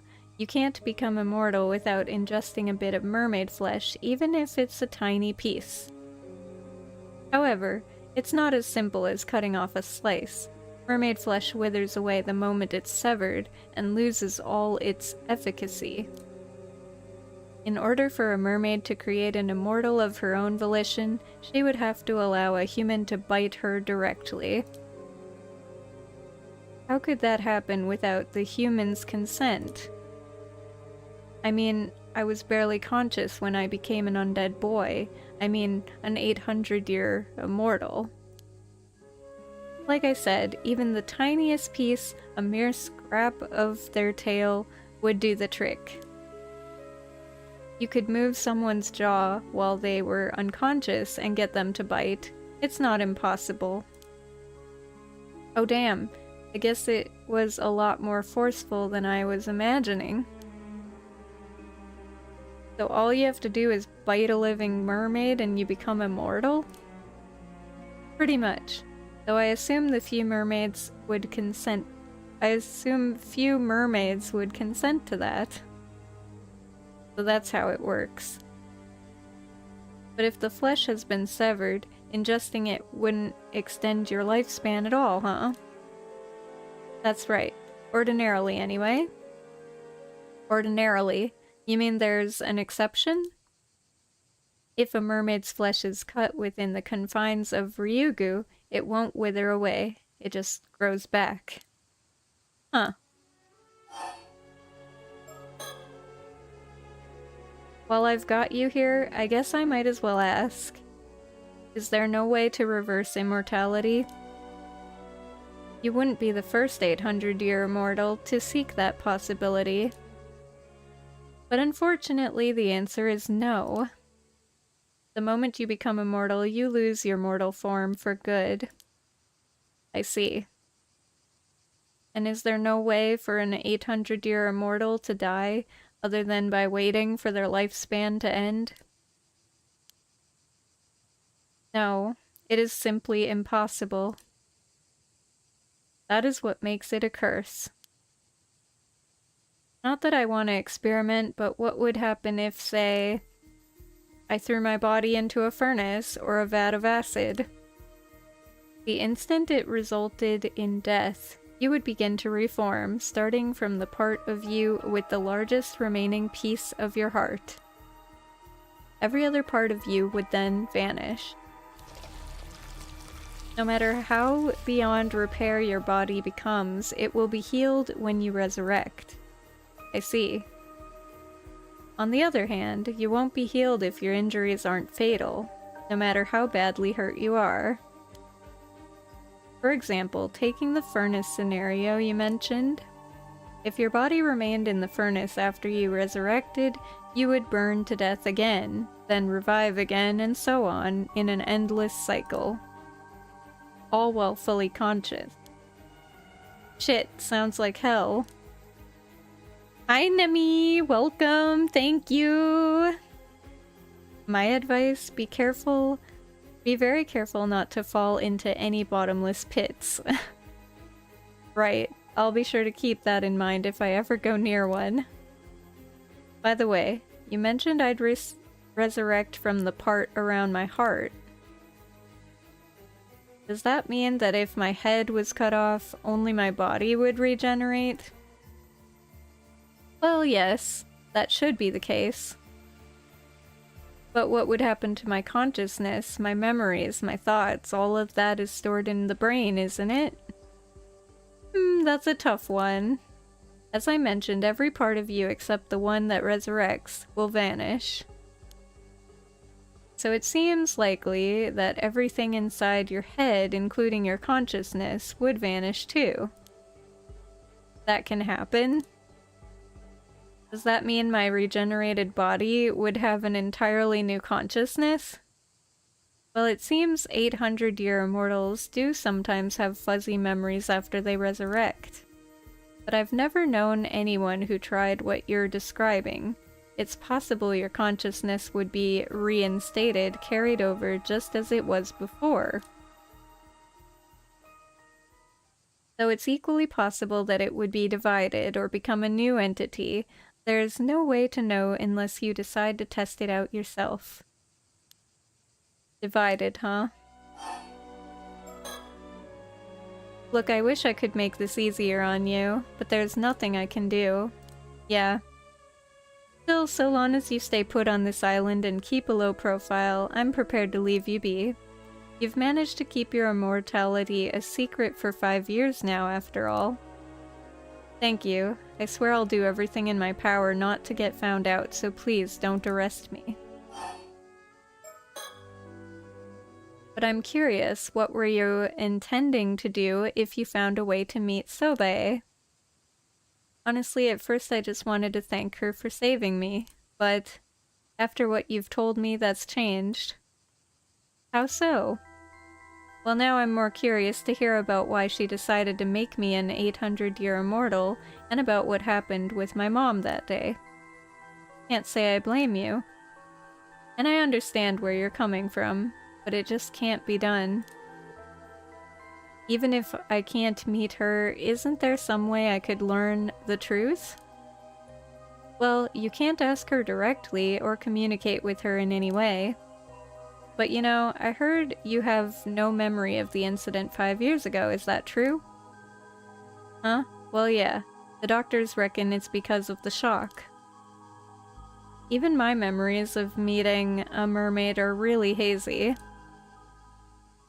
Still, it may be possible that Sobe's strong thoughts spilled over, impressed themselves in your mind somehow. If so, they're likely buried in the depths of your subconscious. You're saying that memory still exists somewhere, and I might understand what her intentions were if I just recalled it, but how would I even do that? I don't know. The only piece of advice I have for you is to think back, delve into your memories, and scour them from corner to corner. Delve into my memories. What does that even mean? It's weird though. It's almost like she wasn't talking to me when she said that. Think about it. You must have encountered Sobe before. All you need to do is locate your memory of that time. Alright then. We'd better head back, or your friend will start to wonder what's happened to you. Right, thanks for answering my question. Welcome back, everything okay, Yuza? Of course. If it wasn't, I'd have had to make a dramatic entrance. Glad to see your usual oddball self. Guess there's nothing to worry about then. Well, I dare say that covers everything we needed to discuss. It's time the two of you were on your way. That curse won't break itself. Come on, Yuza. The future of Kamishima is riding on you. Right. I'll do everything I can. Yuza, if you end this curse, I'll see to it that the rumors about you go away, and that you're hailed as the hero of Kamishima. So get it done. You hear that, Yuza? This is a chance to clear your name for good. Sounds like a fair deal. You can count on me, Mr. Wakamura.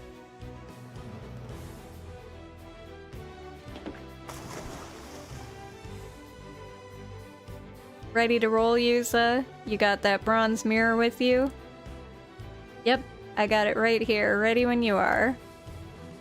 Since the seal is already taken care of, all you gotta do is check out that hole you found last time, right? Yeah, this'll be a piece of cake. It's just there and back. I could do it in my sleep. Nothing wrong with being confident, but don't get cocky. You've still gotta be careful down there. Good luck, Yuza. I'll be waiting right here. Okay.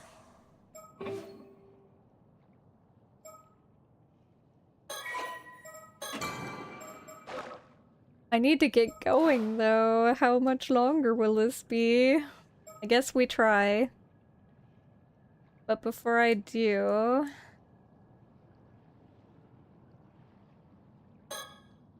That seal's been dealt with, but have you taken another look at that hole you found yet? No. Alright. Go down.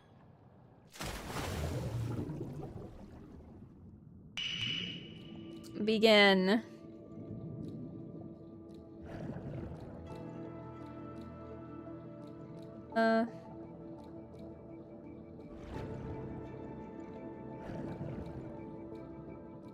Down the hole we go. Good, looks like that powerful current has receded. I should be able to make it through now. Only one way to find out.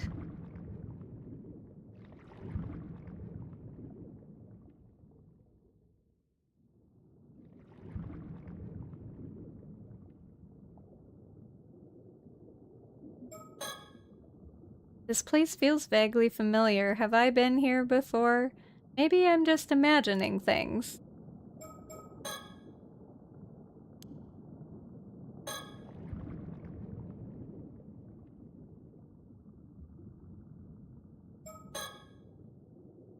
Okay.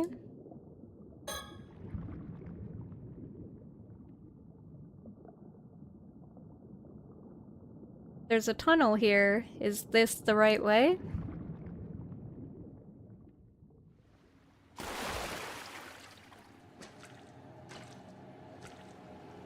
There's an open space here, but it's pitch dark. Could this be the sanctuary? Good thing I brought my flashlight. Let's see. Too dark to see anything, but I can feel a presence here. Maybe I should try switching on my flashlight. Oh god. There, now I can see. Time to have a good look around. There's lots of puddles on the floor. I'd better watch my step.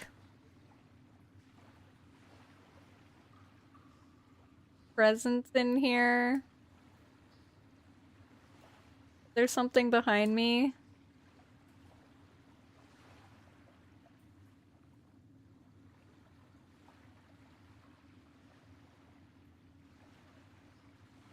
Like it.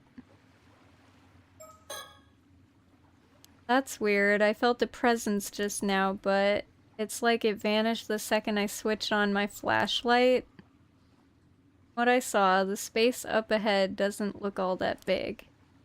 Should head in and take a good look around. If I turn around, all I can see is the way I came through.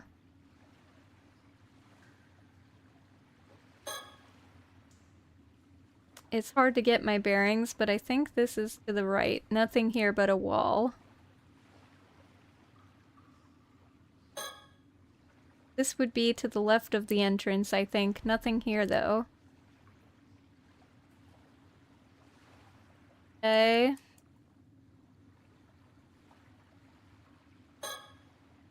This way should take me further in. That stone archway over there. Could that be the entrance to Ryugu? Should I take a closer look?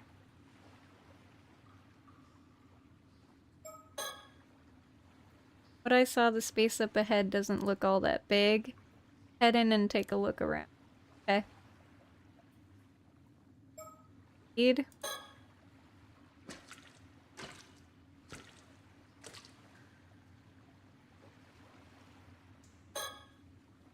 A stone archway. It could be the entrance to Ryugu, but nothing happens when I go near it. I guess humans really can't travel there after all.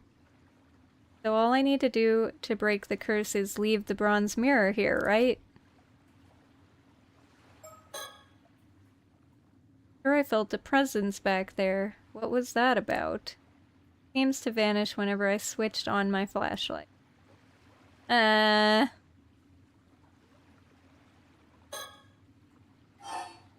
I should try making an offering of the mirror near the archway.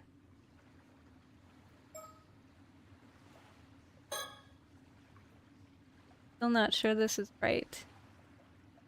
Hold up, where's the thing that I needed to do?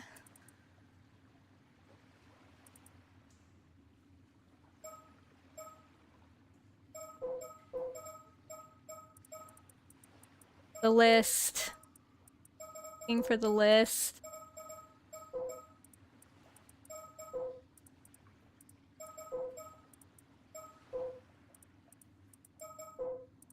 There's the list of 3 things you have to do. So I do them in order.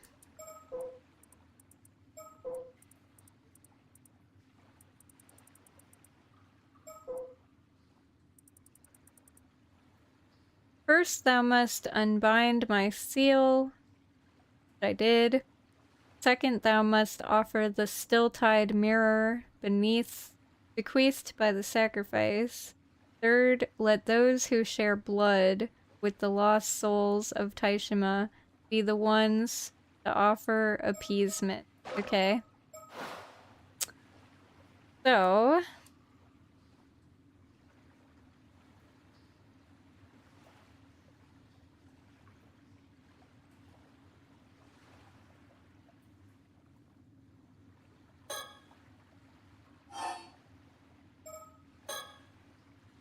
okay, here goes nothing. Nothing happened. Did that do it? No way. I must have done something wrong. That clearly didn't work. Maybe I should take another look around or something.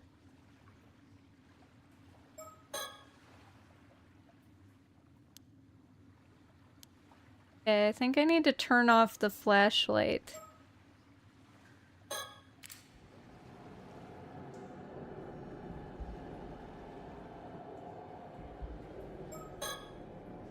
Ah! The second I turned my flashlight off, I started to sense that presence again. If I can just figure out what direction this sensation is coming from. I hate this.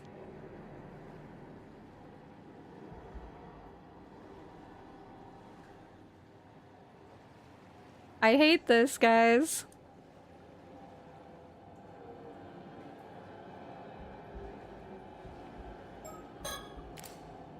Oh my god. Fuck that! I saw it for a second. Hold up.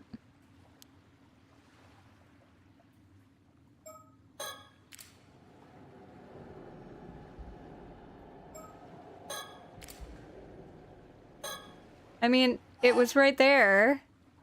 What do I have to do?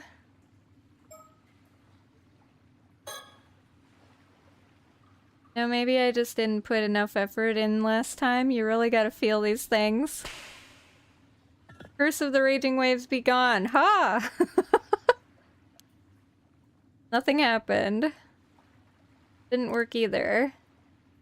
Top it all off, my voice echoed way more than I expected and scared the crap out of me. Pretty embarrassing even though I'm alone.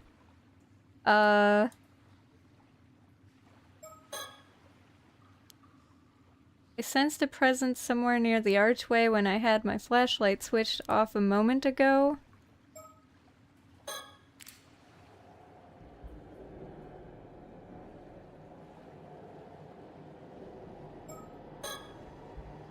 Ah! I sensed the presence.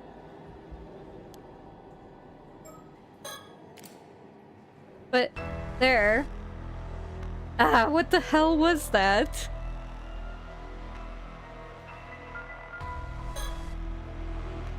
Wait a minute. Is that the mermaid Hayase? Not in the flesh, but what's it called? A curse echo? Like the imprint of a curse? Oh, what if this mermaid's echo indicates the presence of the curse? If so, now's my chance to offer up the still-tide mirror.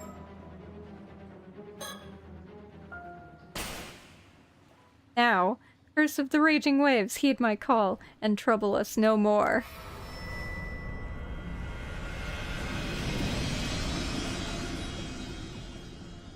Did it work? Did we win?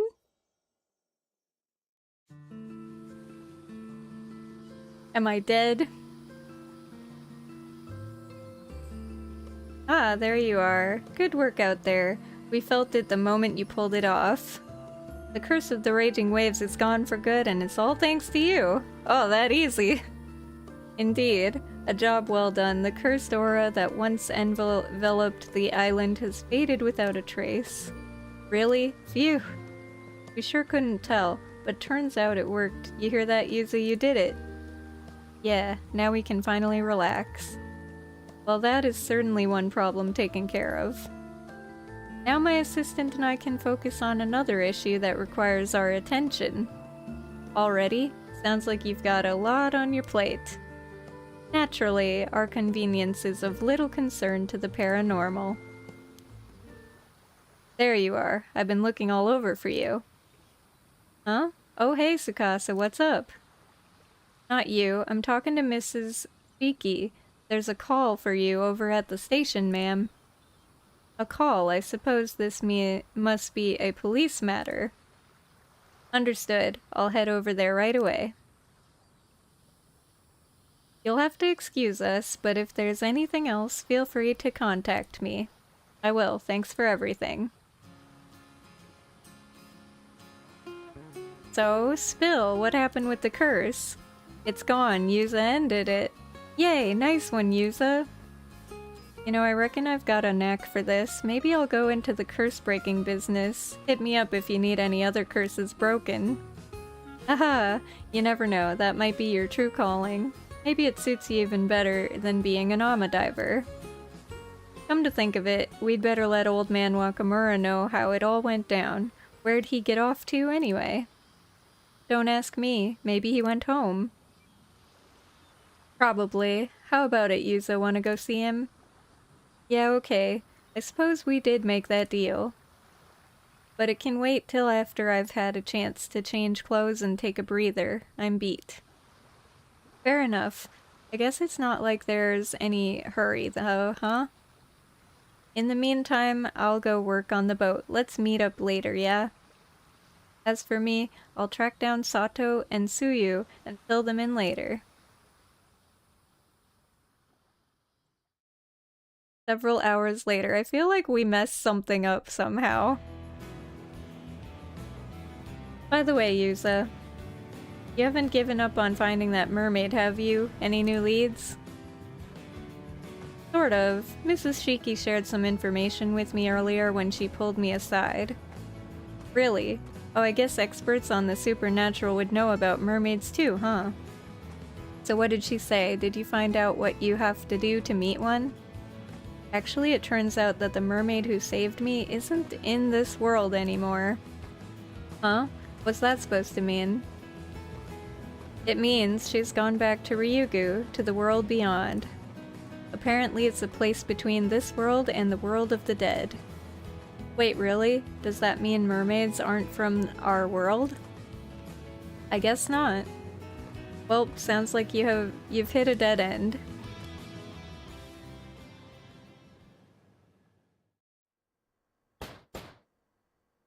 Hey, Mr. Wakamura, you in?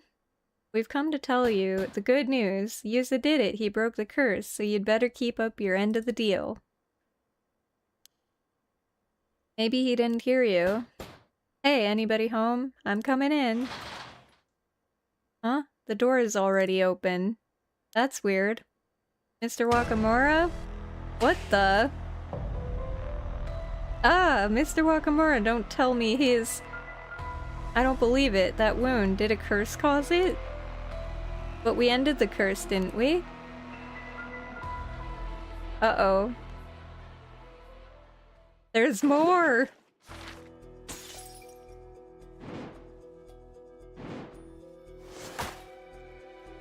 Haha. Alright. Well, I am going to, I guess, save up here. On number 1. And that's where we're going to pick it up later. Because I gotta get going. It is late. Late. Ugh. But I'm excited. The story will continue next week. We did it! We saved everything, but now we didn't somehow. I don't know. So we'll have to figure it out next time. So next Thursday, I will see you guys all here for more of this, and we will continue the story. Yay! Thank you so much everyone who hung out today. I really appreciate you guys, those of you lurking and chilling, and those of you that came in and gave the anniversary well wishes. Thank you so much, you butts. I love you. If you want to, I do have a Discord channel. I also have a YouTube channel. Feel free to join either of those or follow either of them if you want to support the stream or stay in touch more. And this weekend I should be posting another Daggerheart episode. We should be playing that this Sunday unless it's cancelled for some reason. But we're currently planning on playing this weekend, so look for another episode either Sunday evening or Monday morning, somewhere around there. Yeah. Thanks so much for hanging. Also, thank you, Heckler. Hi, bye. Thank you for the anniversary well wishes. Appreciate you. Alright guys, I really do need to get going though. I am pushing my luck here with how late I'm going, and I need to eat something, so thank you all of you who hung out today. I will see you guys on Thursday next week for more of this. I'm just seeing if there's anybody to raid and drop you guys off at, but I think you guys are gonna have to... Oh, you know what? I'll take you to AP's. AP is live right now. Gonna drop you off there. He is playing some more... Path of Exile 2. Hi, bye. I'm late. I'm sorry, Heckler. Hey, you made it though. You made it just in time to say hi-bye, so hi-bye. But yeah, go say hi to AP, and I will catch you guys on Thursday. He's good peeps. And he deserves all the love, and he's just gonna probably be streaming for a long time since he's playing more Path of Exile too. Alright, I'll see you over there, guys. Bye!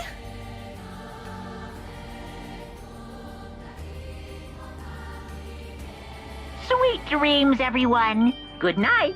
Sleep tight. Don't let the bed bugs bite.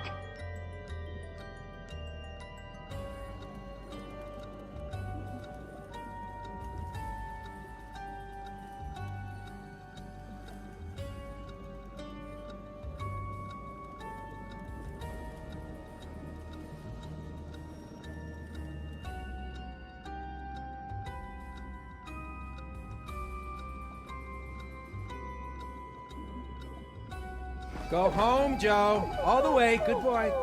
Goodbye, Joe.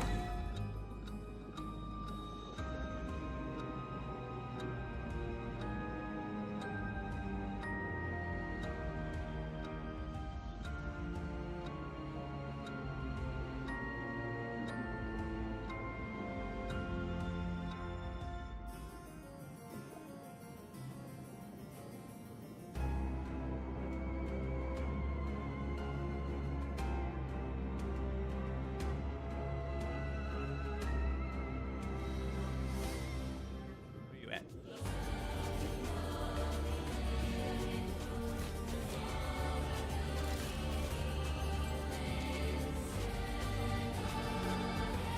Hey!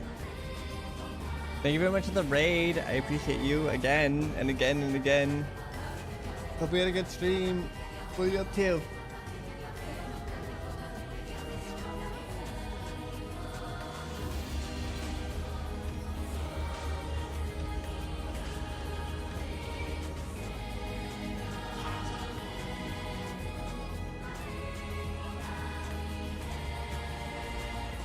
Yeah, of course.